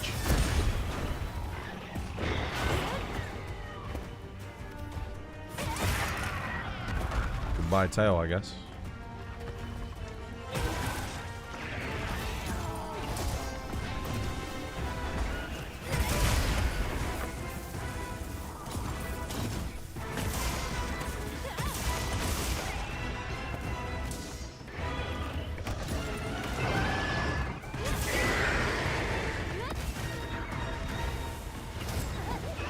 What? Why did my block not work on the first one?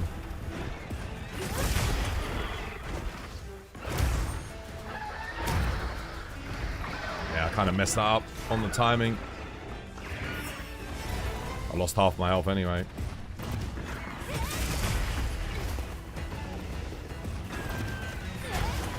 He missed me.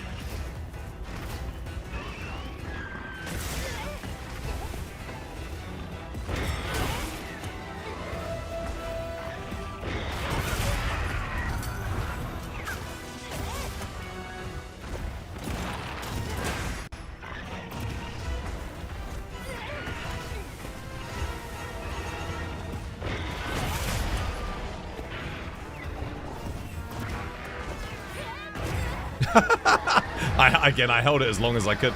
That's just unfortunate. He does the insta thingy. Oh, I'm actually out of heals.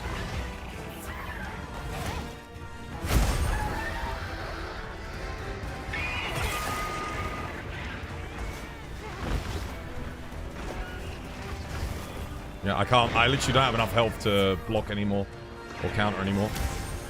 Oh, I didn't get perfect guard. Shit. Okay.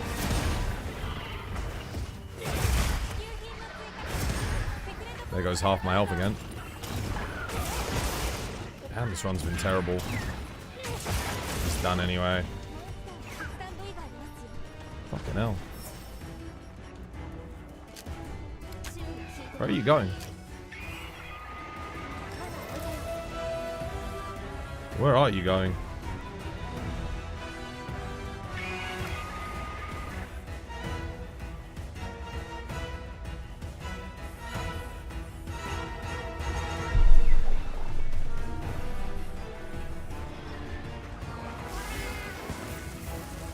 Holy shit, that was awful.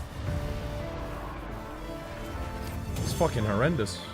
Let's run that back with longsword just to, like, as a point of comparison. 11 fucking minutes. Like, honestly, it wasn't even going that badly, to be honest. Yes! What a run! Oh! It's just like we got a lot of offsets, landed a lot of stuff, but I have to stop. I have to keep stopping to heal, right? I have to, because otherwise I die. There's no surviving.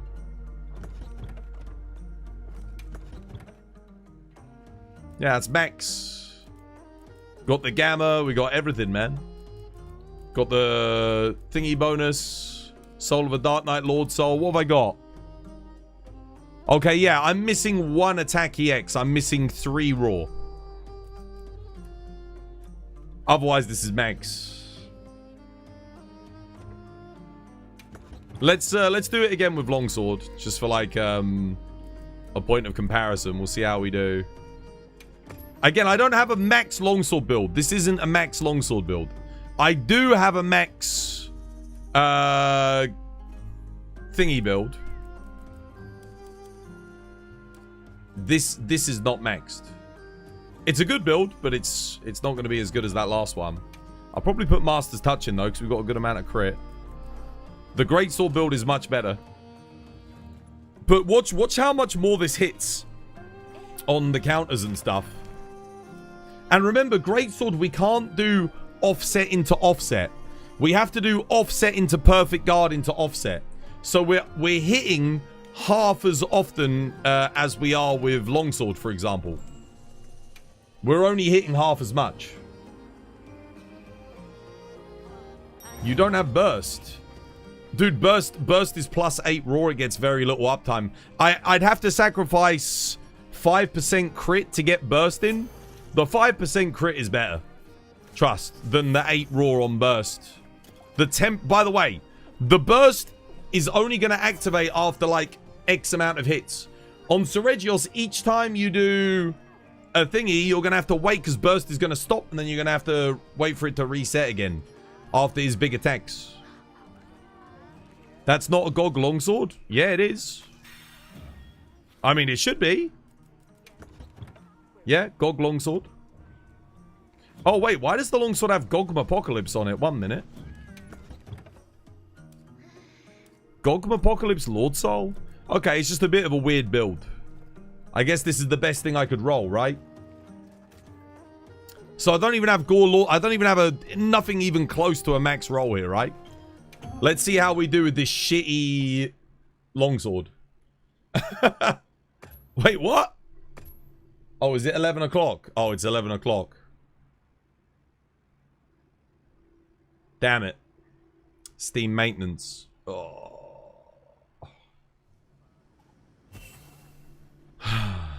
Yeah, I gotta go get tea. It's on time for once. For once, it's on time. Yeah, poor Greatsword, man. Dude, Greatsword should be hitting, like, in my opinion, 800 damage on the offsets and 2,000 damage on the TCSs. That's where Greatsword should be. To make it, like, bring it in line with, like, the other melee weapons.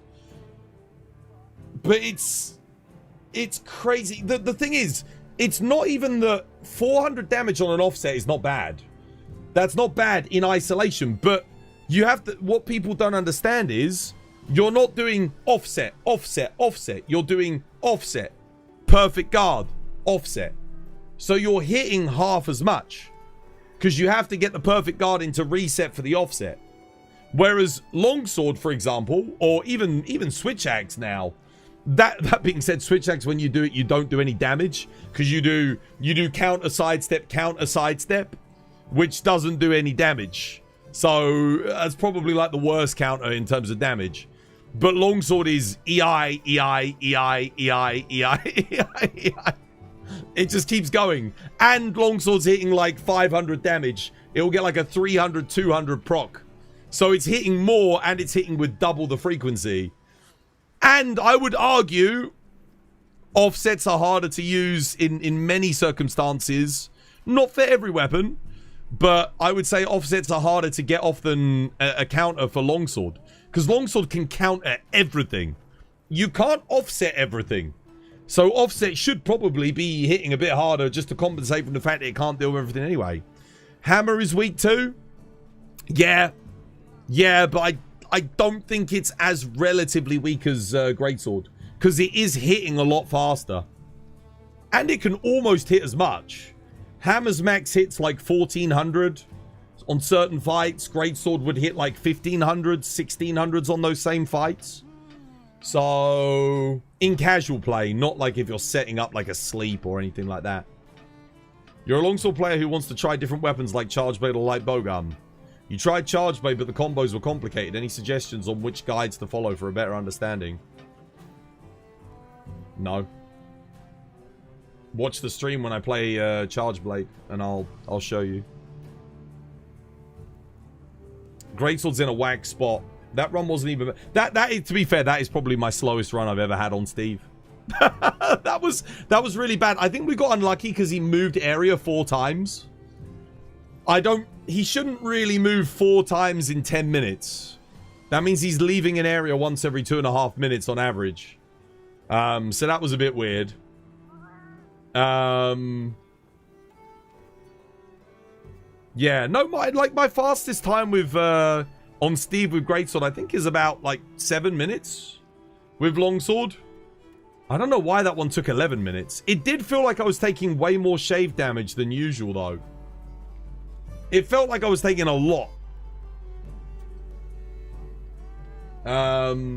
Yeah.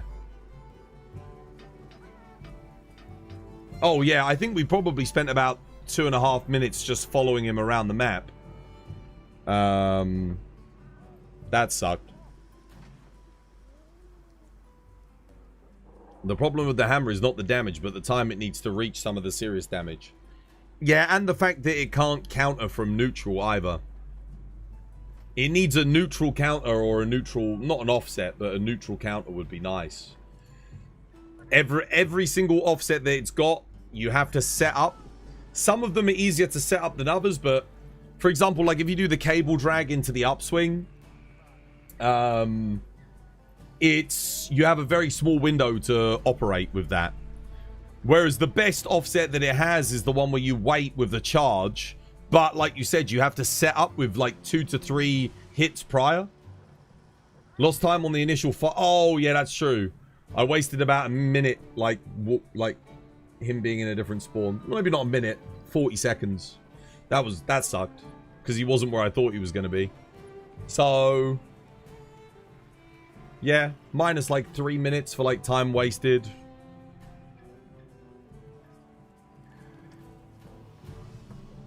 Yeah, I'll be right back anyway, guys. I need to go make some more tea whilst the Steam servers are down. I'll be right back. This was by design. It's like Capcom looked at all the other weapons and was like, all right, how do we make these fun?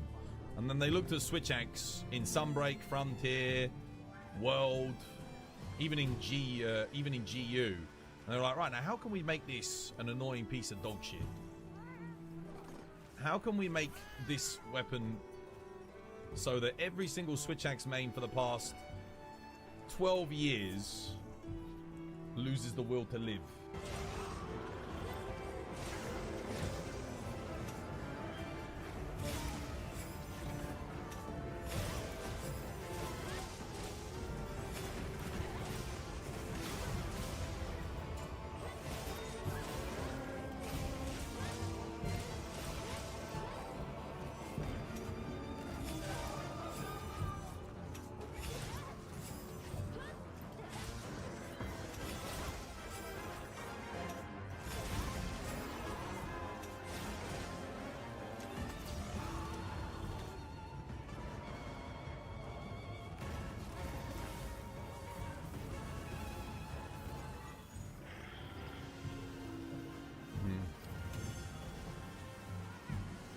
Bit of a slow area 1. Bit of a slow start.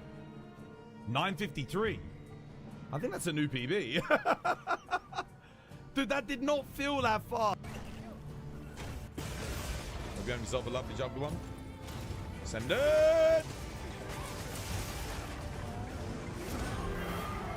Don't have flashes.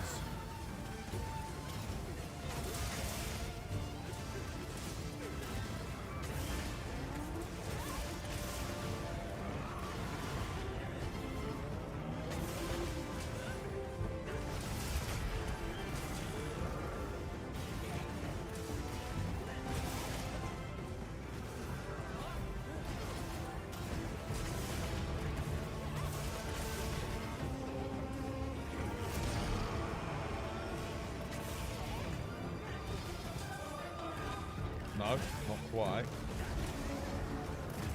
Oh shit! I was too slow. Block. This is bad. I don't have enough stamina.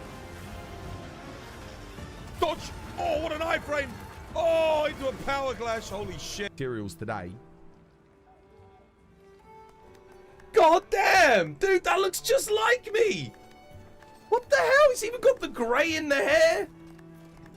Wow! Dude, that's nuts. That's a spitting bloody image.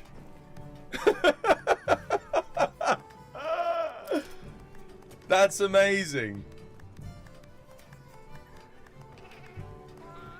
Look at cooking up the meat. God, dude, that is uncanny. In hammers. 1,190. Wait, what the hell? It's hitting as much as freaking greatsword. Oh my god, I actually hit it there. What the hell?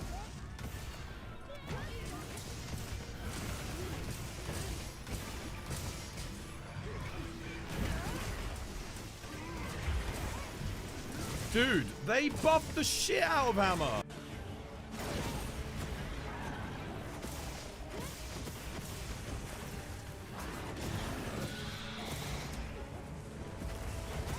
Oh, you missed me.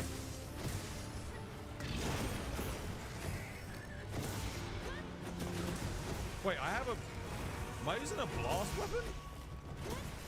Hey, look, I'm bringing a friend down to you guys. they're all down there. They're all down there. Fighting Arkveld. Look who came to join the party.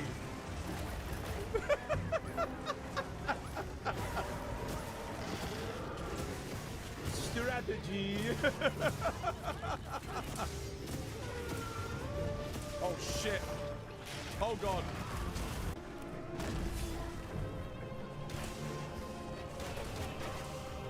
Tried to load in and it unloaded.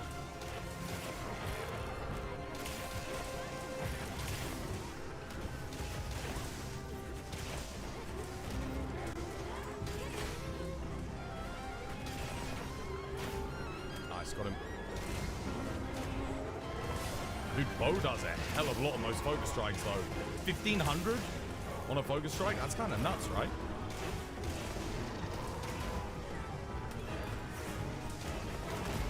Damn, if you're in a team comp where none of you needs the focus strikes, holy shit, just let Bo do it. Is he done?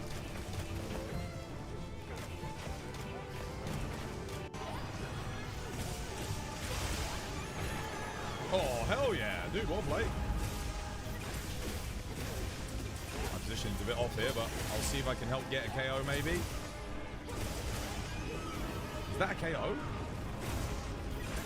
I think that was something else.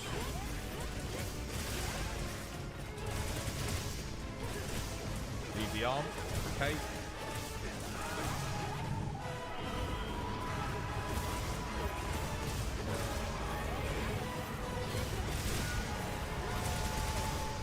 Ooh, juicy.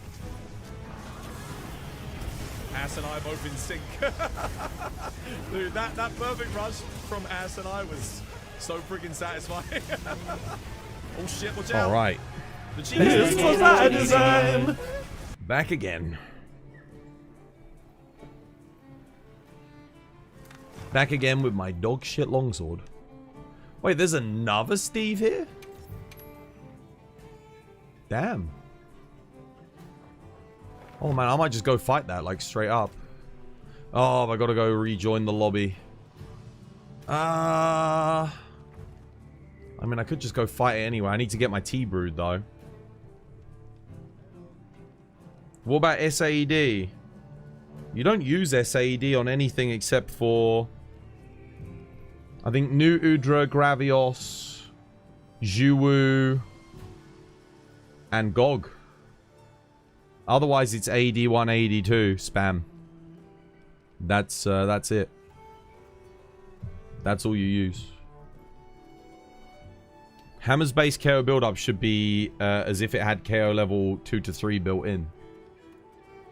Yeah, Hammer should be the king of KO. You know what the actual king of KO is? Impact File Charge Blade. Impact File Charge Blade is so much better at getting KO than Hammer. In what situation do you want pierce coating more than close range? Most... Close range coating is better when you have a small... like one good hit zone on a monster that's small. So think Gormagala's head, Raidow's head, stuff like that. But pierce is better when you've got a good hit zone that goes all the way through. So Arkveld's wings, Gogmazius's wings... Seregios's legs, stuff like that. That's the like the differing factor. So if a monster's got mostly shit zones, as we call them, then but it's got a good hit zone, then you go close range coating. Yeah. Otherwise, yeah. I mean, some people say you use pierce coating on Raid Owl. I'm gonna be honest with you. I think you might have to do the 35 FPS bug to get more DPS.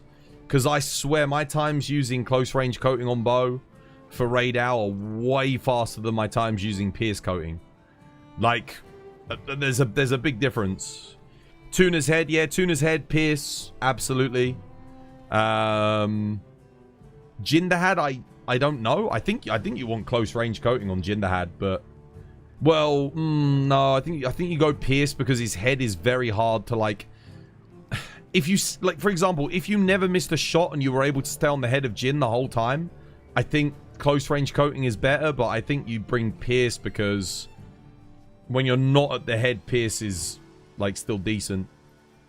Zoshir, you take close range, I think. If you stay on the head of Zo, the damage on close range is kind of nuts. I think we got like a... What was our PB on bow on 10-star Zo, guys? 8 minutes? Solo? I didn't try it with Pierce, though. I do have both. I've got Pierce and close range. I mean, I might have to give it a go, but... Yeah.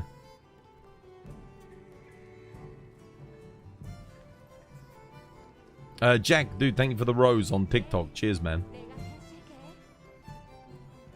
Zo. Zo's an odd one, though, because of the way he gets HP locked on the transitions and stuff. Well, he doesn't even get HP locked. It's like he gets animation locked. And you can skip animations based on the amount of damage that you do. So, yeah, it's an odd one. You've got to really script that lockdown after the Nova. Once you get good at that, it's, yeah, it's decent. How's it going today? Yeah, it's going, dude. How's things with you? Right, I'm going to go get my tea. Should be done.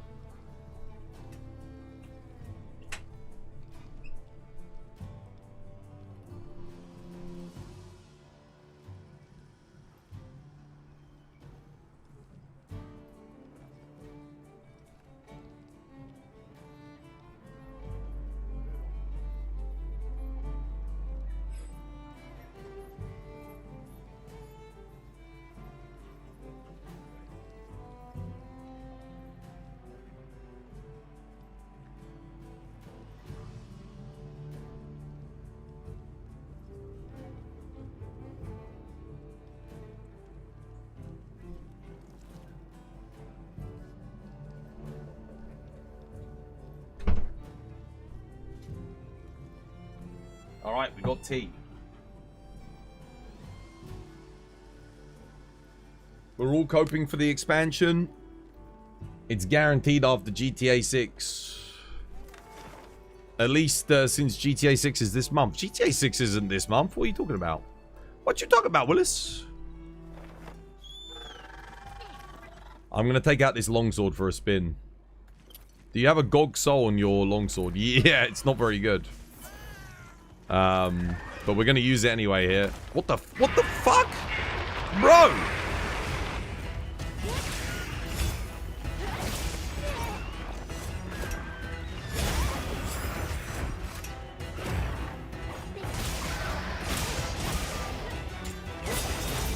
This is also a 9-star Steve.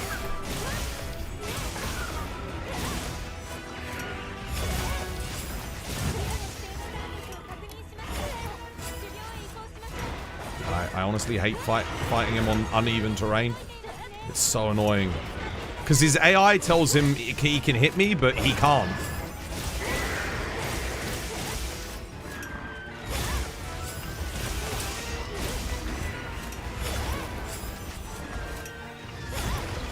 Neither of those hit.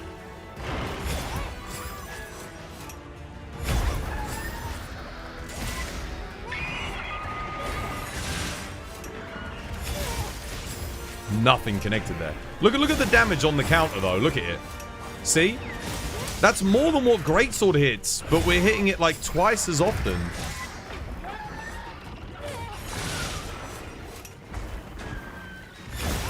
It's crazy.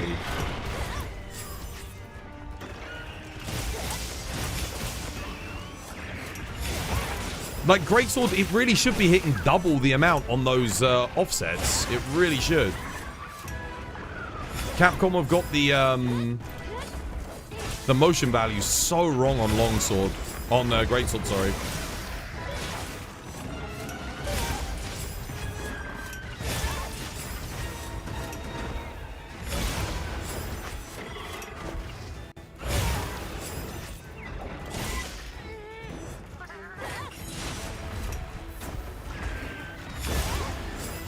And remember, longsword's not even OP in this game. It's like not even in the top 6 weapons. Not really. It's kind of ridiculous. Like greatsword, longsword's firmly in the middle of the pack.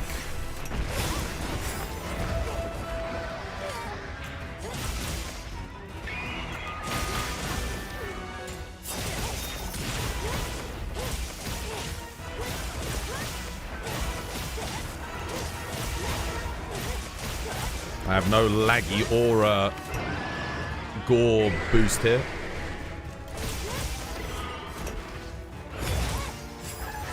So my crits are a bit inconsistent.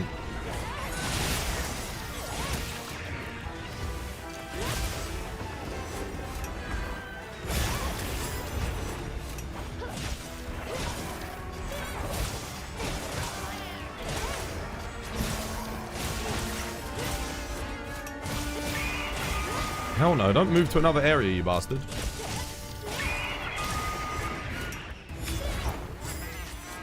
How the fuck did I get through that without hitting him? Someone want to answer me. how did I make it through that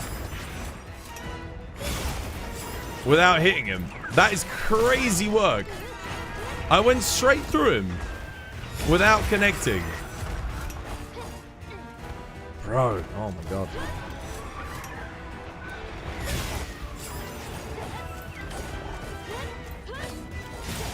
Bro, get down, man. I can't hit you.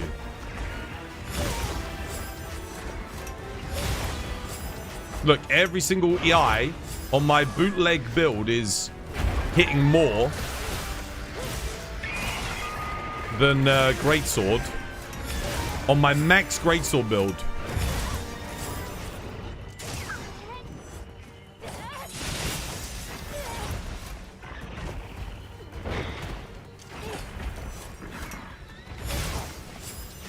And I'm hitting with twice the frequency.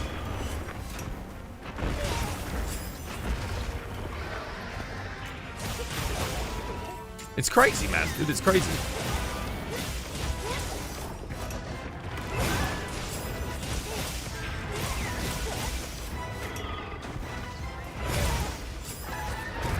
Poor greatsword, dude. Holy shit.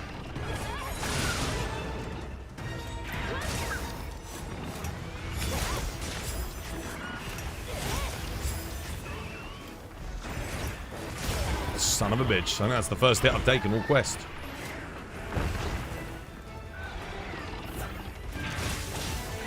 Imagine if I had a Gore Lord Soul longsword with resentment in it, man.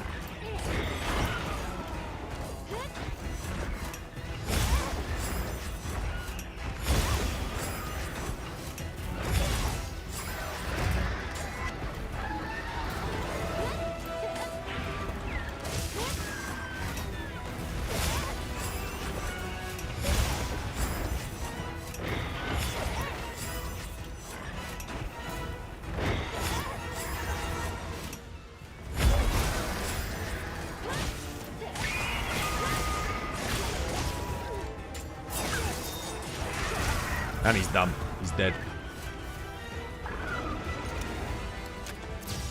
Golotso, ba-bam! Golotso, ba-bam! Golotso, ba-bam! Golotso, ba-bam! Son of a bitch. He's not gonna land in it. Come on, get it down. Dumb. There we go. Bit of a time waste at the end. Why are you taking off your mantle and not doing that? Probably lost about 30 seconds there at the end, but let's see what the time is. 5:41. So it would have been about a 5-minute, 10-second quest if I'd got the trap down straight away. I mean, come on, man. Like...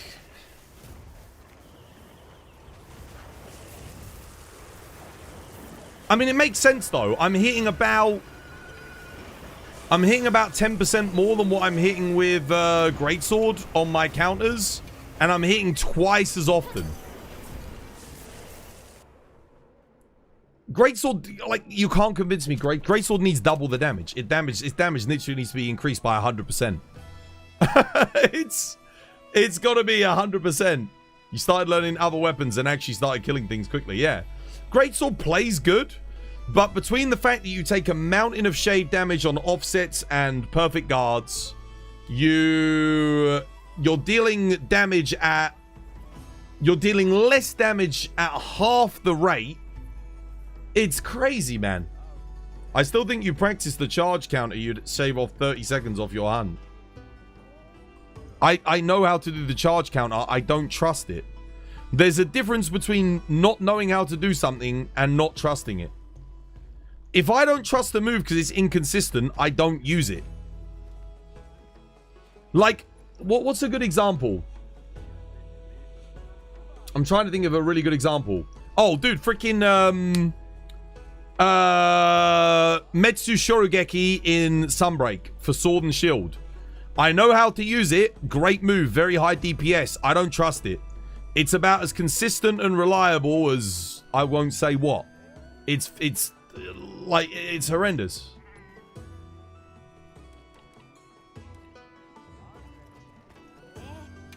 It's fucking terrible. Terrible.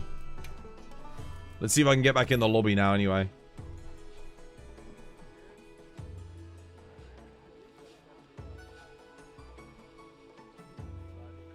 There are certain moves in this game that I just don't touch. That's one of them. I honestly would rather if they just didn't even make it a thing. Like, just got rid of it because it's so... Oh, dude. The problem is once you start holding down R1 to do it, there's either one of two things are going to happen, or one of three things. You do it successfully, you get your foresight off, you move in closer to the monster. Okay. That happens like 33% of the time. The other 33% of the time, you hold it down, you start charging, and then the monster doesn't do something to where you can counter, and now you've just wasted your time. And then there's the other 33% of the time where you hold down the R1 and nothing happens. And you're like, oh shit, and then the monster hits you because you held down R1 and nothing happens. Do you have a perfect hammer build? Nope. Nope. I do not, sadly. Well, I don't have a perfect longsword build either. This longsword build stinks.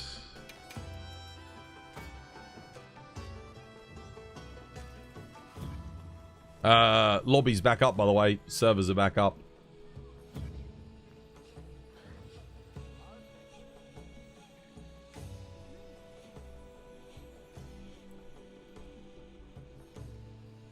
So on Seregios' second swipe, you can do a charge backflip thingy.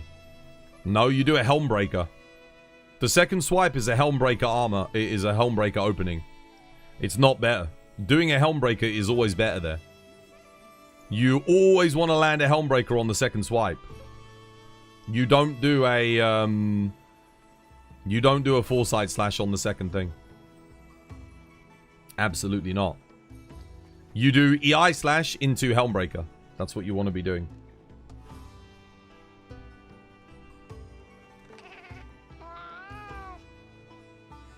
Because it's a free opening. You get hyper armor in on the Helmbreaker. You can do the whole thing. And then when he does the second swipe, he gets a... He sometimes gets an attack of opportunity, so you can instantly get yourself back up a level on thingy. Helmbreaker also procs resentment. Yeah, and Counter-Strike too. Yep. I don't know why you're telling me to do it like a Helmbreaker. Did you not see me doing Helmbreakers on the second thing?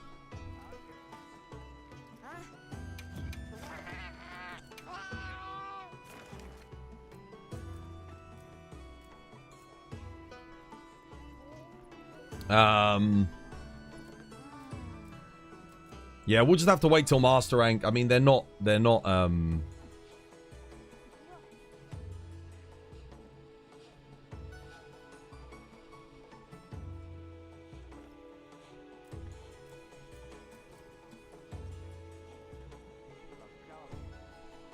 going to do any rebalances now, I don't think.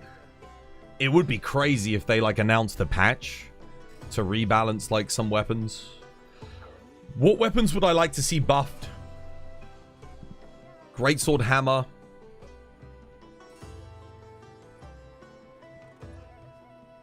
Maybe Lance a little bit.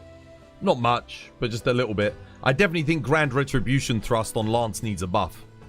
That move is so satisfying. It's crazy cool, and it hits worse than just a counter strike. That would be like if Foresight Slash hit harder than EI Slash. It wouldn't make any sense. That's kind of the situation that we're in with Lance at the moment. Swax. Swax only needs a buff on its circle moves. Yeah.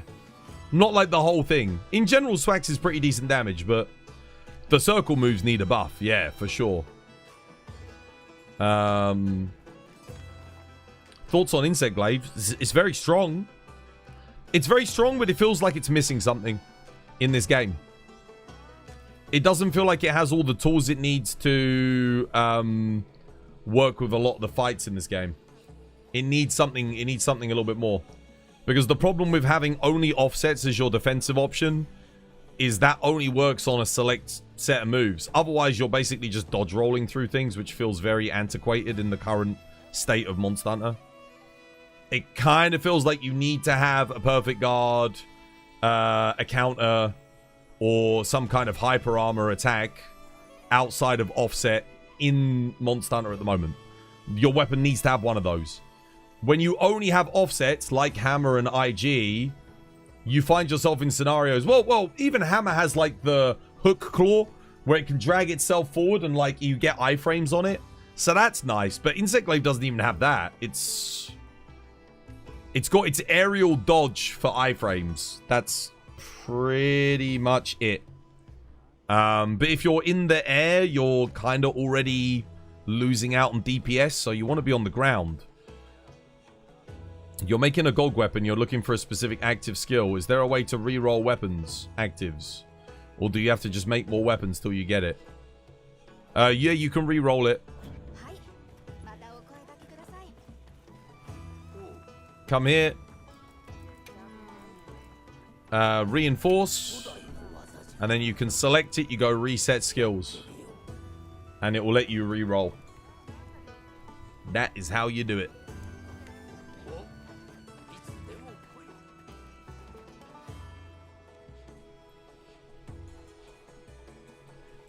Are people rejoining the lobby, or are we done? I can see we've got some stuff going on. Oh, no, there is some stuff going on. Sure, might as well go snipe some materials out of this. Why not? They're probably almost done.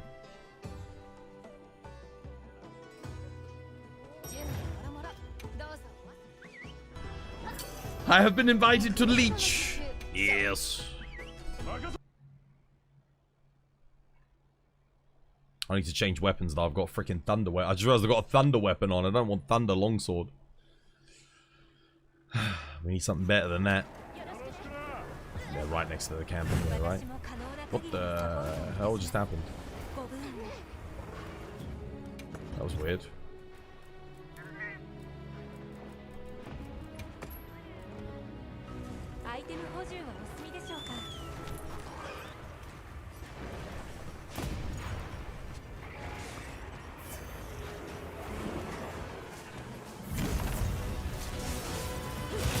What the hell did I just come into?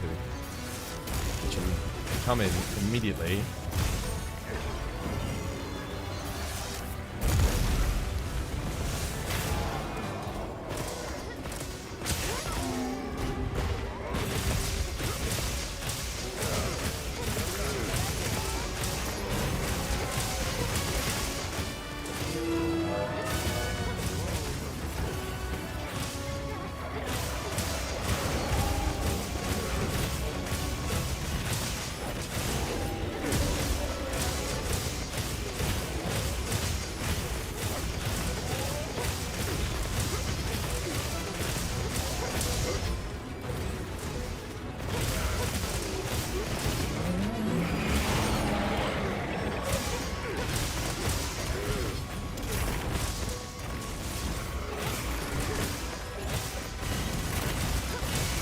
That was weird. Oh, dude, I blocked that, but nothing happened. He, like, phased right through me. That was weird. Did anyone see that? His wing went right through my player character, but didn't hit me.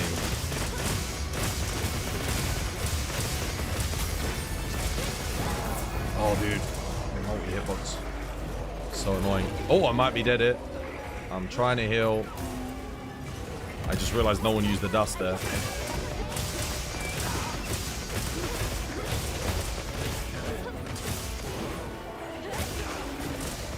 Oh, he's dead. GG.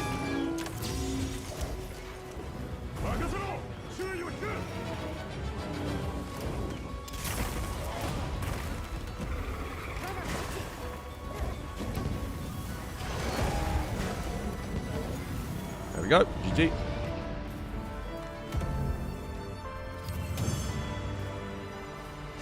Peak leech? I don't think that was a good leech. We were still in the hunt for about 3 minutes after that.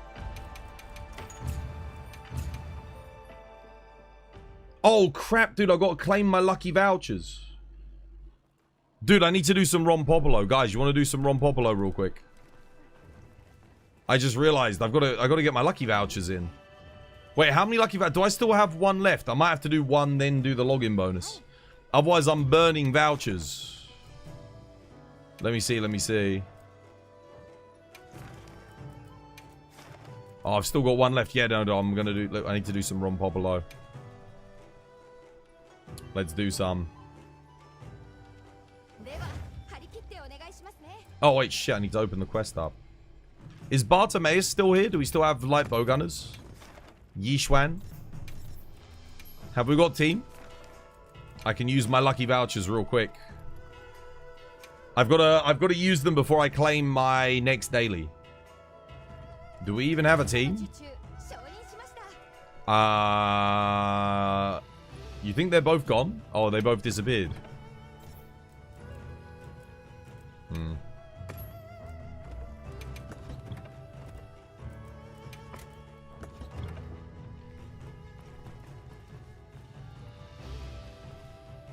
Are you sure they're both gone? You can bring water charge blade. Can you bring water light bowgun? We need bowguns. No Life's got a water light bowgun. You just rolled a very gimmicky build that I think would be fine if statuses were good, except they're not.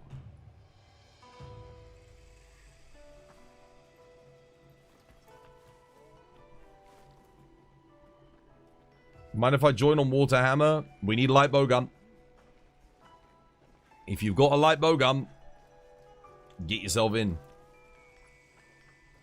You don't know the speedrun strats for Rompopolo? Damn, do we have no one? We actually have nobody? Bugger.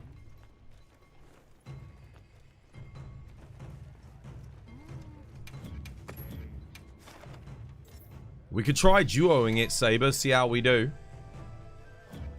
Let's give it a go. Here, come. See what happens, man. You can do first trap, I'll do second.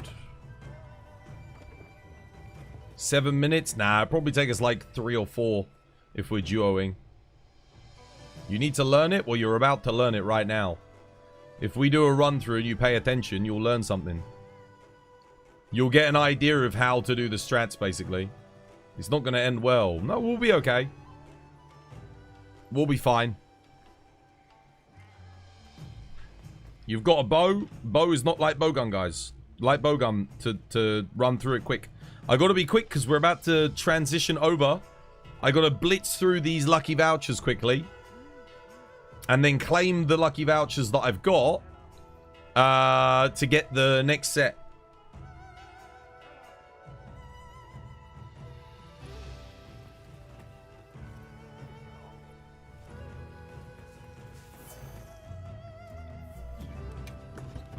Just bring the attack boost hunting horn.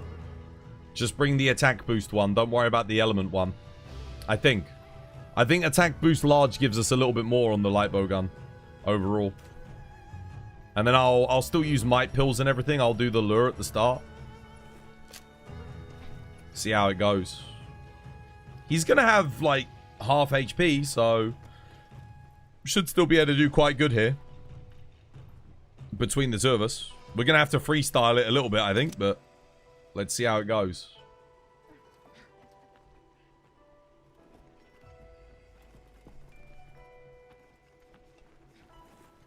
You've been on Crimson Desert Grind. Oh, wait. Do I not have the quest? Okay, wait. I've got to post the quest. Sorry, my bad. Oh, I didn't use my lucky voucher. God damn it. That's all right. I'll be able to use it at the start of the quest. It'll prompt me to use it.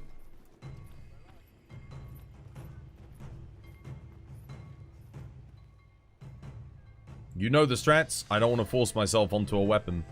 Knowing the strats and executing the strats are two very different things.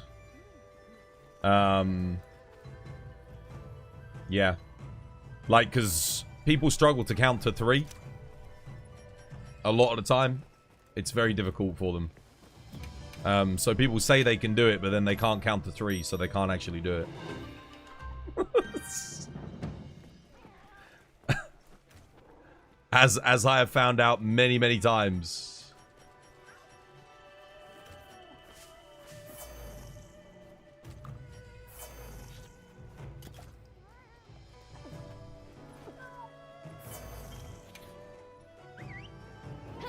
Like, I know how to sit in a spaceship to go up to like the ISS, right? I know how to do that.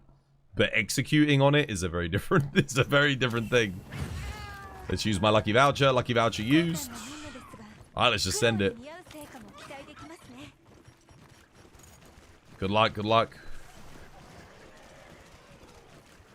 Right.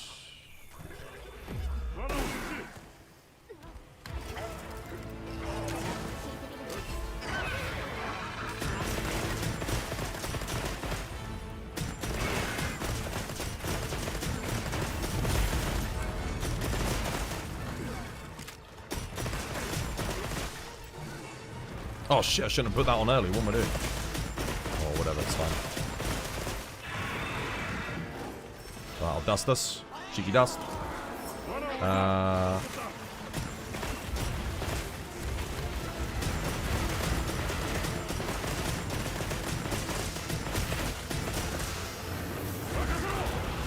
Right.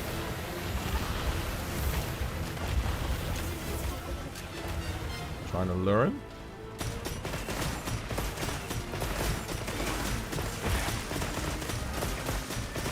The only thing is, Saber could have been shooting that entire time, but he wasn't. He shouldn't really have the hunting one out anymore, right?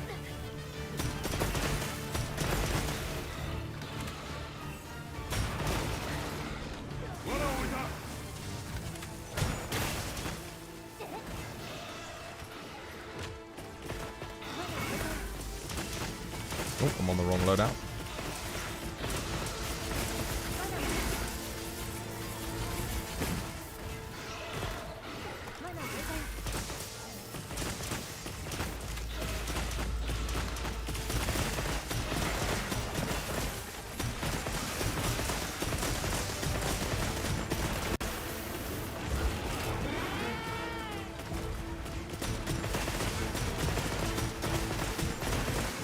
Inflated.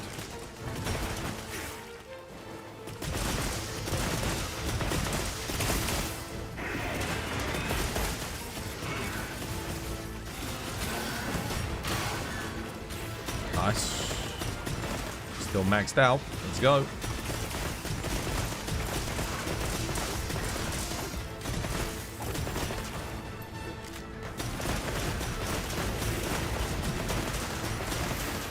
Bro, what the hell?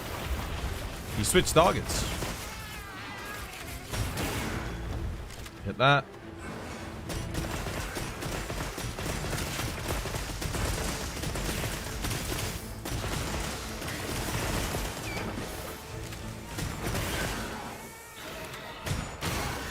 Gotcha.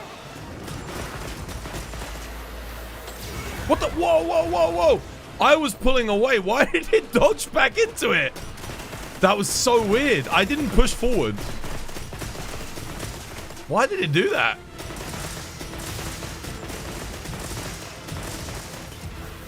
I've almost gone through all my ammo, man.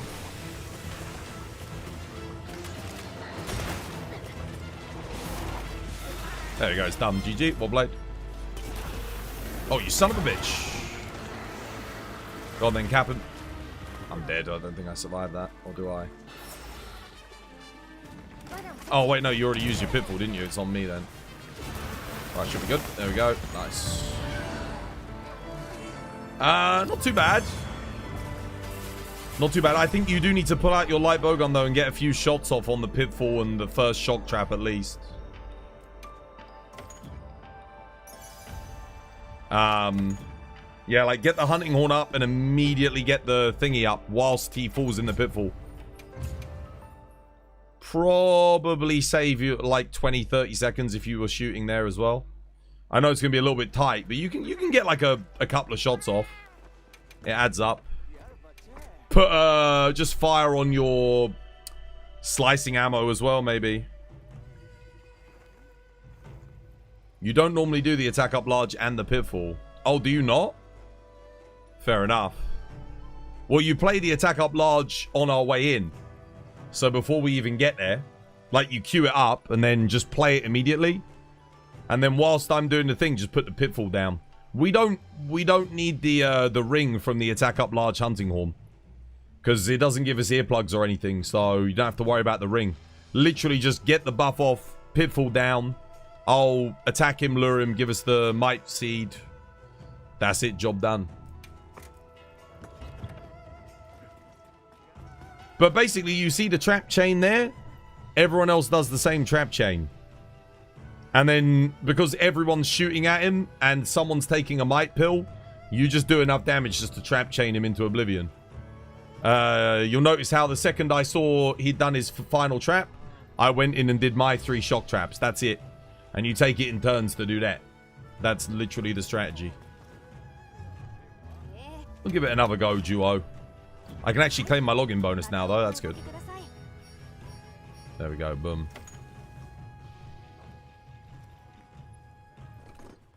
You'll join with your water charge blade. Water light bowgun, dude. Water light bowgun. Charge blade, it doesn't work. You can't get the trap chain done with charge blade. Because of all the other... Oh, no, I don't want to quick the... Fuck's sake. I was trying to go up. I pressed up twice to activate my lucky voucher, and it didn't register the second up press.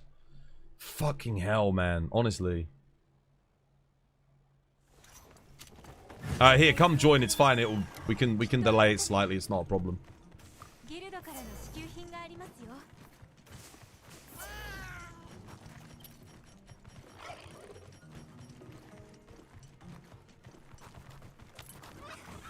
I'll wait.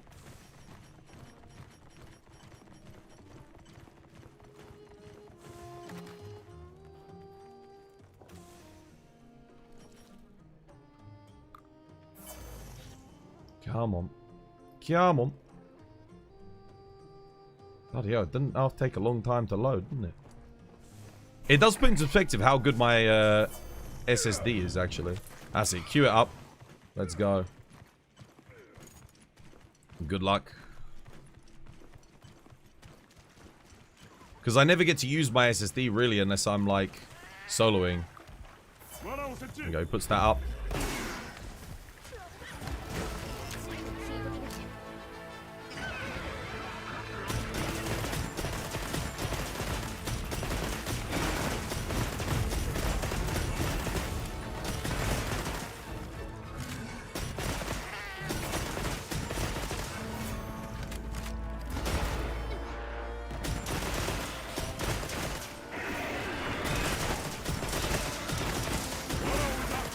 There we go. Nice. Didn't miss it.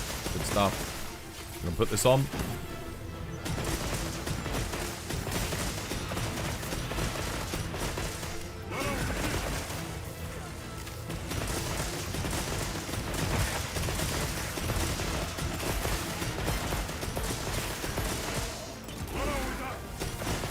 I've got to get in there now.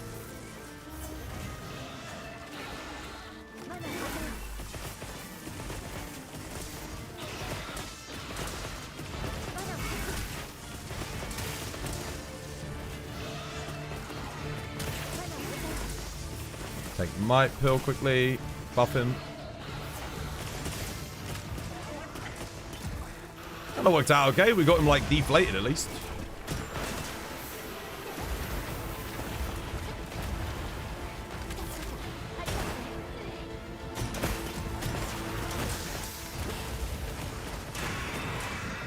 Nice.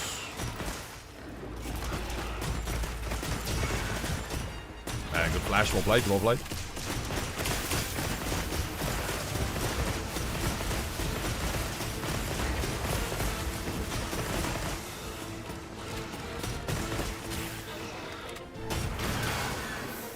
Oh, damn, dude. Oh, oh, oi. Oh my god, dude, this freaking mofo is like clipping me like crazy. Can't even see because the goddamn camera. Capcom wanted to copy Dark Souls devs a little too hard, I think. Out of ammo.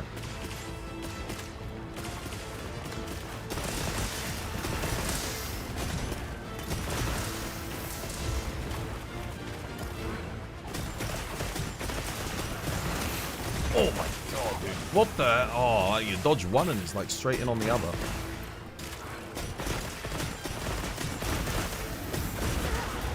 Oh, well, rip me.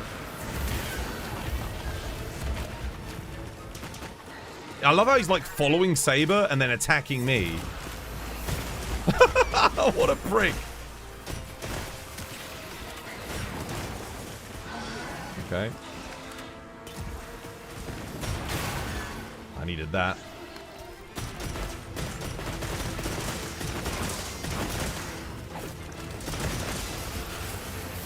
Why does it do that? I'm dodging and pulling this way and he keeps dodging back into it. It's done that so many times. What the fuck is that? Oh, he's ready for capture. Whoops. Fucking asshole, dude. That's twice. I'm dodging and I'm pulling towards the camera. I'm pulling down and my character dives right back into it. What a fucking prick. Yeah, I couldn't do anything, dude. He was fucking on my ass. And my character decides she wants to fucking run into the goddamn thing. Oh! Shithouse of a monster. Why does it keep doing that? I'm pulling towards the camera. Holy fuck, 447. Well, fuck me, Saber. That was dog water. That was fucking terrible. How was that worse than the other run? How was that worse?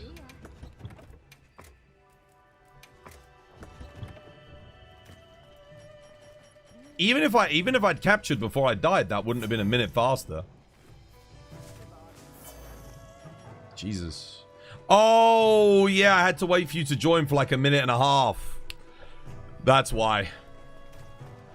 Yeah. I forgot about that. Water charge blade could come in handy. Now, water charge blade, no. No. Light bowgun. Get a water light bowgun. And we can do the strat. Water light bowgun.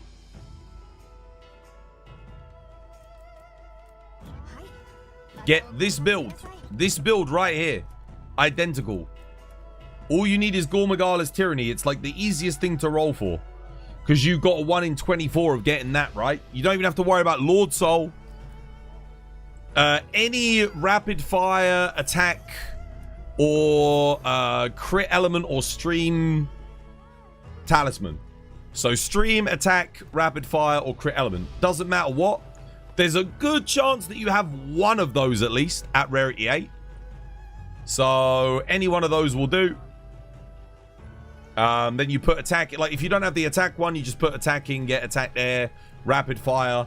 Like worst case scenario, you lose 1 level of precise. It's fine. It's not a big deal. And then you just run this. This is the build. Peak agitator. You get wide range in so that you can take the might pill and buff the team. Like everyone takes one. Coalescence to activate from the Gormagala bonus. Antivirus to boost that. Max Might antivirus for crit. Agitator for crit and raw bonus. Peak performance to boost raw. Burst level 1 just to get the initial raw boost. Yeah, I mean you get the burst 2 on this anyway. Element absorptions on there. I mean, honestly, I might be better off running Gogmazia's top and then going Gore helmet. That's probably a bit more efficient in truth, but it's fine. This way I get 2 levels of peak performance. You can change 1 level of precise for 1 level of tetrad shot. Yeah, could do. Could do. But I'm typically a little bit closer than the rest of the team. At the start, because I'm luring and that, so... I don't know. Would that give me enough over the course of the hunt? Maybe. I do have 9 shots in the chamber, so I would benefit a little bit from tetrad. That's the build. I will not use light bowgun. You've never used it. You're about to learn. Okay, look. For everyone looking to use light bowgun, anyone looking to learn it, watch this. Watch this. This is how you play light bowgun. You ready? So first things first. You press circle. It puts your automatic thing on. You shoot and you hold down the R1 button and you aim. At the end, you press circle. You press R1, you reload. When your bar starts getting low, you press triangle circle to load your special ammo in. And then you shoot your special ammo. Once the special ammo procs, it refills your bar. You can also get your bar back by doing that. Putting your corruption mantle on. Corruption mantle also gets your bar back. When you see a weak spot, you can hit it to get your bar back. Also maintains bar. Okay? Again, when it starts, literally, you just keep shooting. Hold R1. Simple as that. When your bar starts getting low, triangle circle, load that in special ammo. That's it. Again, hold R1.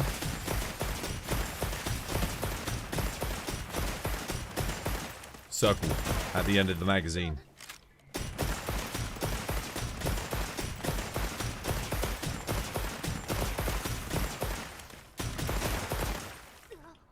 Just keep on going, keep going. Hope that you make a weak spot.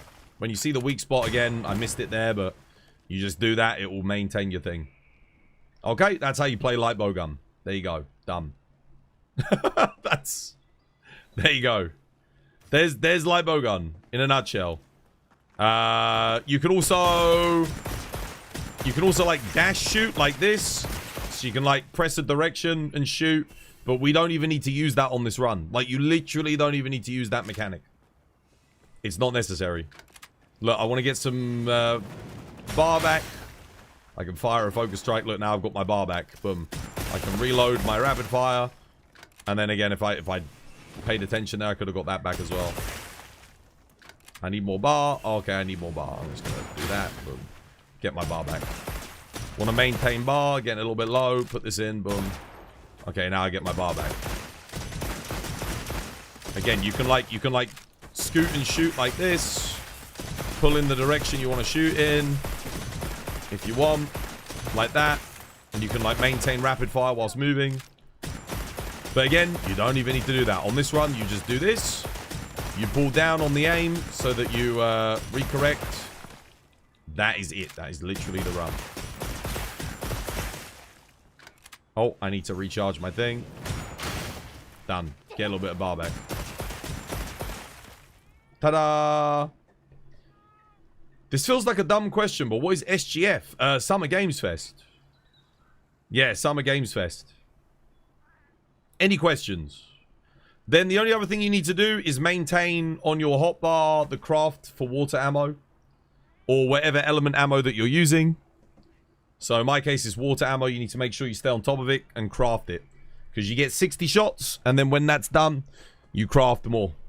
So you need to put flow ferns in your loadout. Like so. There it is, flow fern. Basically, the entire thing comes down to management of your rapid fire gauge. Okay.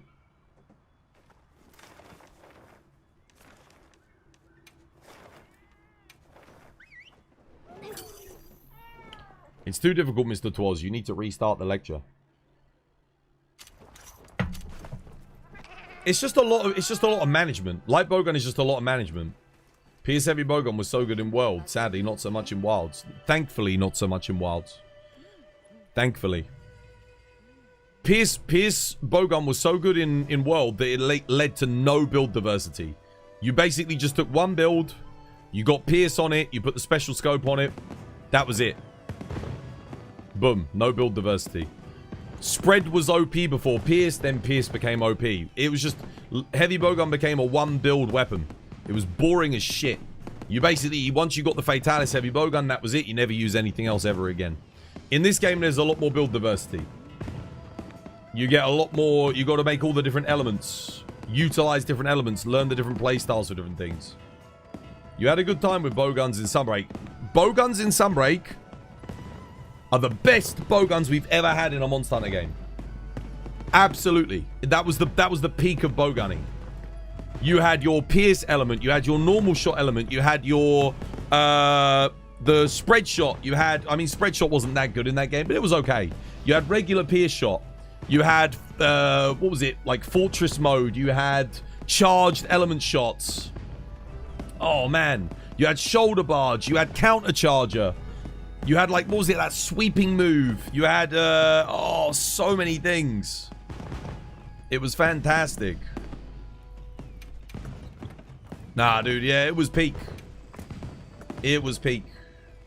That is, for me, Sunbreak is hands down the best light bowgun and heavy bowgun have ever been.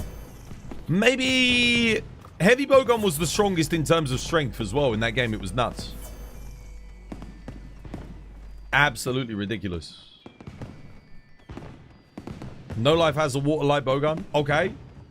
Did you copy my build, No Life? Do you want to give it a go, dude?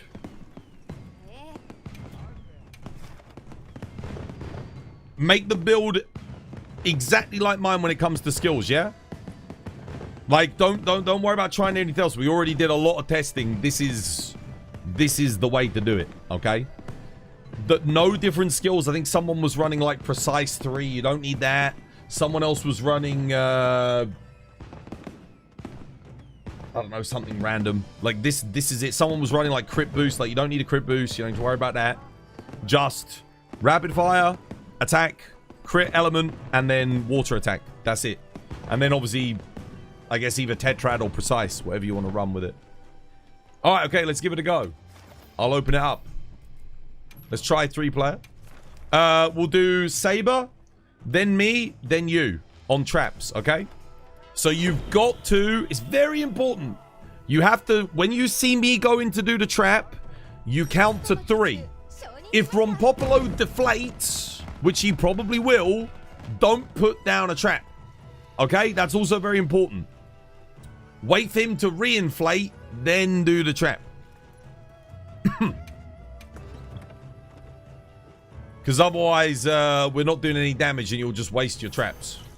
That's the only thing you've got to keep your eye out for. If you see him deflate and you put down one trap, that's okay. That's fine. Just wait for him to... Just pause. Don't do another trap. Let him reinflate and then start the trap chain again. That's all you got to do. Because he will likely deflate after me. So after I've done my one, yeah? The other thing is, do not put your Corruption Mantle on at the start. Wait for him to enrage, then do the Corruption Mantle. Because otherwise it will get rid of your peak performance, okay? That's the only other thing you have to consider. So let him enrage, then do Corruption. Here, come on then, Saber. Oh wait, Studi, dare I ask, do you want to join? Dare I ask? Probably not. No, I didn't think so.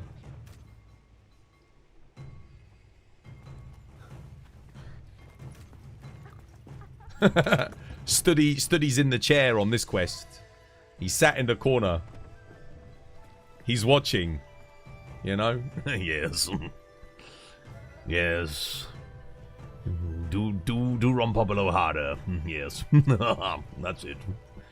That's my Rompopolo. That's Study in the chair in the corner.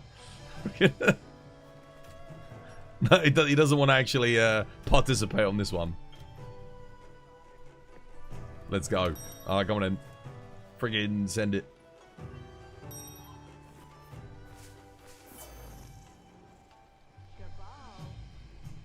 It'll be your first ever run with light bowgun. Go to all you have to do is just go to the training area, just get a little feel for it, and then you'll be fine. Just get a feel for it. It will take you like spend like 10-15 minutes just in the training area with it, and you'll have enough knowledge at that point to get it done. It's literally just hold down the R1 button. That's the gist of it.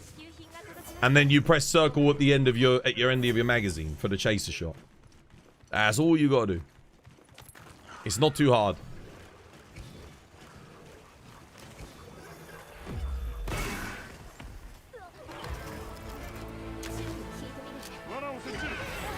Shit, missed my iframe. Whoops.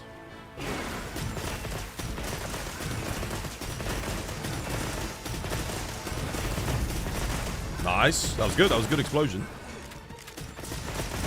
Yeah, no life. See, you put your corruption mantle on earlier. I did say don't do that. You want to put it on there. That's where you put it on, see? One shock trap.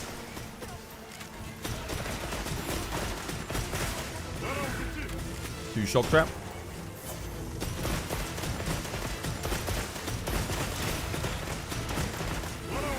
Three shock trap.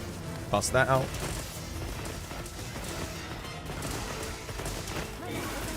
One shock trap. Pause. Pause. Pause. Two shock trap. Pause. Pause. Pause. Three shock trap. Alright. No lives up.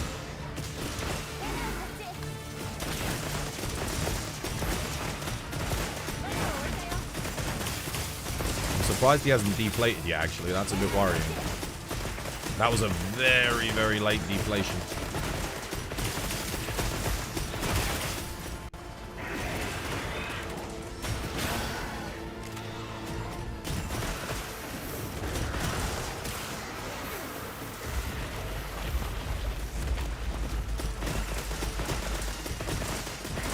Pitfall? Anyone got Pitfall? The fact that he deflated so late makes me... Oh my god. Makes me think we might be missing quite a bit of DPS. How did I not hit the thingy there?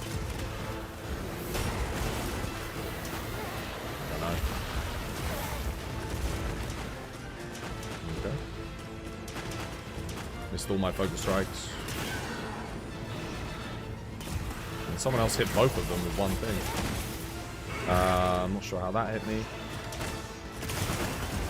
No, I ran out of... ran out.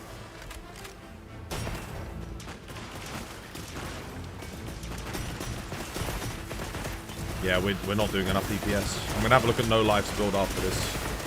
He should have been done. Even with 3 players, we should have been good there. I think he's missing something. Definitely.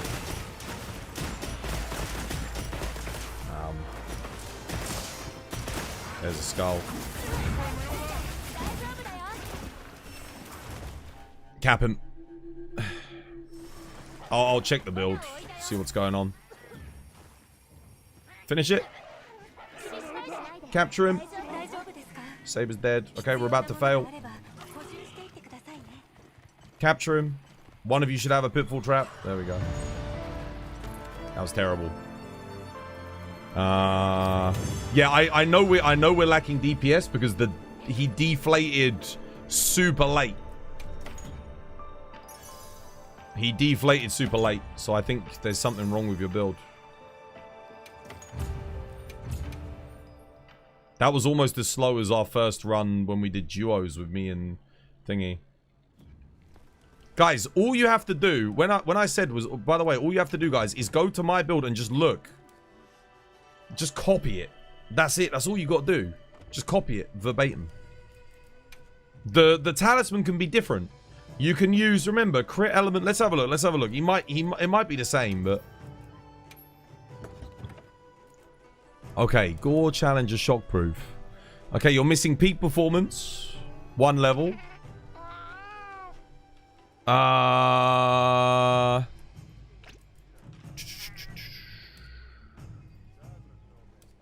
What else are we missing?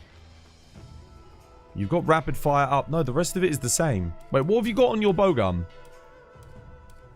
What have you got on here? Ah, you're missing ammo boost EX2. So that means you've got 2 less shots in the chamber. That's a pretty big loss on DPS. You gotta have capacity too. Yeah, it doesn't sound like a lot, but when you reload, you're hitting 0 DPS, right?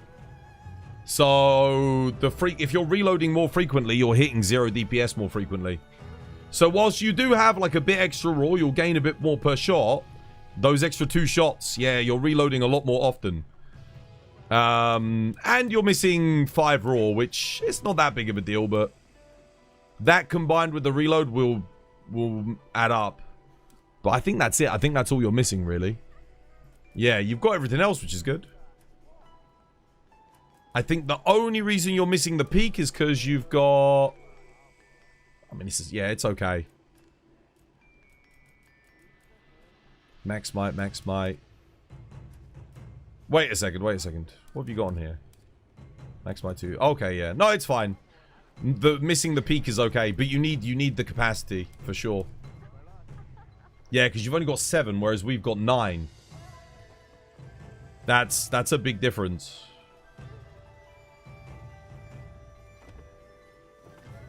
All bowguns apart from Dragon Light Bowgun, if you're only using Dragon ammo, need capacity too, guys.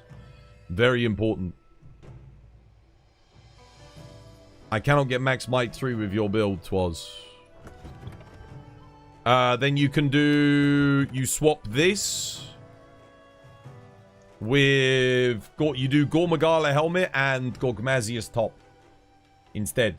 If you don't have a talisman like this, you need to switch these two. And then you'd sacrifice 1 level of peak performance instead. That's what you've got to do. Yeah. So you go Gore Helmet, Gog Top. The only way you can make this build is if you have Max Might on the talisman. Otherwise, or peak on the talisman. Oh no, not peak. Coalescence. Yeah. If you have Coalescence or Max Might, then you can make this version of the build.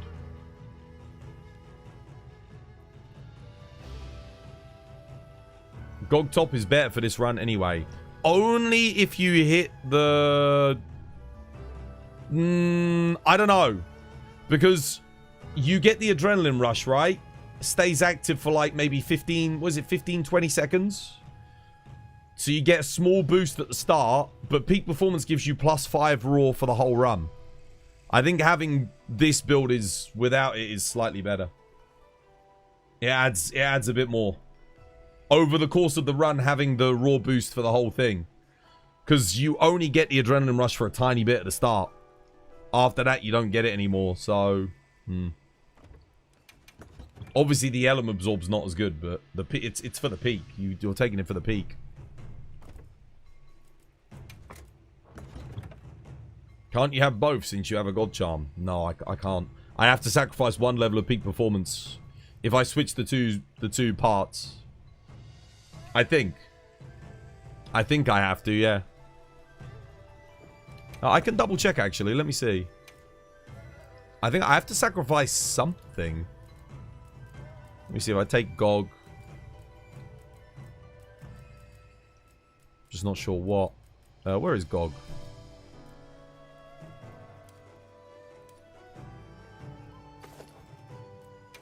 Gore.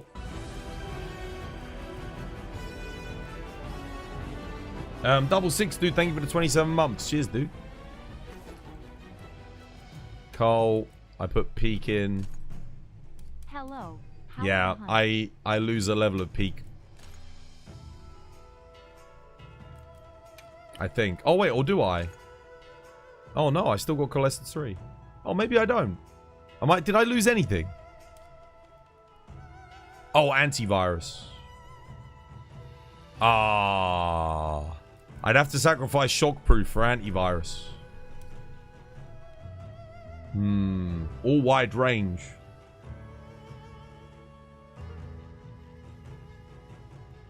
Which would make the might pills. The might pills wouldn't give as much uptime.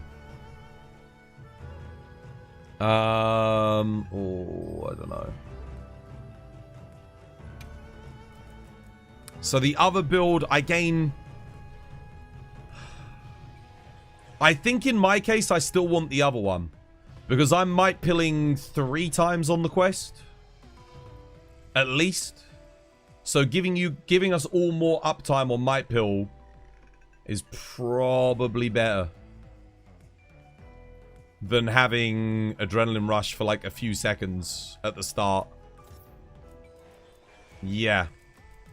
I think this ends up being slightly better. It's close though. Yeah, no, it's fine. I'll stick with this. Because it does let me get... It does... I don't know how many more seconds you get there of might pill. Might only be 5 extra seconds. But on a run that's this quick, that actually will make a big difference. That's like a good few extra shots of buff. Have you ever gotten a world record? In world? Yeah. In world I had a couple. Right, I'm going to post again. Am I opening this up for Robert? Robert, you're last on the trap chain, dude. Which means you need to do, Robert, you need to do shock trap, shock trap, shock trap, pause, because someone will flash, and then you do a pitfall trap, okay? At the end. Oh, you're practicing? Oh, okay. Fair enough. Let's give it another go then. Let's see how we do this time. Also, by the way, no life. Do not put your corruption mantle on until after he enrages. You lost peak performance 5 for the entirety of that quest. So that's minus 20 raw, is it? Or 25 raw? I did say at the start of the quest, but I know you went and did it anyway. Yeah, 20 raw. So you were down about 7% damage for that run. You've got to wait. You've got to wait until after he roars. When he gets out of the pitfall trap, pause. When he'll enrage, then put the corruption mantle on, yeah? That's what you got to do. Didn't you also have a world record on the Gravius Arena for a bit? I don't... yeah, I think we did. I think we did for a tiny bit. Like, it was like one day. It was like one day, and then I saw someone post a faster roll. Like, the next day. It was like for 1 or 2 days we had the world record. Grinding that out was annoying because of... Do you remember back then sneak attacks were bugged? Here, come no life. Let's go again. Is it okay if you still go with the old light bowgun then? Yeah. We'll give it a go. Let's see. Maybe I think it was a combination of things. I think the fact that you're down a level of peak performance, you're missing the ammo in the light bowgun, and you didn't have peak performance for the entire quest. I think that's why we were lacking so much damage. Because you're talking minus 7%, minus an extra 3%, minus an extra 2%. You're like doing 12% less. It adds up. Like every little thing adds up, you know, when you're doing a run that's this tight. But if you keep your peak performance up, that's going to give you like an extra 7-8% damage. You thought it was the first raw? No. Keep an eye on the map. Look at me. Watch me. When I put it on, you put it on. We do it at the same time. Because we're waiting. We're letting Saber do the traps anyway. If you can bring an element hunting horn as well to buff at the start, that would be good. But...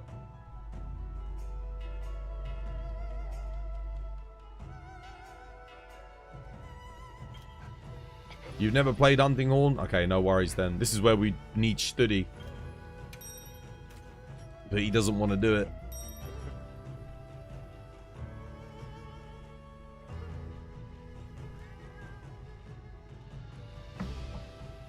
Basically, you just bring a Lagiacrus Hunting Horn, and you put Sonorous in it, and you play the element boost notes.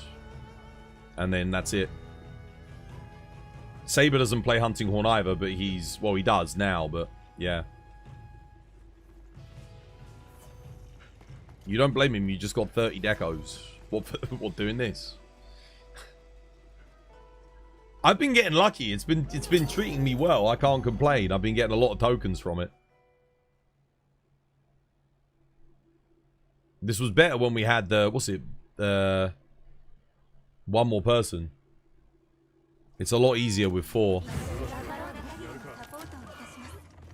I mean, three's okay though. It's just we gotta iron out the mistakes from No Life, and we should be fine. But he's just learning it, so once he gets comfortable with it, it'll be easy. Oh, for God's sake, dude. Goddamn thing. Okay, missed the iframe. That's not good.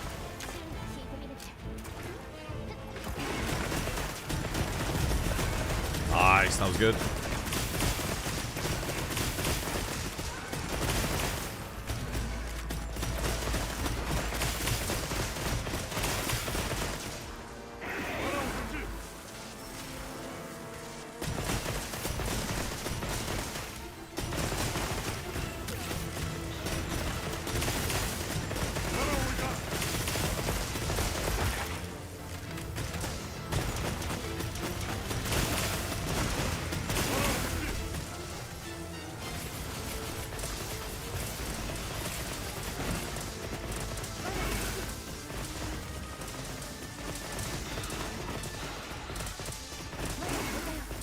Don't forget to be taking those might pills intermittently. It should deflate here.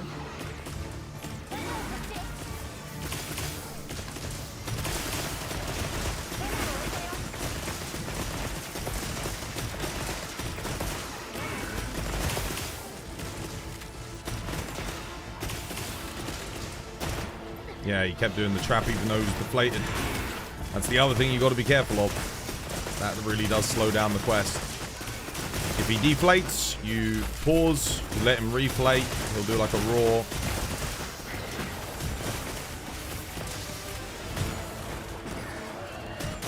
I actually somehow clipped that. Oh my god, what the hell? It's kind of crazy. I missed it.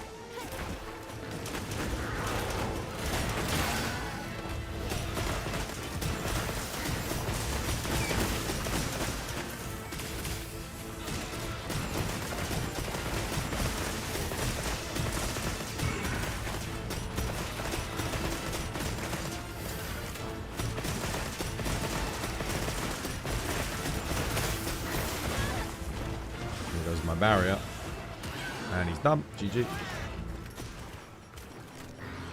That was a little bit better, but I can't put my trap down. Anyone? Yeah, there we go.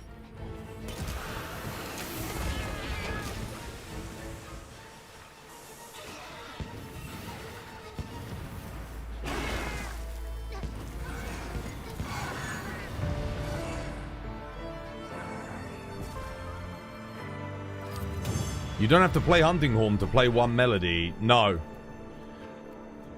That's it. That was better. That was better. 30 seconds better just because you kept the peak performance up. See what I mean?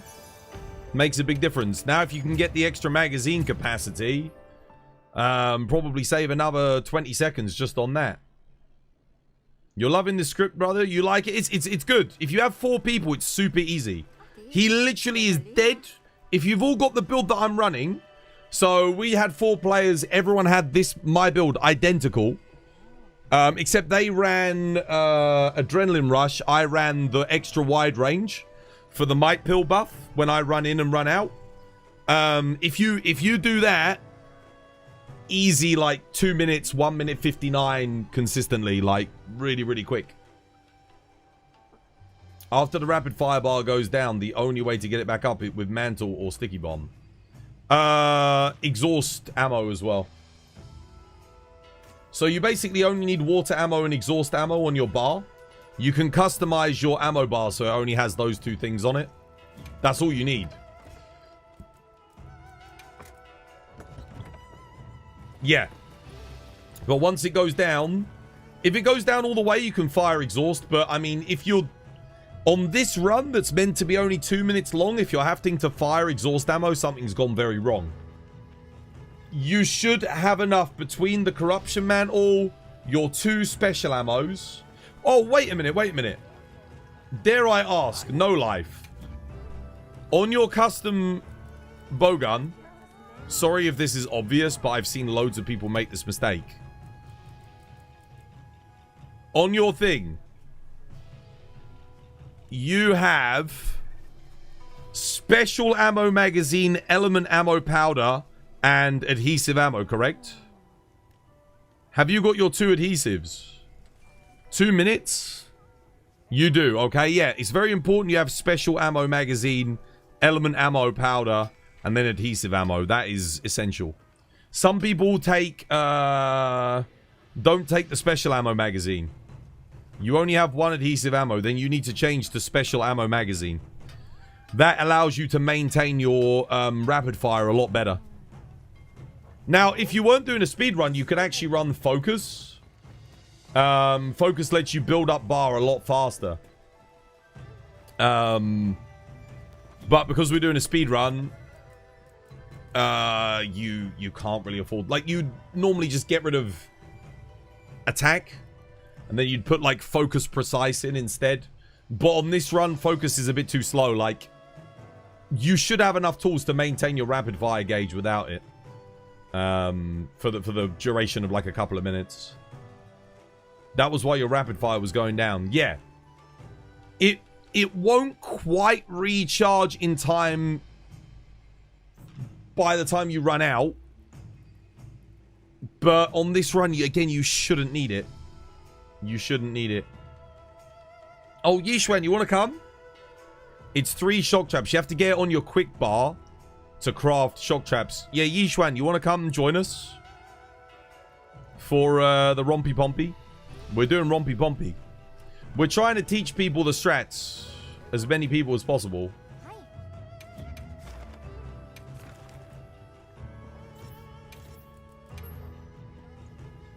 What we can do is if Yishwan joins, we can...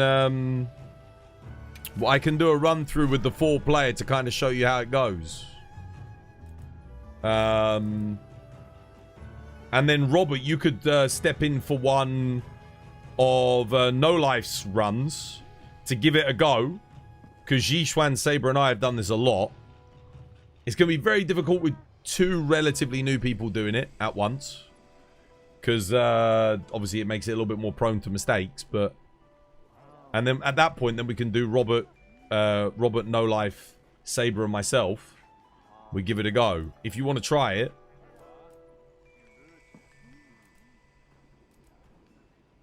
I'm going to use a lucky voucher this time. I need to use some lucky vouchers. I've got half an hour to use some, so yeah.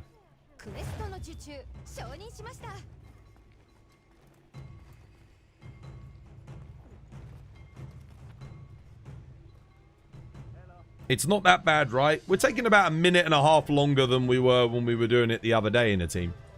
So, it's not terrible. But we could definitely use a last person to trap to at least smooth it out a little bit. And someone else to be doing might pills as well. Because I don't think everyone else is doing the might pills just yet. Obviously because they're just practicing, you know, getting a feel for the strats. Once you're comfortable, then start incorporating the might pills in. It does make a big difference if you're doing one with... That's literally why I'm running wide range 4 on the build. Is just so that I can... Because when I'm doing the trap chaining, when I go in and come out, I can do a might pill. So that means whilst I'm putting my traps down, everyone's like max buffed. You are taking... Oh, that's good. Yeah, that's good. But it's more so as well the people on the 3rd and 4th trap cycle want to take them as well.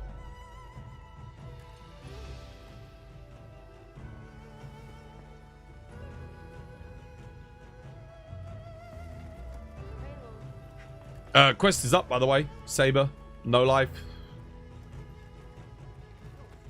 Robert.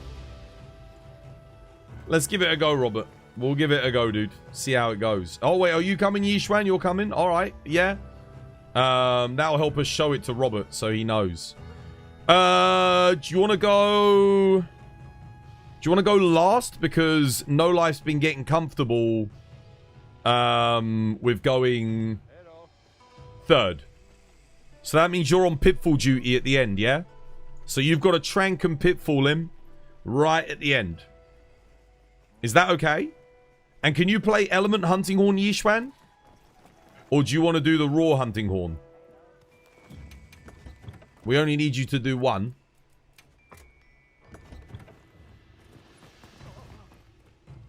You're going to run out of storage? How many storage spots do I have? That's okay. I'll go trade in a minute.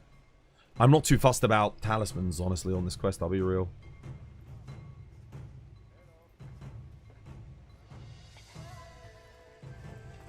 You place your free shock traps, then pit. You place your free shock traps. You trank. You pause. You wait for Saber's going to flash, because I'll have lure pods in. Then you pitfall after the flash. And if all goes well, if we've all done enough DPS, he will be captured right there and then.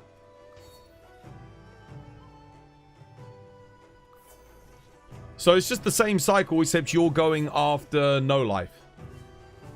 Is there a reason why you keep doing Rompopolo? Best battle worn ticket farm in the game. Assuming you're getting relatively lucky. If you get 2 battle worns on average, it's like it's really freaking good, because you can get it done in 2 minutes.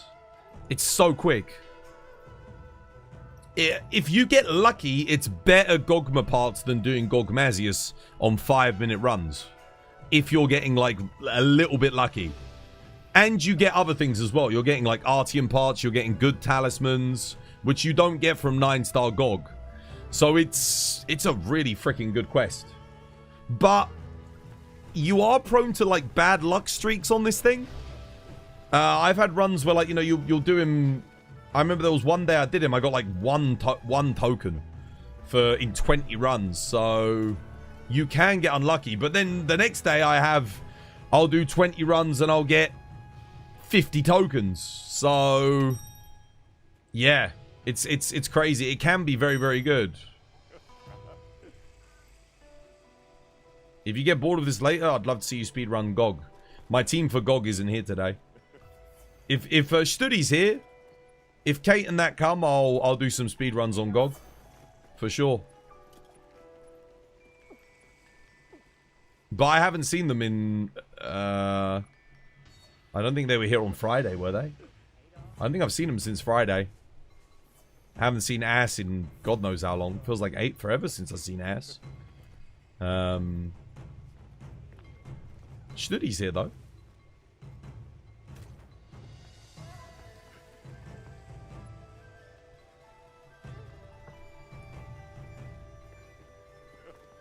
The only thing is, if Kate's not here, then I've got to play Light Bowgun, which...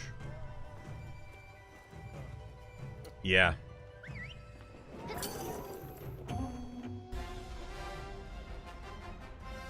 Papa Noah, thank you for the follow. Welcome. It's good to have you with us.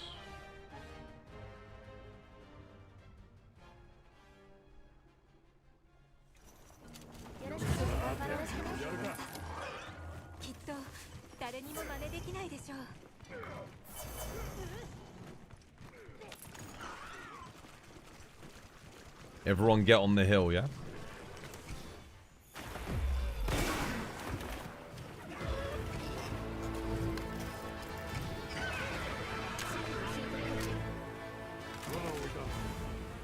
Here it comes.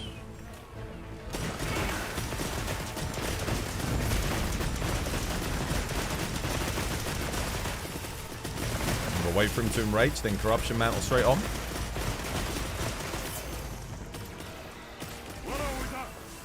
That's it on. One shock.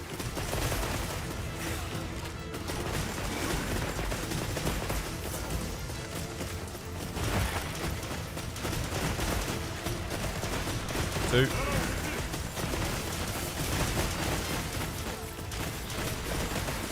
Oh wait, shit, was that all 3? Oh dude, I messed up. That's a good flinch. Well played. Brilliant flinch.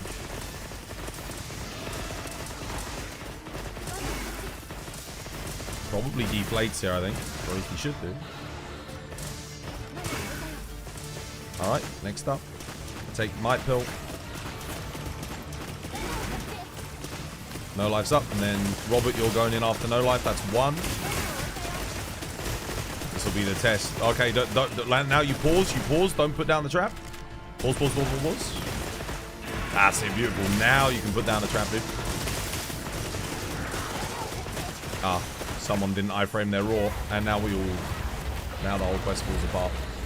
Yeah, you got to learn how to iframe raws, guys. Very important. I'll try luring him back in, but I'm probably dead here. Unless someone kills me. Yeah. That's no life fucked up. Now that I have my performance up.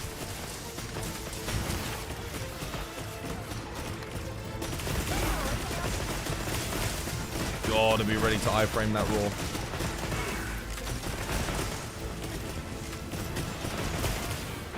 It's not gonna be ready for capture, guys, because I wasn't attacking that whole time. That's it. It takes one player to fuck up, and the whole thing falls apart, see?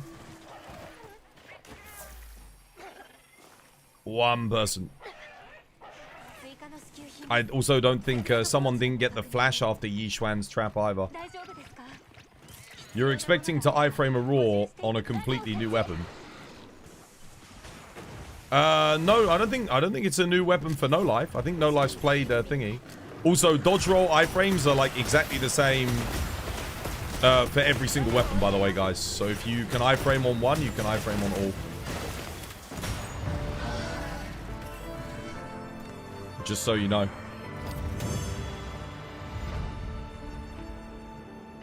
But yeah, you should practice your iframe dodge rolls. Definitely. You were waiting for Saber to flash. Did you do all 3 shock traps? He will always roar on a reinflate. Always. But that goes to show you just how, like... Yeah. Or you know, you could bring the Kongalala hunting horn to give everyone earplugs. No life. And you can play the ring. That way you don't have to worry about iframe dodge rolling the raw. You thought heavy bowgun's roll was slower than everything else's. The iframe occurs at the same point in the raw. But we're not running heavy bowgun, so it doesn't matter. It's irrelevant. If you can dodge roll with a sword and shield, great sword, long sword, any other weapon, you can iframe dodge roll with light bowgun. It's the same. You have the same window, same animations, almost identical as well. Pause play the earplugs buff. I can't. I don't have time. I don't have time to buff everyone, might pill, lure pod, and pull him to the thing. I don't trust anyone else to lure pod him in because people don't understand the whole concept of perpendicular between him and a trap. Otherwise, I could let someone else do the luring and stuff. But if the lure goes wrong, the whole setup goes wrong, then the whole quest falls apart right from the get-go. But yeah, someone could bring Kongalala and just put a ring up to give everyone the earplugs buff.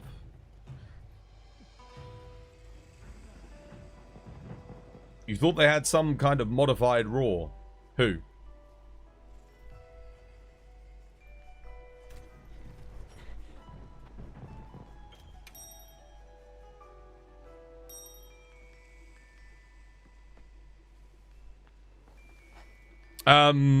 If you can't do the iframe raw on the deflate, then Yishuan can take over on the 3rd and you can do the final traps.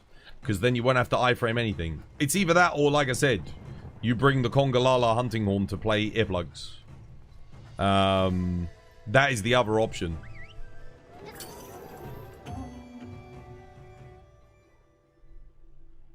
If you're eating for a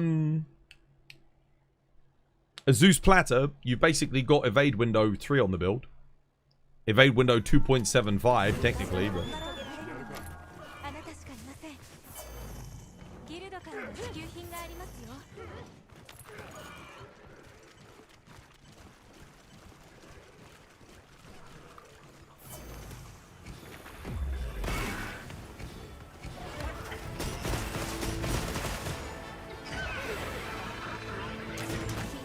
Alluring. Okay, trap didn't go down.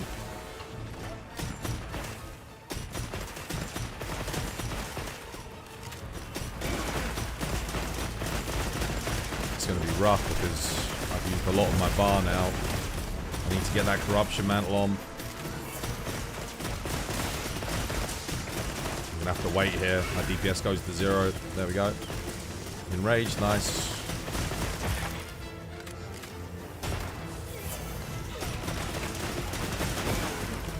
Two. Going in on 3.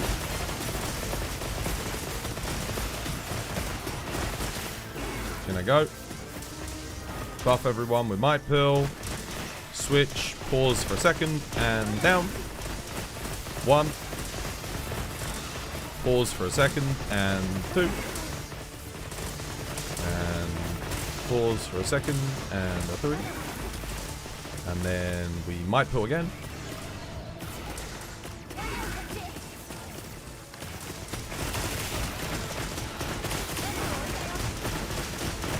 Okay, don't put the trap down.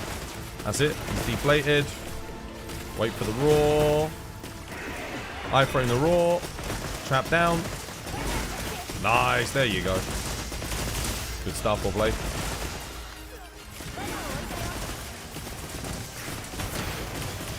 Refill. That's it. Keep it going. Keep it going. Get ready on that flash saber.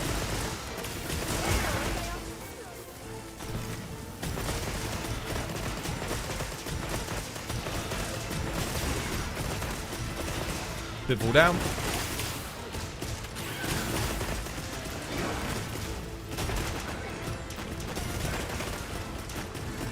Oh, I actually ran out this time. Damn. There's the skull. We need one more trap. I'll get him. That was close. That was damn close. Maybe someone forgot a Might Pill? Almost. That was really good. That was by far the best one so far.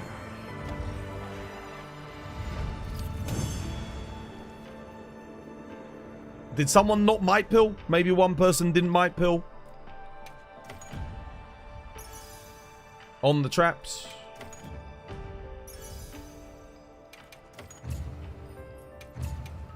You didn't Might Pill?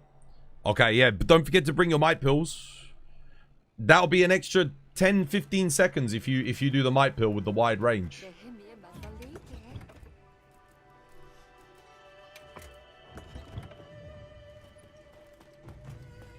You think you're ready? Okay. Do you want to sub in for no life on one and just give it a go?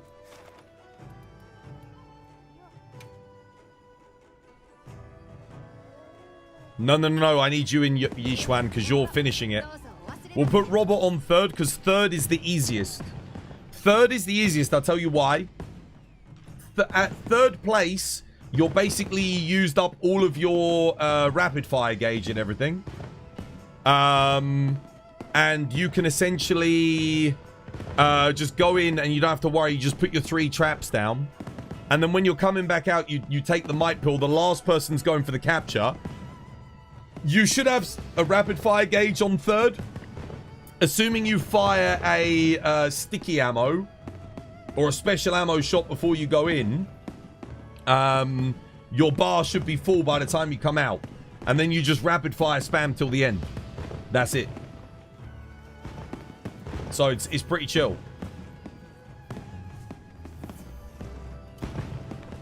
Let Robert sub in for No Life, because No Life's not playing any hunting horn or anything. That way Robert can just chill. He all he has to focus on is doing his traps and taking Might Pill. That's it.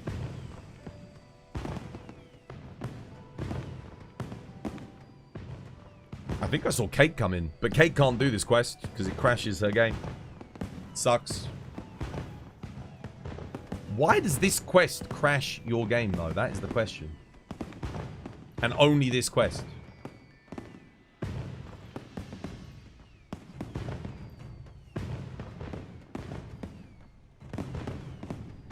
Nah, dude, No Life. No Life. We went from, what was it? Like, the one run was 4 minute 47. And then that run was 2 minute 47. So 2 minutes shaved off.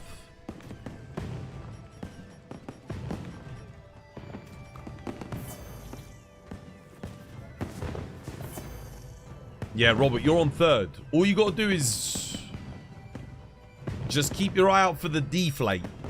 Remember, if he deflates, don't put a trap down. Just get ready for the dodge roll, yeah?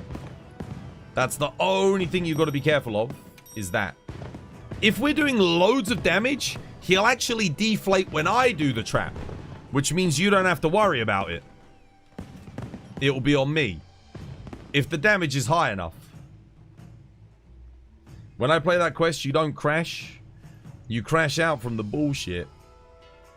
Well, because the rewards... Have you been getting unlucky on the rewards?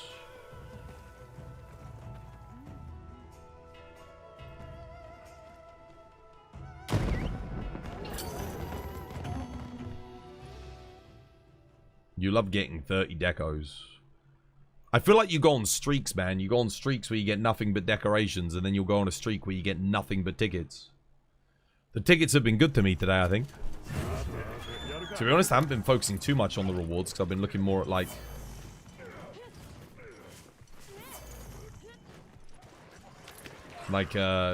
how everyone's playing and stuff.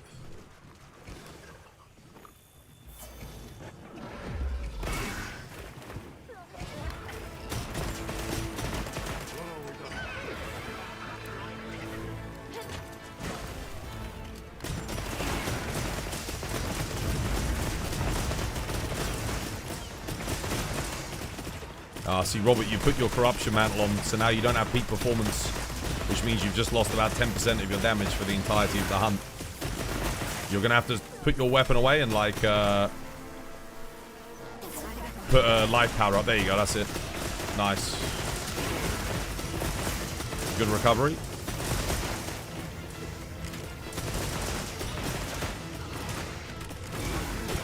Final trap, going in.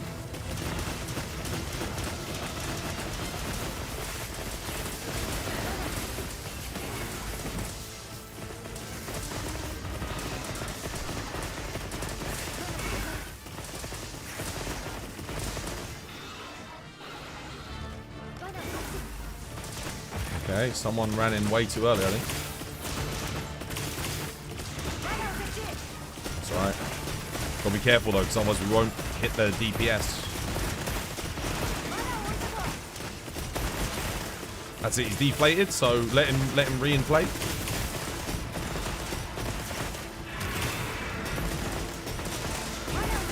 Nice, well played. Was that? Okay, yeah. Nice. Maintain.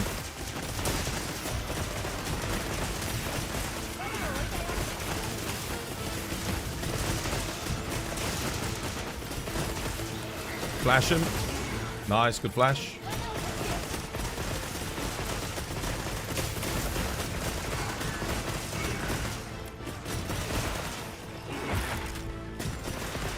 I'm lure podding. Pulling him back. Trank him. He should be done. Yeah, GG, well played. Nice. Good stuff. You played horrible. Well, that was 17 seconds faster than the run we had with no life there, so it couldn't have been too bad. But oh my god, oh shit, my rewards were terrible. Speaking of, yeah, sometimes you do get shafted. Yeah. Robert went too early. That's okay. It's fine. 230 is not bad for a first attempt. Not bad at all, man. I got shafted that time. God damn. Can you get one in? Okay, alright. Sub in for Robert quickly. Robert, Reaper's going to join one. Go on then, Reaper. I'll put one up. Let me use a lucky voucher. I need to use these anyway. You're on third, Reaper. You're on third. Okay, just be ready for the deflate. Make sure you keep your eye out for the deflate so you can let him cycle. Don't spam too hard. You didn't eat the might pill. Yeah, so there's like an extra 30 seconds to be saved there on not going in too early, eating the might pill. But that's fine. You'll get used to that.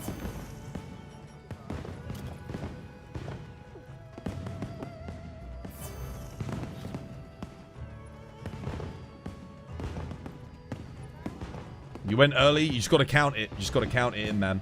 When you see the... So if you're on third, you just got to pay attention to the second, which is going to be me. I'll always do second. Yeah. Can I join and use Greatsword? Steady. Since when do you ever play Greatsword? Poor Greatsword. Oh dear.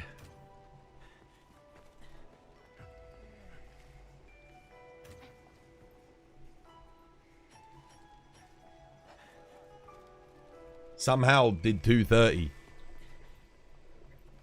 Yeah, 230, that sounds about right. Because, what was it? A missed might pill. And you went in a bit early on one of the traps. So our PB, I think, is like 1 minute 59. So 30 seconds added. Yeah, one person going in a bit early on traps. Not taking a might pill. Sounds about right. Like, probably about 20 seconds there. Plus or minus.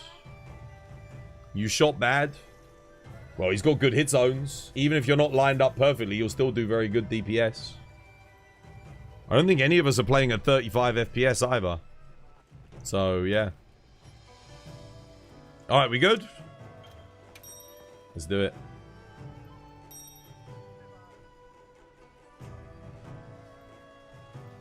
If we all played at 35 FPS, we'd probably get like a minute 45. It would add an extra tick of damage to all of our shots. That adds up. That really adds up. No, you guys picked it up quick, man. I'm glad. I can tell that you've been watching and paying attention.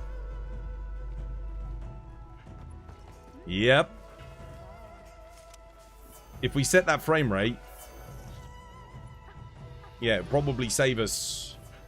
Assuming we're on like a really good runs pace, I think you'd see a massive increase in the speed of the run. Alright, Reaper, you're on third. Do it. Dude, but I hate playing at 30 FPS, man. Feels like I'm playing the game on the fucking PS2, bro.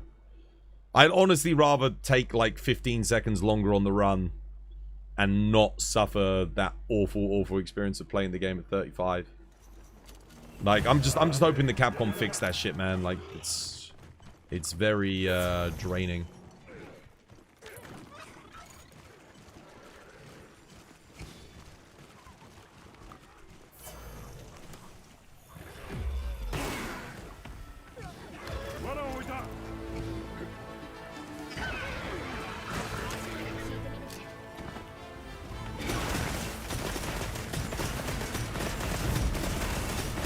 Oh, that was a really good explosion. We got the triple proc there. Good RNG.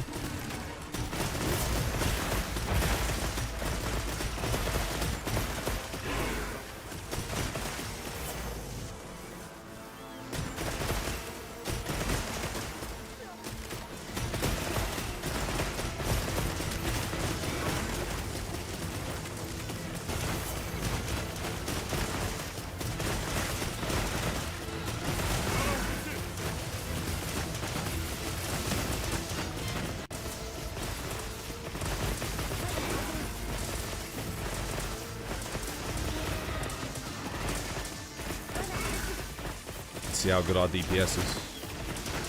Can we deflate here? No, not quite. It's alright. Might pull on. Get ready for the deflation. Probably gonna happen any second now. There it is.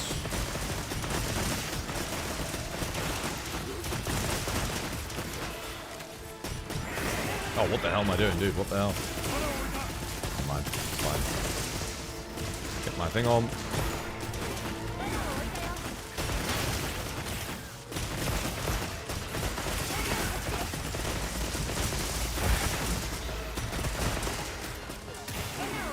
ready for the flash.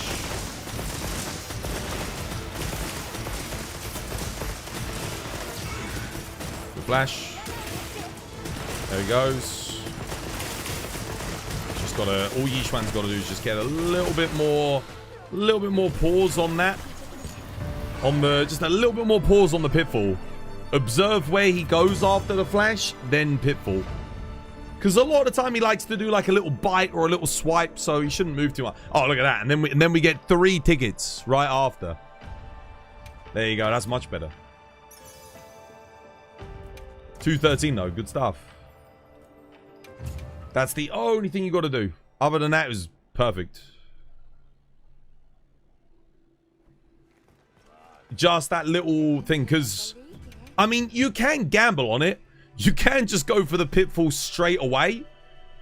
And sometimes he will go straight in and be immediately captured. I mean, if you're really going for a speed run, like, you'd probably gamble on it. But because we're just farming it, it's better to observe and see where he goes.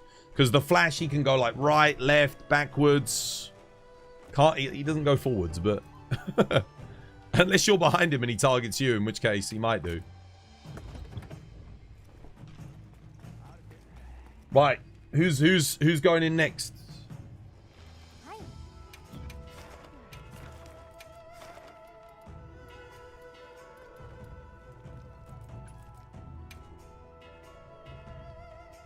You want to give it a go, No Life? Okay, all right, cool. You're in. Let's do it. Reaper for No Life on 3rd spot. Reason why I put in 3rd is because I think 3rd is the easiest.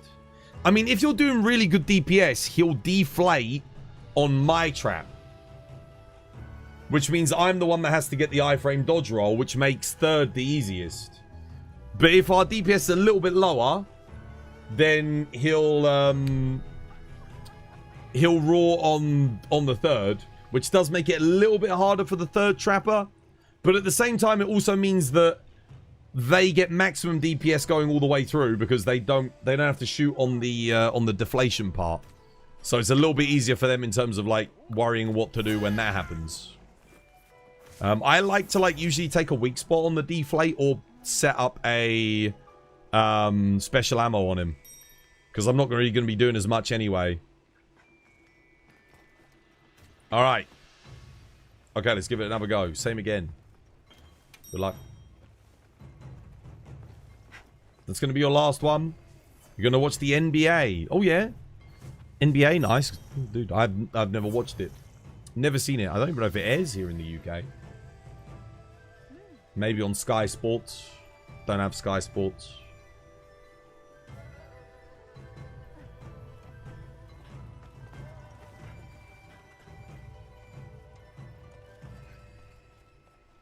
LeBron James.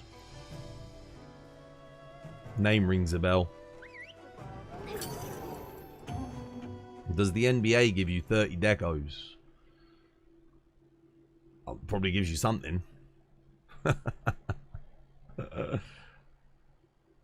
At least on the bright side, this Rompopolo is like kind of good for like other players to catch up if they can get good at the hunt.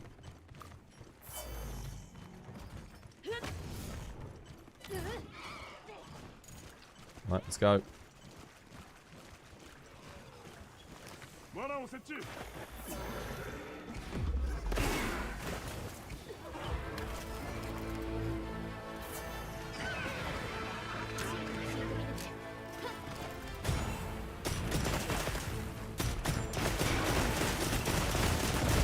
You also don't want to use your special ammo right at the start. You want to use your special ammo when your bar's a little bit done. Otherwise, you won't get maximum efficacy out of it.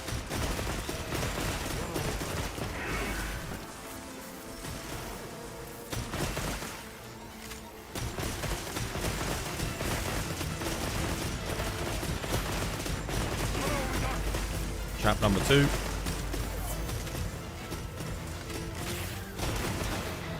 Right, I'm going in on number 3.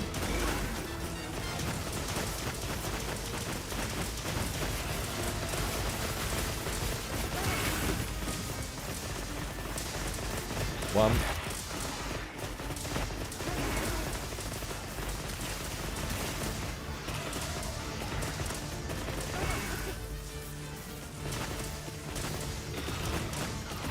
I think.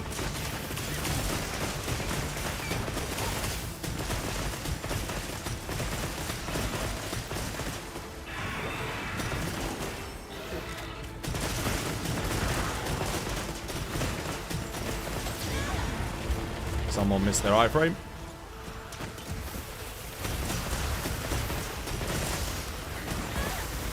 Now I die as a result of them missing their iframe. You forgot to bring traps. I'll go get more traps then.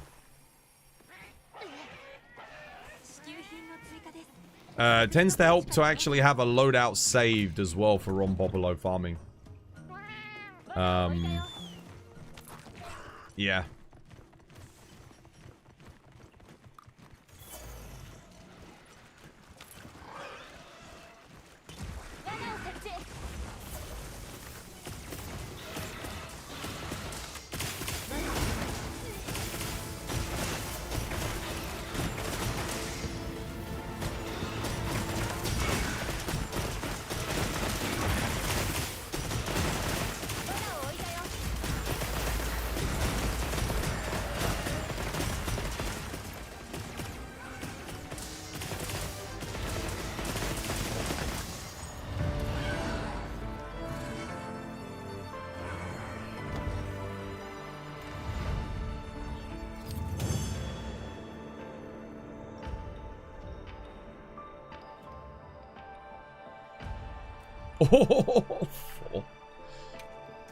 That's what I'm saying. Like, dude, if you get 3 or 4 tickets every couple of quests, it's the best battle tempered in the game.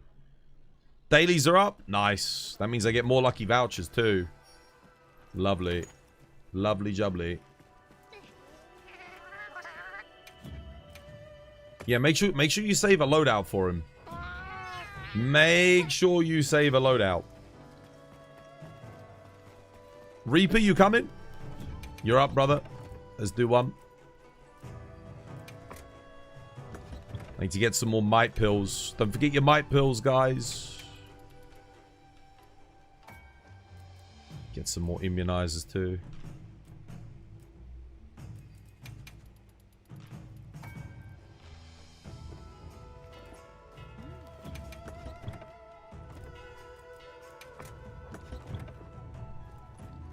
Bring trank knives. It's okay. The person that's doing the last trap chain can put down trank pods in between the traps. It's fine. It's not a problem. Because someone flashes, they can trank, pre-trank, and then put the pitfall. At which point he gets captured instantly.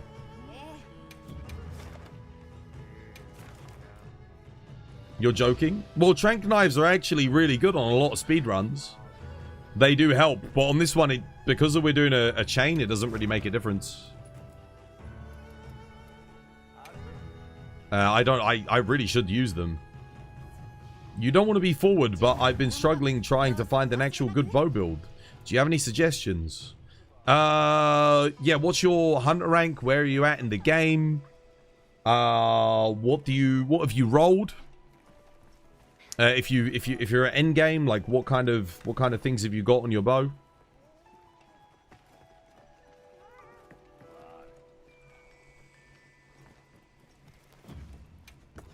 I've got a few good bow builds. I mean, it depends on what you're fighting, but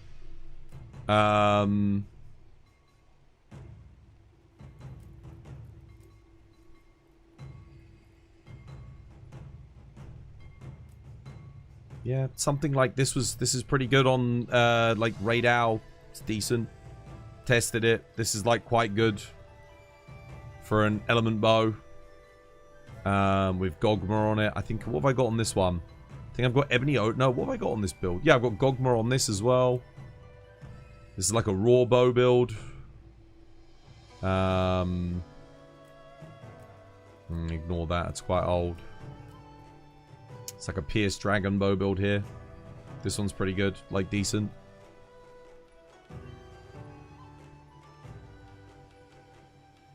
Depends on what you roll. You can roll Gogma, you can roll Gore.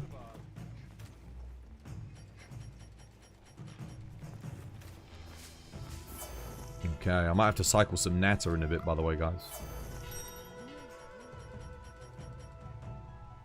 Yeah, okay, I'm good.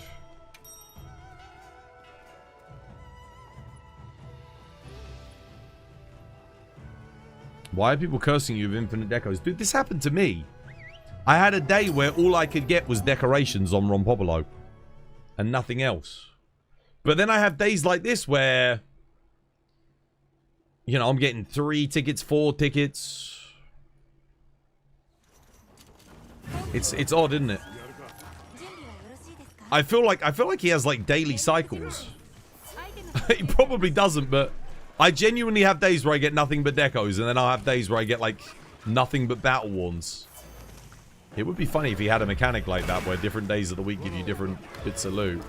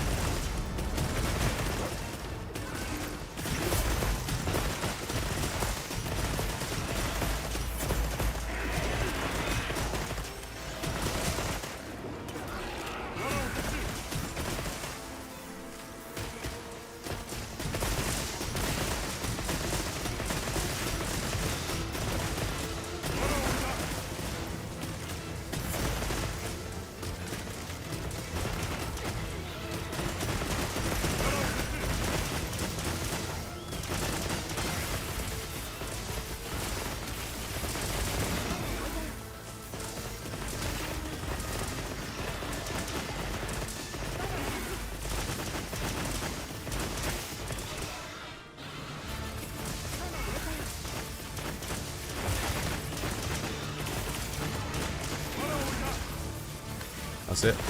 Pause. Let him do his thing.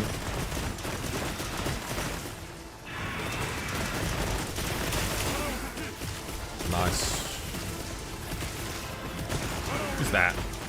Sakoko! Dude, thank you for the follow. Cheers, me dear.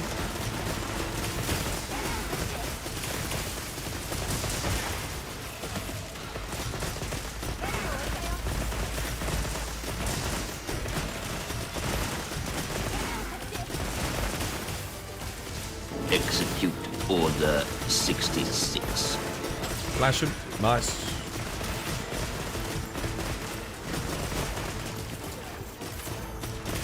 We're gonna have to lure bottom here.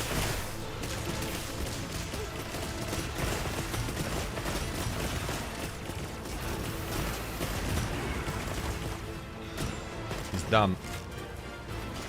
There you go. Almost. Your HR 312, thank you for showing me the builds, because now I have a good idea. In terms of rolls, you want 3 attack, 2 element. Always, yeah? Unless you're doing a Dragon Piercer build, always 3 attack, 2 element on your Artian. And then you want to get, like, obviously 2 element EX, 2 attack EX. Yeah, got another 2 tickets, not too bad.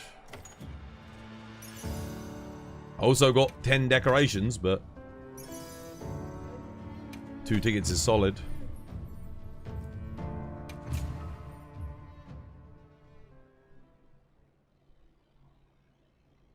Who placed the pitfall? I think I might need to go up and one second. Let me go quickly to Suja to trade in my decos. I think I'm getting almost full.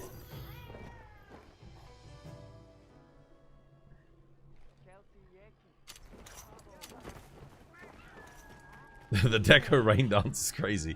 Wait, you getting nothing but decos every single time?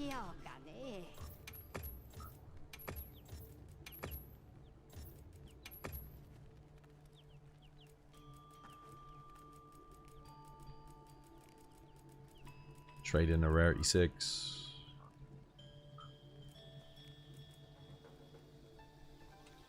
Yeah, that can go.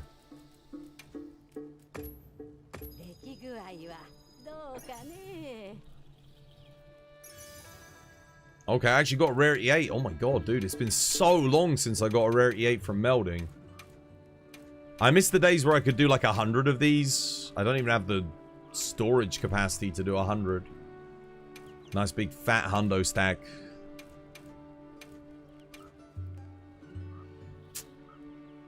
I mean, blast attack is atrocious, so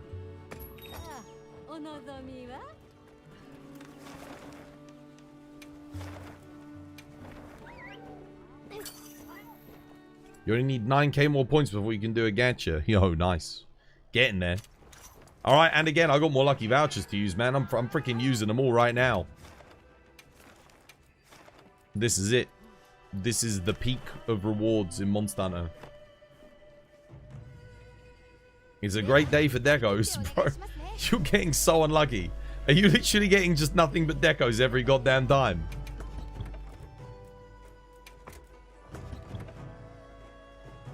How you doing, Bloody Nine? Welcome back. I hope you have yourself a lovely W1.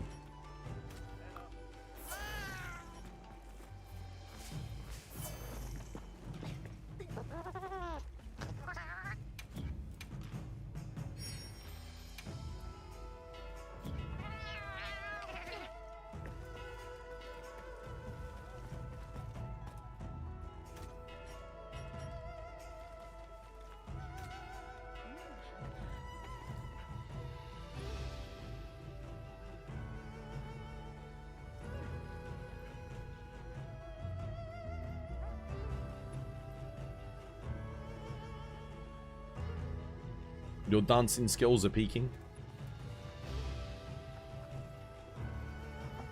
Oh, I think I'm having leftovers for dinner tonight.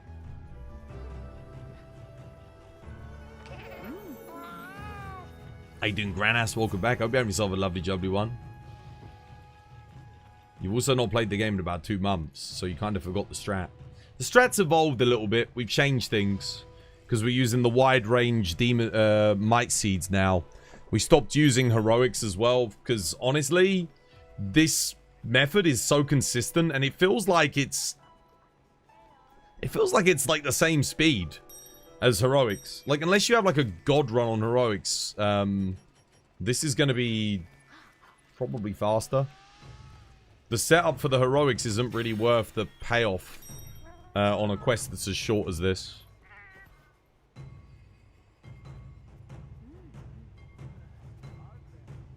There's not enough time on the run-in to get heroics up as well. That's the other issue. It's times like this where I actually do miss the health boost decoration. Where you used to have health boost, because then you could have like a lower amount of health. We'd be able to drain the health faster to get heroics up faster.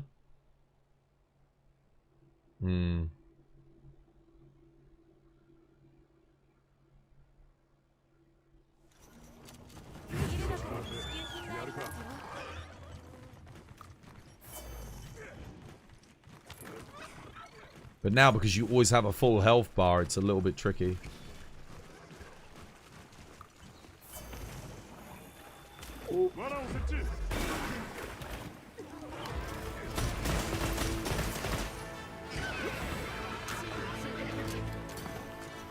Going in.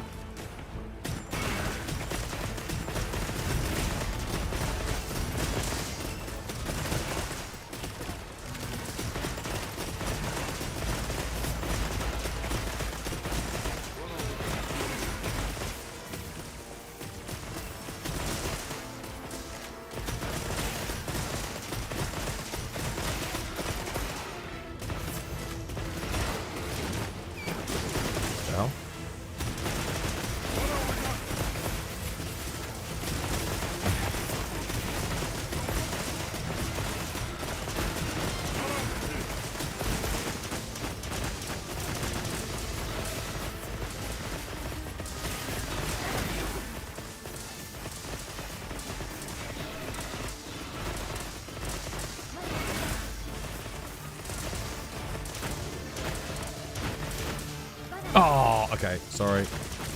Yeah, the DPS is crazy this run. That's right. Let him raw and then do yours.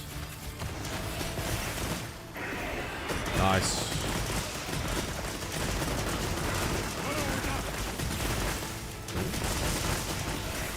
Lovely. Playing a bit of camera souls here.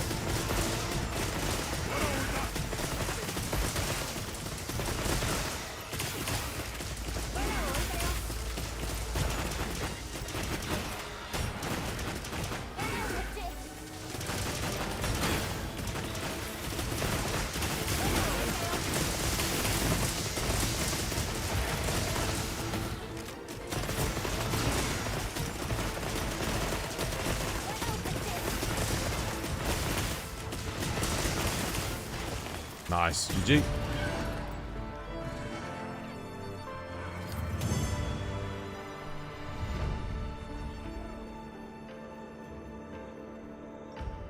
Another 2 tickets, man. Can't complain. If he keeps giving me 2 tickets, it's... it's good. That was awkward. He was really pushing me up against the wall there. If I didn't have precise 2 there, I'd have been screwed.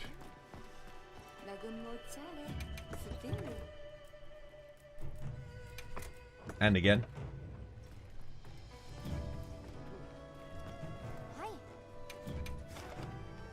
Your 3rd emblem today. Dude, I feel bad, dude. I feel bad, dude. The first quest we did, I got 3 emblems. The first quest we did hours ago, man.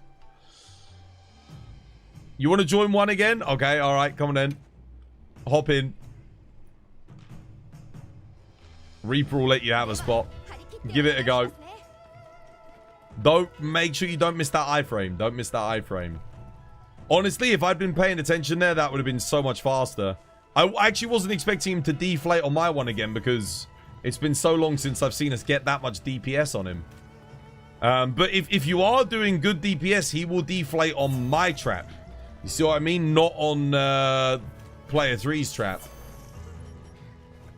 But that means we were doing very, very, very, very good damage.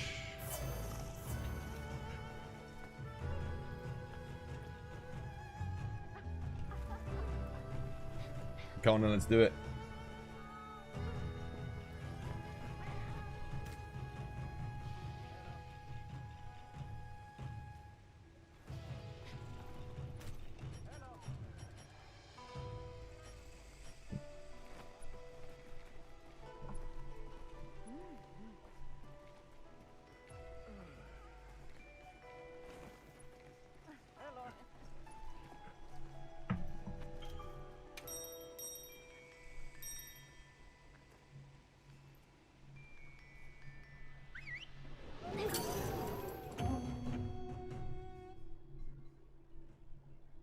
Alright, let's do it.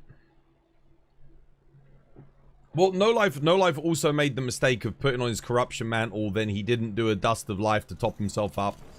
And he didn't have something, he didn't have peak. He also didn't have the 2 capacity as well on the thing. So one of the reasons why his initial runs were slow was just because the build was a bit wrong. Like, the build makes a big difference, dude. It makes a huge difference.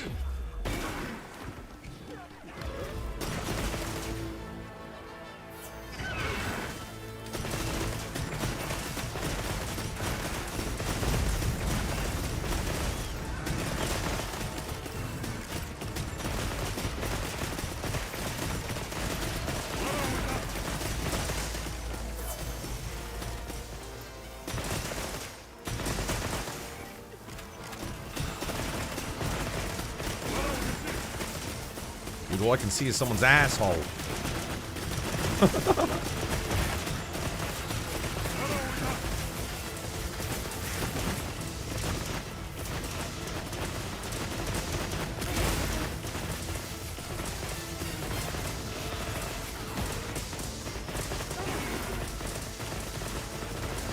gonna keep my eye out here for the deflate. Nope, we're good. Cool.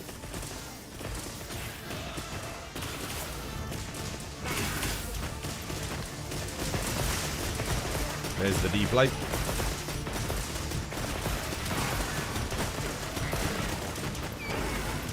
Nice.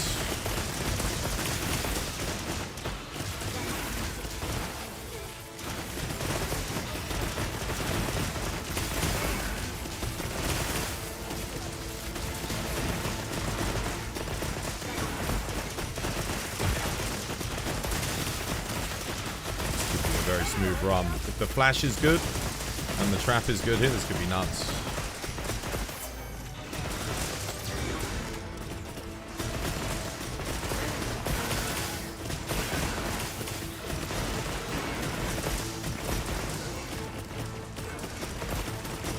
No trank. I ran out of ammo, rapid fire gauge. Nah, unlucky. Not enough DPS. I don't know how we were missing damage that time. I'll pull him back. It's fine.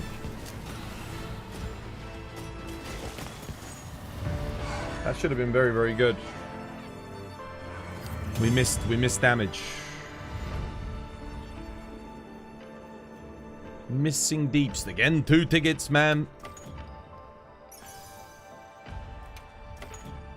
That was extremely smooth. Just a lack of damage somewhere. Maybe someone forgot to do Might Seeds. Tied. Yep. I think we're probably just a Might Seed away from getting a much faster time there.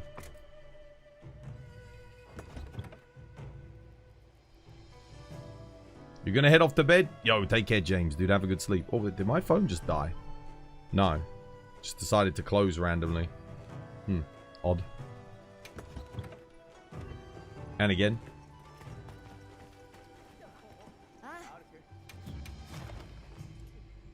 It's Might Pills, not Might Seeds. Yeah, you gotta bring Might Pills.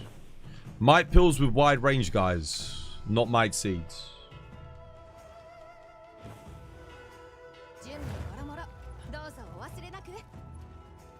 I mean, you should be eating Might Seeds anyway. But... yeah, Might Pill.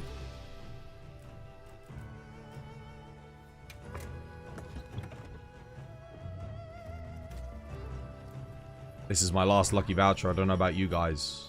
Are you guys still running on luckies, or have you used them all?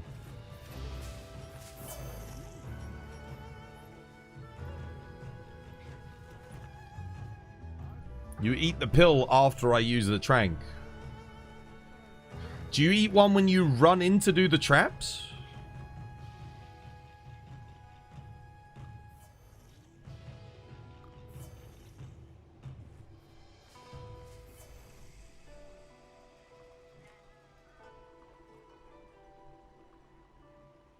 You don't use vouchers on this quest. You'd get 35 decos. I mean, sometimes you get lucky and you don't use a voucher, but you'll get all the bonus rewards on this anyway. Yeah. You eat pills and they still send me to the rubber room with the rents. Oh, okay. You were thinking that the third person... Always take one on entry and when leaving, just in case. Because... you don't know what's happening with the other person. They might be... they might run out of Might Pills because they forgot to restock, or... So yeah, just take one on entry, take one on exit. No harm in, like, doubling the chances. If someone forgets, that way you'll... You'd have to have both people forget at that point to not get them up, basically. I do one on entry and exit. And I do one at the start of the quest. Just before I do the sneak attack, I get one as well. So that way everyone's Might Pilled up.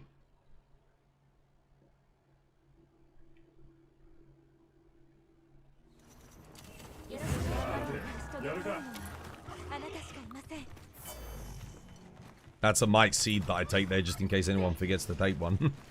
Just in case. So I'm jumping off here. I'll take one. Sneak attack. Rapid fire ammo in. Iframe. Lure pod on. Pulling.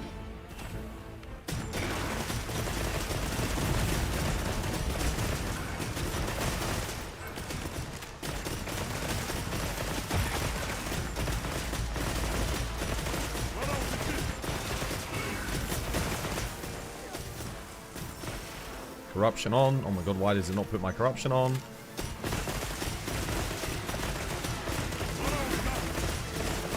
Honestly, the biggest thing with light bowgun is like missed inputs when you whip your gun out. That's the last trap. I'm gonna go in.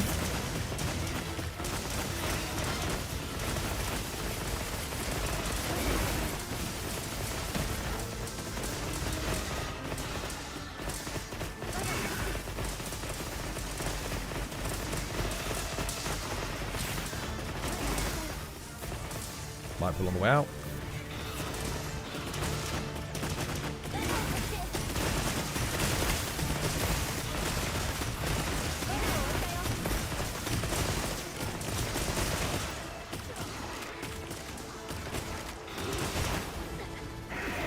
Oh shit, I missed. It's okay. It's funny how he just like gradually slides forward, isn't it? Old Rompopolo. He like slowly makes his way closer and closer and closer.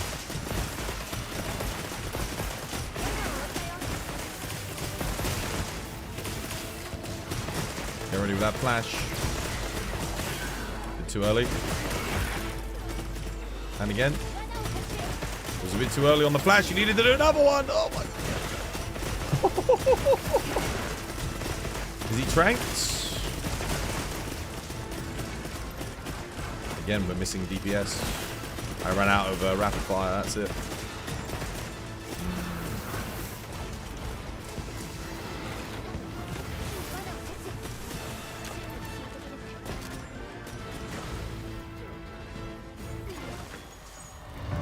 Just missing some DPS somewhere. Somewhere we're missing a bit of damage. The thing is smooth, everything's going good, but we're just missing damage. And I don't know where.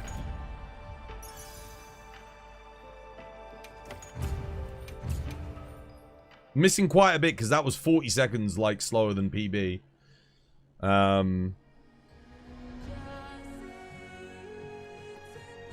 Romp didn't get affected by the first flash, I know, and someone didn't do a follow-up. But even so, we're still... He wasn't skulled in the pitfall. So we are missing damage. Did anyone miss a might pill there? Everyone's got their wide range, right? Did anyone miss a might pill? On that one.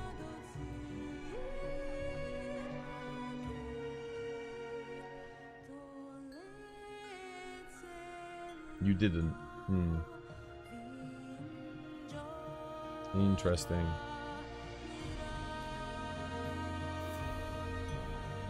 I don't know then. I don't know why that one took 40 seconds longer. Or like, well, not 40, but so much longer, you know? I'm gonna go see how many battle-tempered emblems I got from that little Rompopolo session.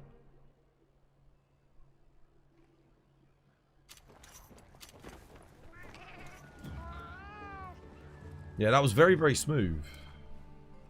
Very, very smooth. Let's see.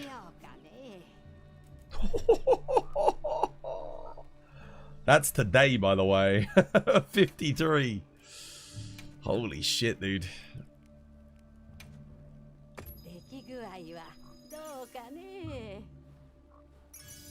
Juicy Gogma parts.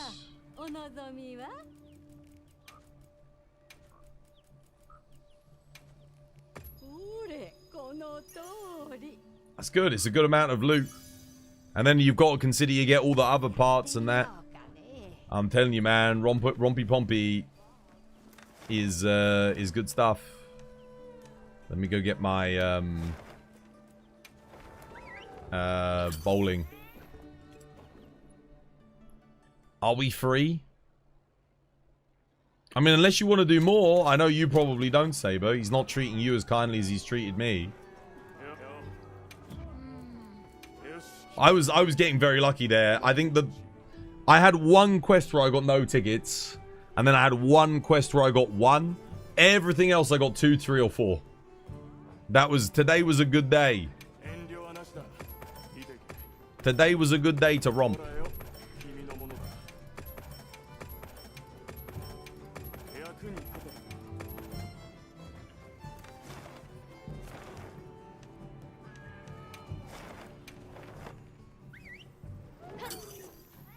You've been getting 1 to 2 tickets each quest with no lucky voucher. That's very good.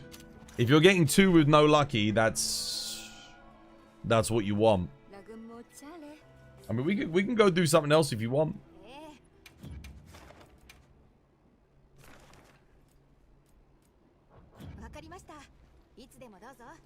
I know Studi and Kate were here, but I think they leave.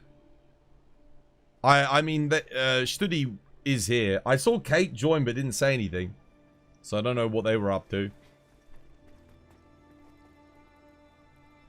I didn't even get a quest in with them. With you all so close, would Omega's Resonance do any good? Nah. Because, oh, look, there's Studi. Speak of the devil.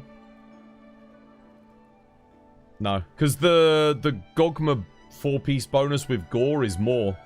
Gore Magala gives 25% affinity. And it activates Coalescence. The Omega Resonance only gives 20% affinity and it doesn't activate Coalescence. So Gore's just better. And then Gogma bonus is huge, 30%. Oh, Kate just left. There you go. They're gone. Shit. Well, fair enough. No quest with them today.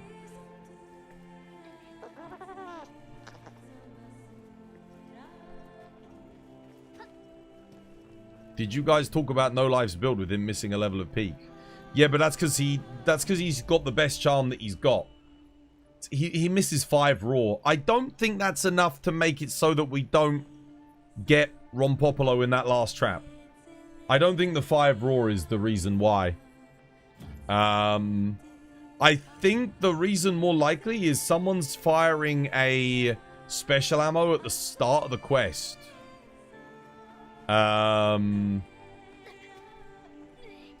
Yeah.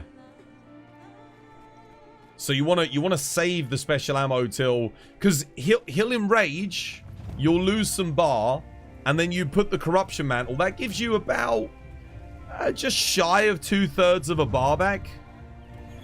So that should take you back up before you run out of rapid fire at the start. You also don't need attack boost in the build, no? Yes, you do. Absolutely. I mean, the attack boost is huge. Like I said, you guys should have exactly the same thing that I've got. Stream precise, crit element precise, attack. If you've got a rapid fire up, then that. Otherwise, you'd use, like, attack 3 maximum might talisman would be pretty efficient. Or attack 3 coalescence, or rapid fire up coalescence would be good. Crit element coalescence, crit element max might, stream 3 max might, stream 3 coalescence would also be very good. Rapid fire burst, no. Rapid fire burst, terrible. No. Because you've got burst on here. Number 1, burst does not give you bonus element with light bowgun. It doesn't work. Number 2, you only get +1 raw per level of burst. So having burst 2 here is even inefficient, but because it gives us the Gogma bonus, it's fine. So you don't want any more burst than level 1. Burst 1 is fine. That's it. And we're only doing the burst 1 for the bonus raw. That's it. Burst for each level on a melee weapon will give you the element and +2 raw per subsequent level. Burst on a ranged weapon gives you no element bonus, and it gives you +1 raw. That's it. That's all you get is +1 raw. So, yeah. Do you want Agitator on Switch Axe? Yes, absolutely. Yeah, you want Agitator on this build as well. Because, again, it gives you extra raw, and the crit's not bad. Peak, obviously, is extra raw. Element ammo scales very well with raw. Doesn't work with element skills. Burst don't do shit. Even coalescence is like, it's temporary. It's good, but it's temporary. It's raw skills that you want for your element bowgun builds. And then, of course, you want the element boost from Gogma. Element boost from Gogma is excellent. Element here, crit element, yes. That is excellent as well. But outside of that, like, burst doesn't work, so no idea why. I don't get why burst doesn't give you extra element. I thought it did. Because it does in Sunbreak, and it does in Rise. It just doesn't in this game. You saw a speedrun build with no agitator, and has 4 Wex. If you're using element switch axe builds, then you might not be able to afford to get the agitator in. Well, that's news. Yeah, commit that news to memory. That's important when making ranged bowgun builds. However, burst does work with bow. It's just light bowgun and heavy bowgun where burst doesn't give you extra element. But with bow, it does. With bow it does. But even then, agitator ends up being, I think, better on bow anyway, because bow does have good raw scaling still. Kind of, well, I say good, it's acceptable. I don't think you do too much extra burst. But having extra burst on bow is not as detrimental, like. Yeah. You literally never knew that. You do now. That's why we don't run... We try to just run burst 1. Burst 1 will still give you, like, the boost in raw. Which is worth it. But beyond that, it's... Yeah, it's not worth it. More romp? Go on then, let's do one more. Let's do one more.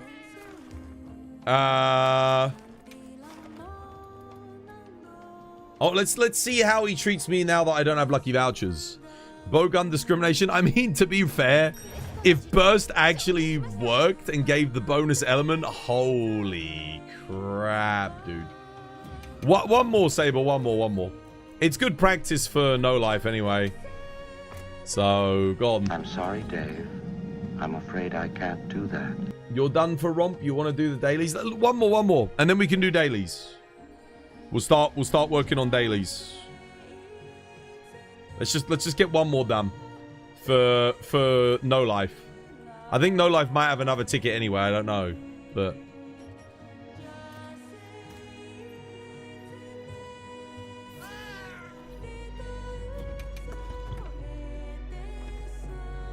it's funny, yeah, because burst element isn't working with bowgun. Like, it doesn't give you anything. Still, bowgun's like the strongest weapon in the game, like bowgun. It's crazy. You don't know sub 2 at arc runs. It feels like bowgun needs a buff. I know, right? God damn, dude. Tomate, mate, stop. Tomate, mate, stop. Tomate, mate, stop. Nani?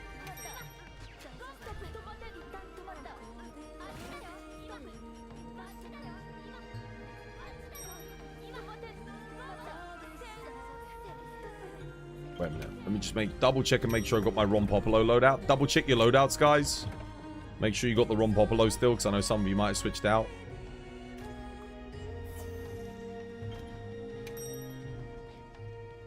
Make sure you got your traps.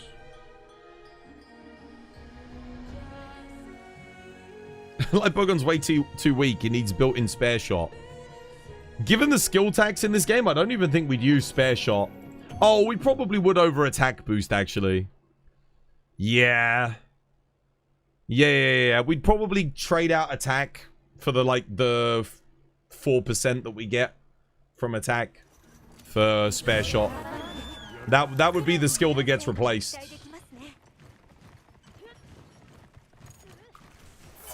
I'm gonna give Demon Powder just in case, like, someone's not taking that. Shit.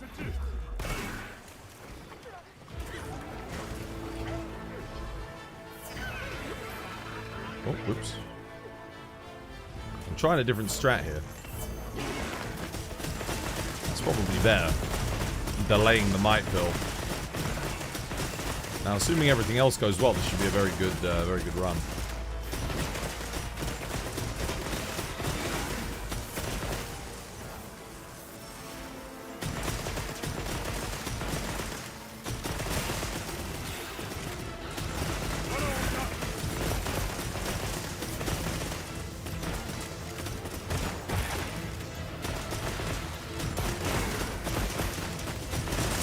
Oh shit, I'm...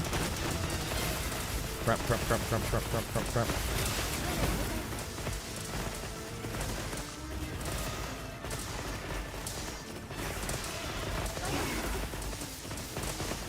be good. I got my mic pill off.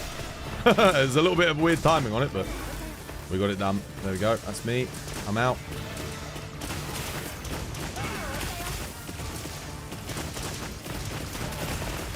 Okay, wait. Pause. Lovely.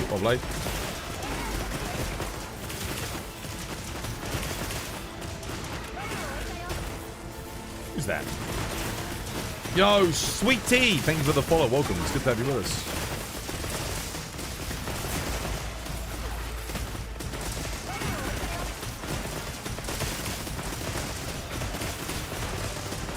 ready on that flash. Get ready on the flash.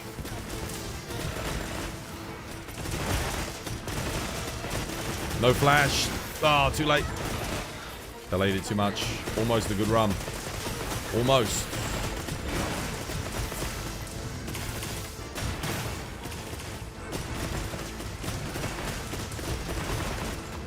Again, lacking DPS again.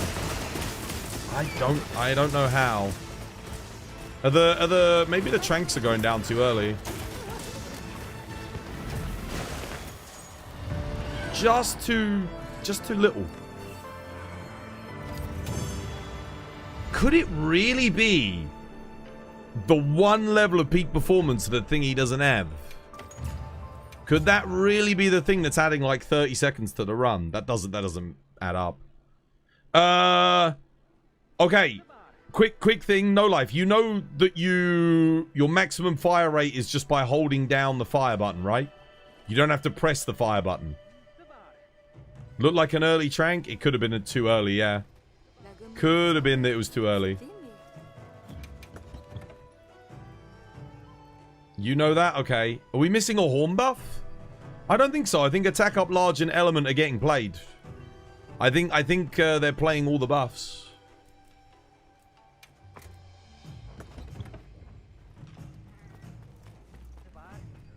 I don't know why it's taking... So our PB is 159.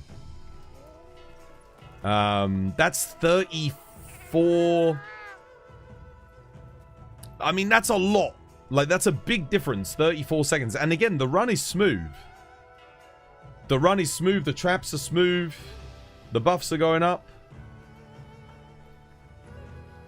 Wait, no, we're not. You're switching back to attack up large. Wait, was someone not playing a thing? Oh. Oh, well, there you go. Right, well, with that explains it then. That's why it's not dying in that final trap. You're playing element and, oh, no one's playing attack up? There you go then. That will be why we're not getting it. For fuck's sake. I was thinking to myself, dude, it's so smooth. Like, the trap chain's good. Everyone's taking might pills. Why are we not getting it? Because I'm thinking, like, there's no way. The only thing that one person is missing is peak performance 1. 1 level of 5 raw. And it's taking 30 seconds longer? Yeah, no. Attack up large, that'll do it. That'll be where the thing's going. Oh, this should be, dude, this should be easy. This will be an easy 2-minute run right here. One more? Yeah, we have to, dude. We're missing the buff.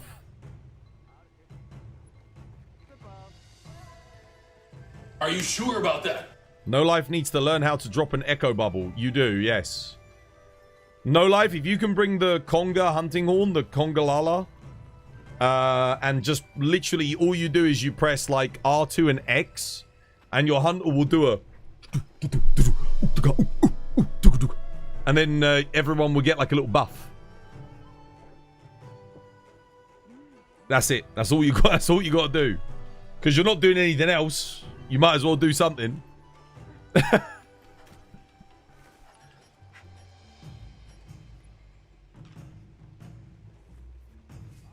Unga studi doot. Studi doot.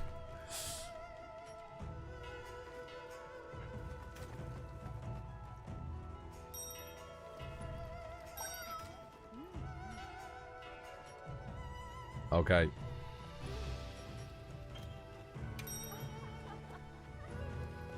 The reason why you play that is because it gives an affinity boost. Like the ring gives an affinity boost. Give us a motivational speech, Twas. Now in the stank-driven cave, the pestilence of Rompopolo awaits. But do not fret, my brothers and sisters, for we have guns.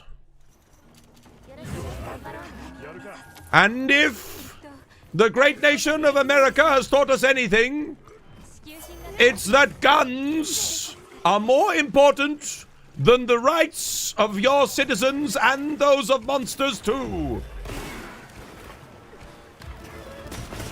You have the right to die by the hand of my bowgun.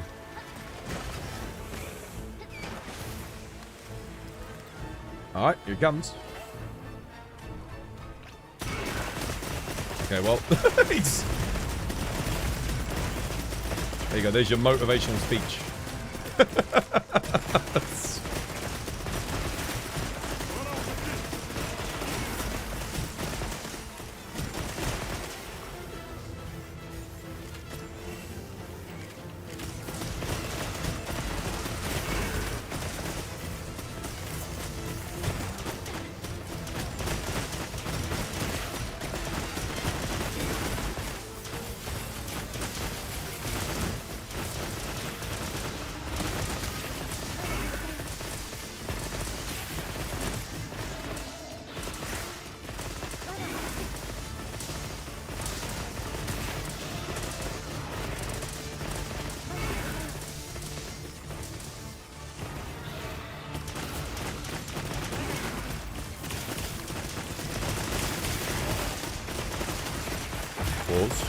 Pause, champ.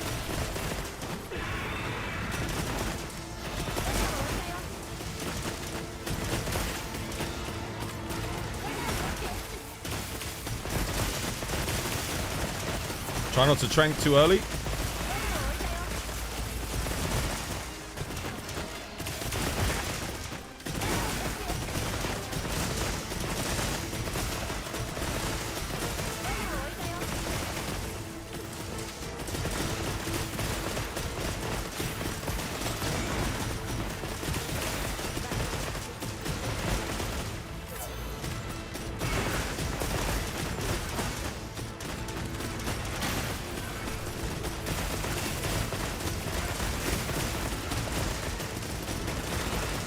Still, no, exactly the same. DPS loss. No idea, man. Honestly.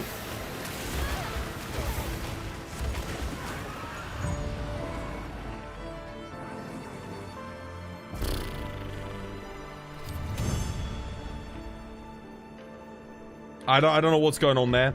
Maybe you're tranking too early, or... Again, that was even slower than the last one, and you played attack up large. We are missing a massive amount of damage, dude. 36 seconds is huge. Like, again, remember, PB is 159. That is like an entire 5th player's worth of damage we're missing. Somehow. We need a DPS tracker. Yeah, I'm not doing it again. We're good, we're good. I don't know. When it's going that smoothly and everything goes well, and then the final trap goes down and he's not ready for capture, that means we're missing a lot of damage. That's, we're talking, again, we're missing 20% damage there. Somewhere. Again, remember, PB 159. Down to, even the other day, Yeesh, when it was, Bartimaeus, Saber, and Yishuan and I, we were getting like 2 minutes and 3 seconds. So something's going wrong. You guys slayed instead of captured. Yeah, because he wasn't ready for capture when he went in the pitfall trap. Did I check builds? I mean, I'll double check. Let me have a look.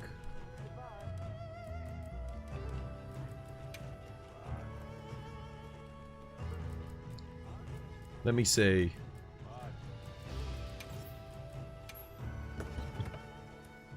Attack crit element. Let me check this. Element ammo powder, special ammo boost. Okay. 232 raw? Is that right?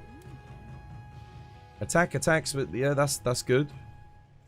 Gore Magala, yeah. Element focus, water ammo, yeah. That's all like, okay, bowgun's perfect. Again, talisman's perfect. Coalescence, antivirus, adrenaline rush. Attack, water, crit element, blitz. Yeah. He's only missing peak performance. That's literally it. That's all he's missing. And that's only because his talisman is like... It's very good. It's just he doesn't have a secondary... If he had Coalescence, Peak, or Max Might on there, he would have...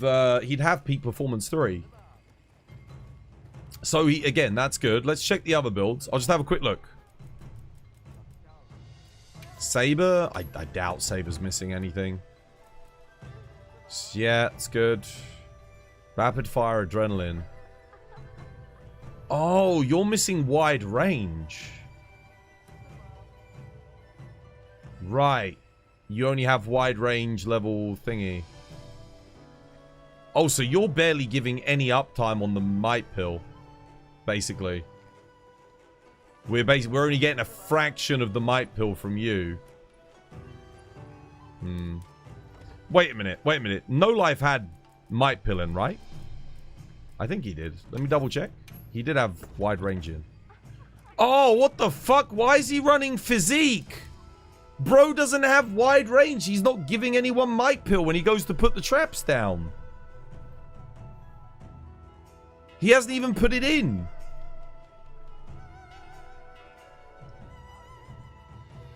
Fuck, that's why. So we got one person with barely any wide range and someone with none. He doesn't even have wide range 3 in. Dude, you gotta have wide range. Is it really that? Yeah. When you're cycling in, you're not buffing anyone but yourself. Why would you buff yourself with might pill when you're not even shooting? You don't need constitution on a light bowgun. That's not constitution isn't wide range. Let me just double check Yishuan's. Let me see. No, Yishuan has wide range. Yishuan's got wide range. They got rapid fire coalescence. Okay, Yishuan is missing about 4% damage. Because they're missing the level 4 of attack boost, which is pretty big. So Yishuan's missing damage.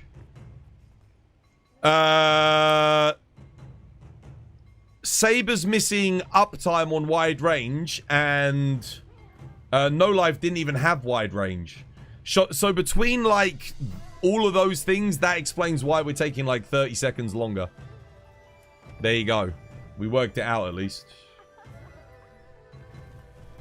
Everyone's got capacity 2, attack 3 though, right? On their bowguns. Everyone's got capacity 2, attack 3, yes? I don't need to check like everyone's light bowguns again, right? Everyone has capacity 2, 3 attack. I know No Life has it. You've got a rarity 8 with rapid fire, but you had level 2 adapt with something else. Dude, use the rarity 8 with rapid fire, dude. That's way better, because then you only sacrifice 1 level of peak performance. But you can fit in attack boost in, which is... Attack boost is a much higher percentage. You're sacrificing 4%. Peak performance at +5 raw is not 4% damage. You've got wide range in. Everyone has attack 3... capacity 2, yeah? On their bowguns. Yeah, we go one more. We go one more. We have to. Now, I mean, I should have really checked builds sooner, but... We go one more. Dude, Saber, we have to. We didn't even have wide range. We weren't even getting the wide range buff. And, Yishuan wasn't using attack. Please save your builds, guys, when you've done it. I'm pretty sure this happened last time, Yishuan. Where you didn't have the 2% and the thing, right?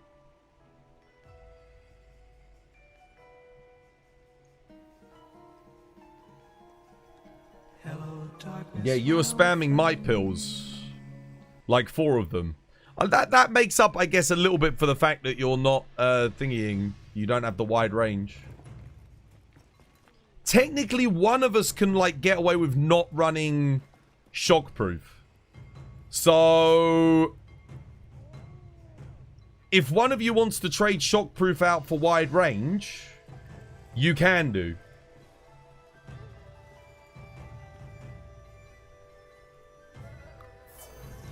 You had level 2 earplugs and switched it out for peak.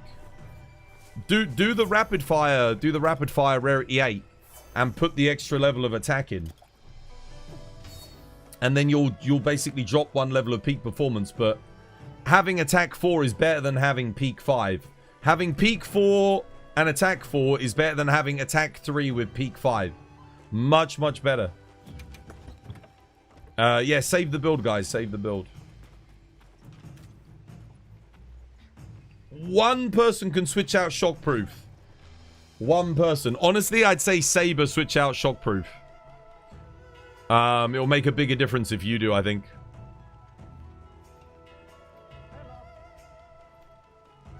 Now that if you've got wide range in, I'm going to double check, make sure, because I don't know. Let's make sure you've got wide range. Okay, he's got it. Yeah, good. So you can save your build now, dude. That's good. Alright, one more. We have to. Now everyone's got their build sorted. That should make a big difference. Yishuan alone gaining about 4% damage is going to be kind of huge. Because if you don't get attack to 4, you don't get that extra bit of raw boost and the 2%. 2% is...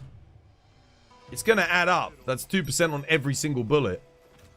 And then, of course, the fact that we weren't getting uptime from might pills from 1 player. That is also pretty big. This should be easy capture in the trap at this point. My guess is 2 minutes 15.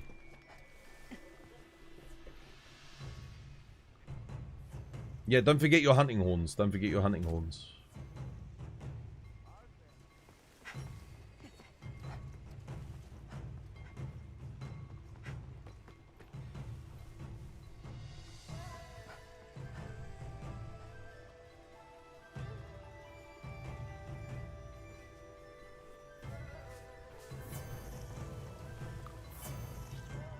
You remember taking pictures with Sonic in New York City Central? You did? Sonic. Here we go. Come on. This time he will get captured in the last trap. I promise. This time he will, because that damage difference is what we're missing. That should make all the difference in the world. I'm even going to take extra buffs here with my wide range just to ensure that everyone's fully buffed. His spawn location's a bit off, though.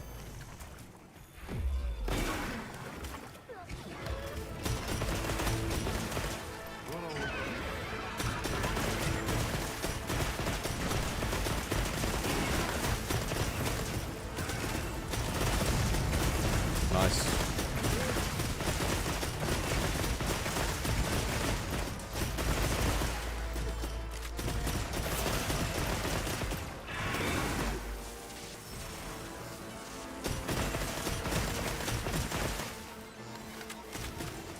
Why is no one shooting there? That's a bit odd. You guys noticing that? Like, I start shooting, but the other two don't start shooting. The hell? Oh shit, I think Saber had a glitch on his trap. And none of us can put traps down. Crap. Well, so much for this run.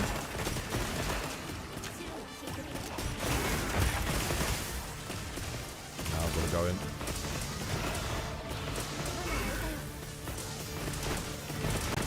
Didn't get to do my might build. Saber got the trap glitch where he couldn't put down his trap. I noticed and tried to run in to recover for him, but too late. He's deflated. That's alright. Nice. I mean, we might still get him here in the last trap. I don't know. Let's see.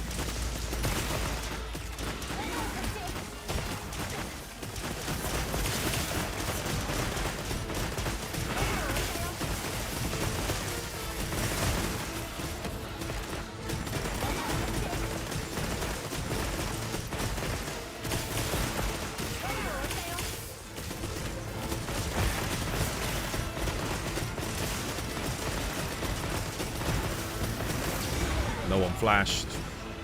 Fuck.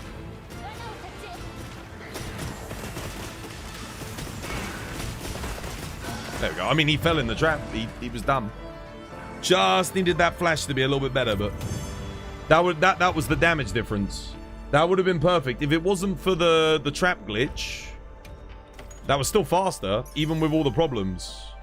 What was the trap glitch? Yeah, sometimes it won't let you place a shock trap. Very rarely, but it happens. If it hadn't, I mean, that was still faster, even with all the shit. So you can see the difference that just Yishuan getting the bonus and Thingy using the might pills made a big difference. One more. No, I gotta go, guys. I'm hungry. Your boy's got to eat. It's 2 a.m. I'm done.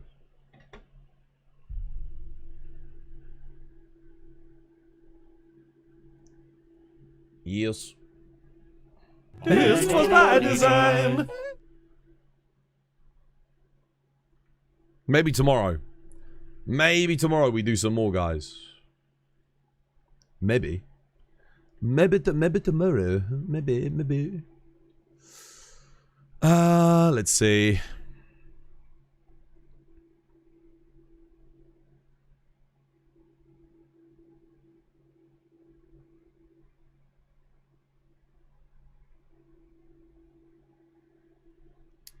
Let me get you the raid message. I actually stopped getting tickets when I when I ran out of lucky vouchers. I wonder if lucky vouchers influence the ticket drop rate. I wonder if there's like a hidden line of code, or if it's just a coincidence. It could just be a coincidence, but I did notice that the day that we were farming it, when I didn't farm it with lucky vouchers, I barely got any tickets. And since I ran out, I wasn't getting much anyway. So, I don't know. Odd. Let's see. Who are we raiding today?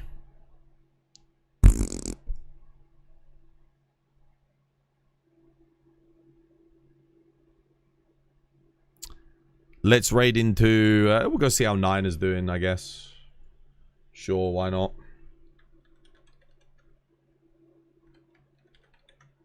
Alright, guys. I'm off.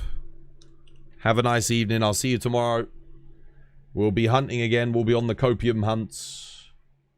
Counting down the days. 29 days now till Summer Games Fest. So yeah, take care. Have a nice Wednesday. Alright, I'm off. I've got to eat. Take care. Au revoir. 1, 2, 1, 2, 3, go. 'Twas by design. 'Twas by design.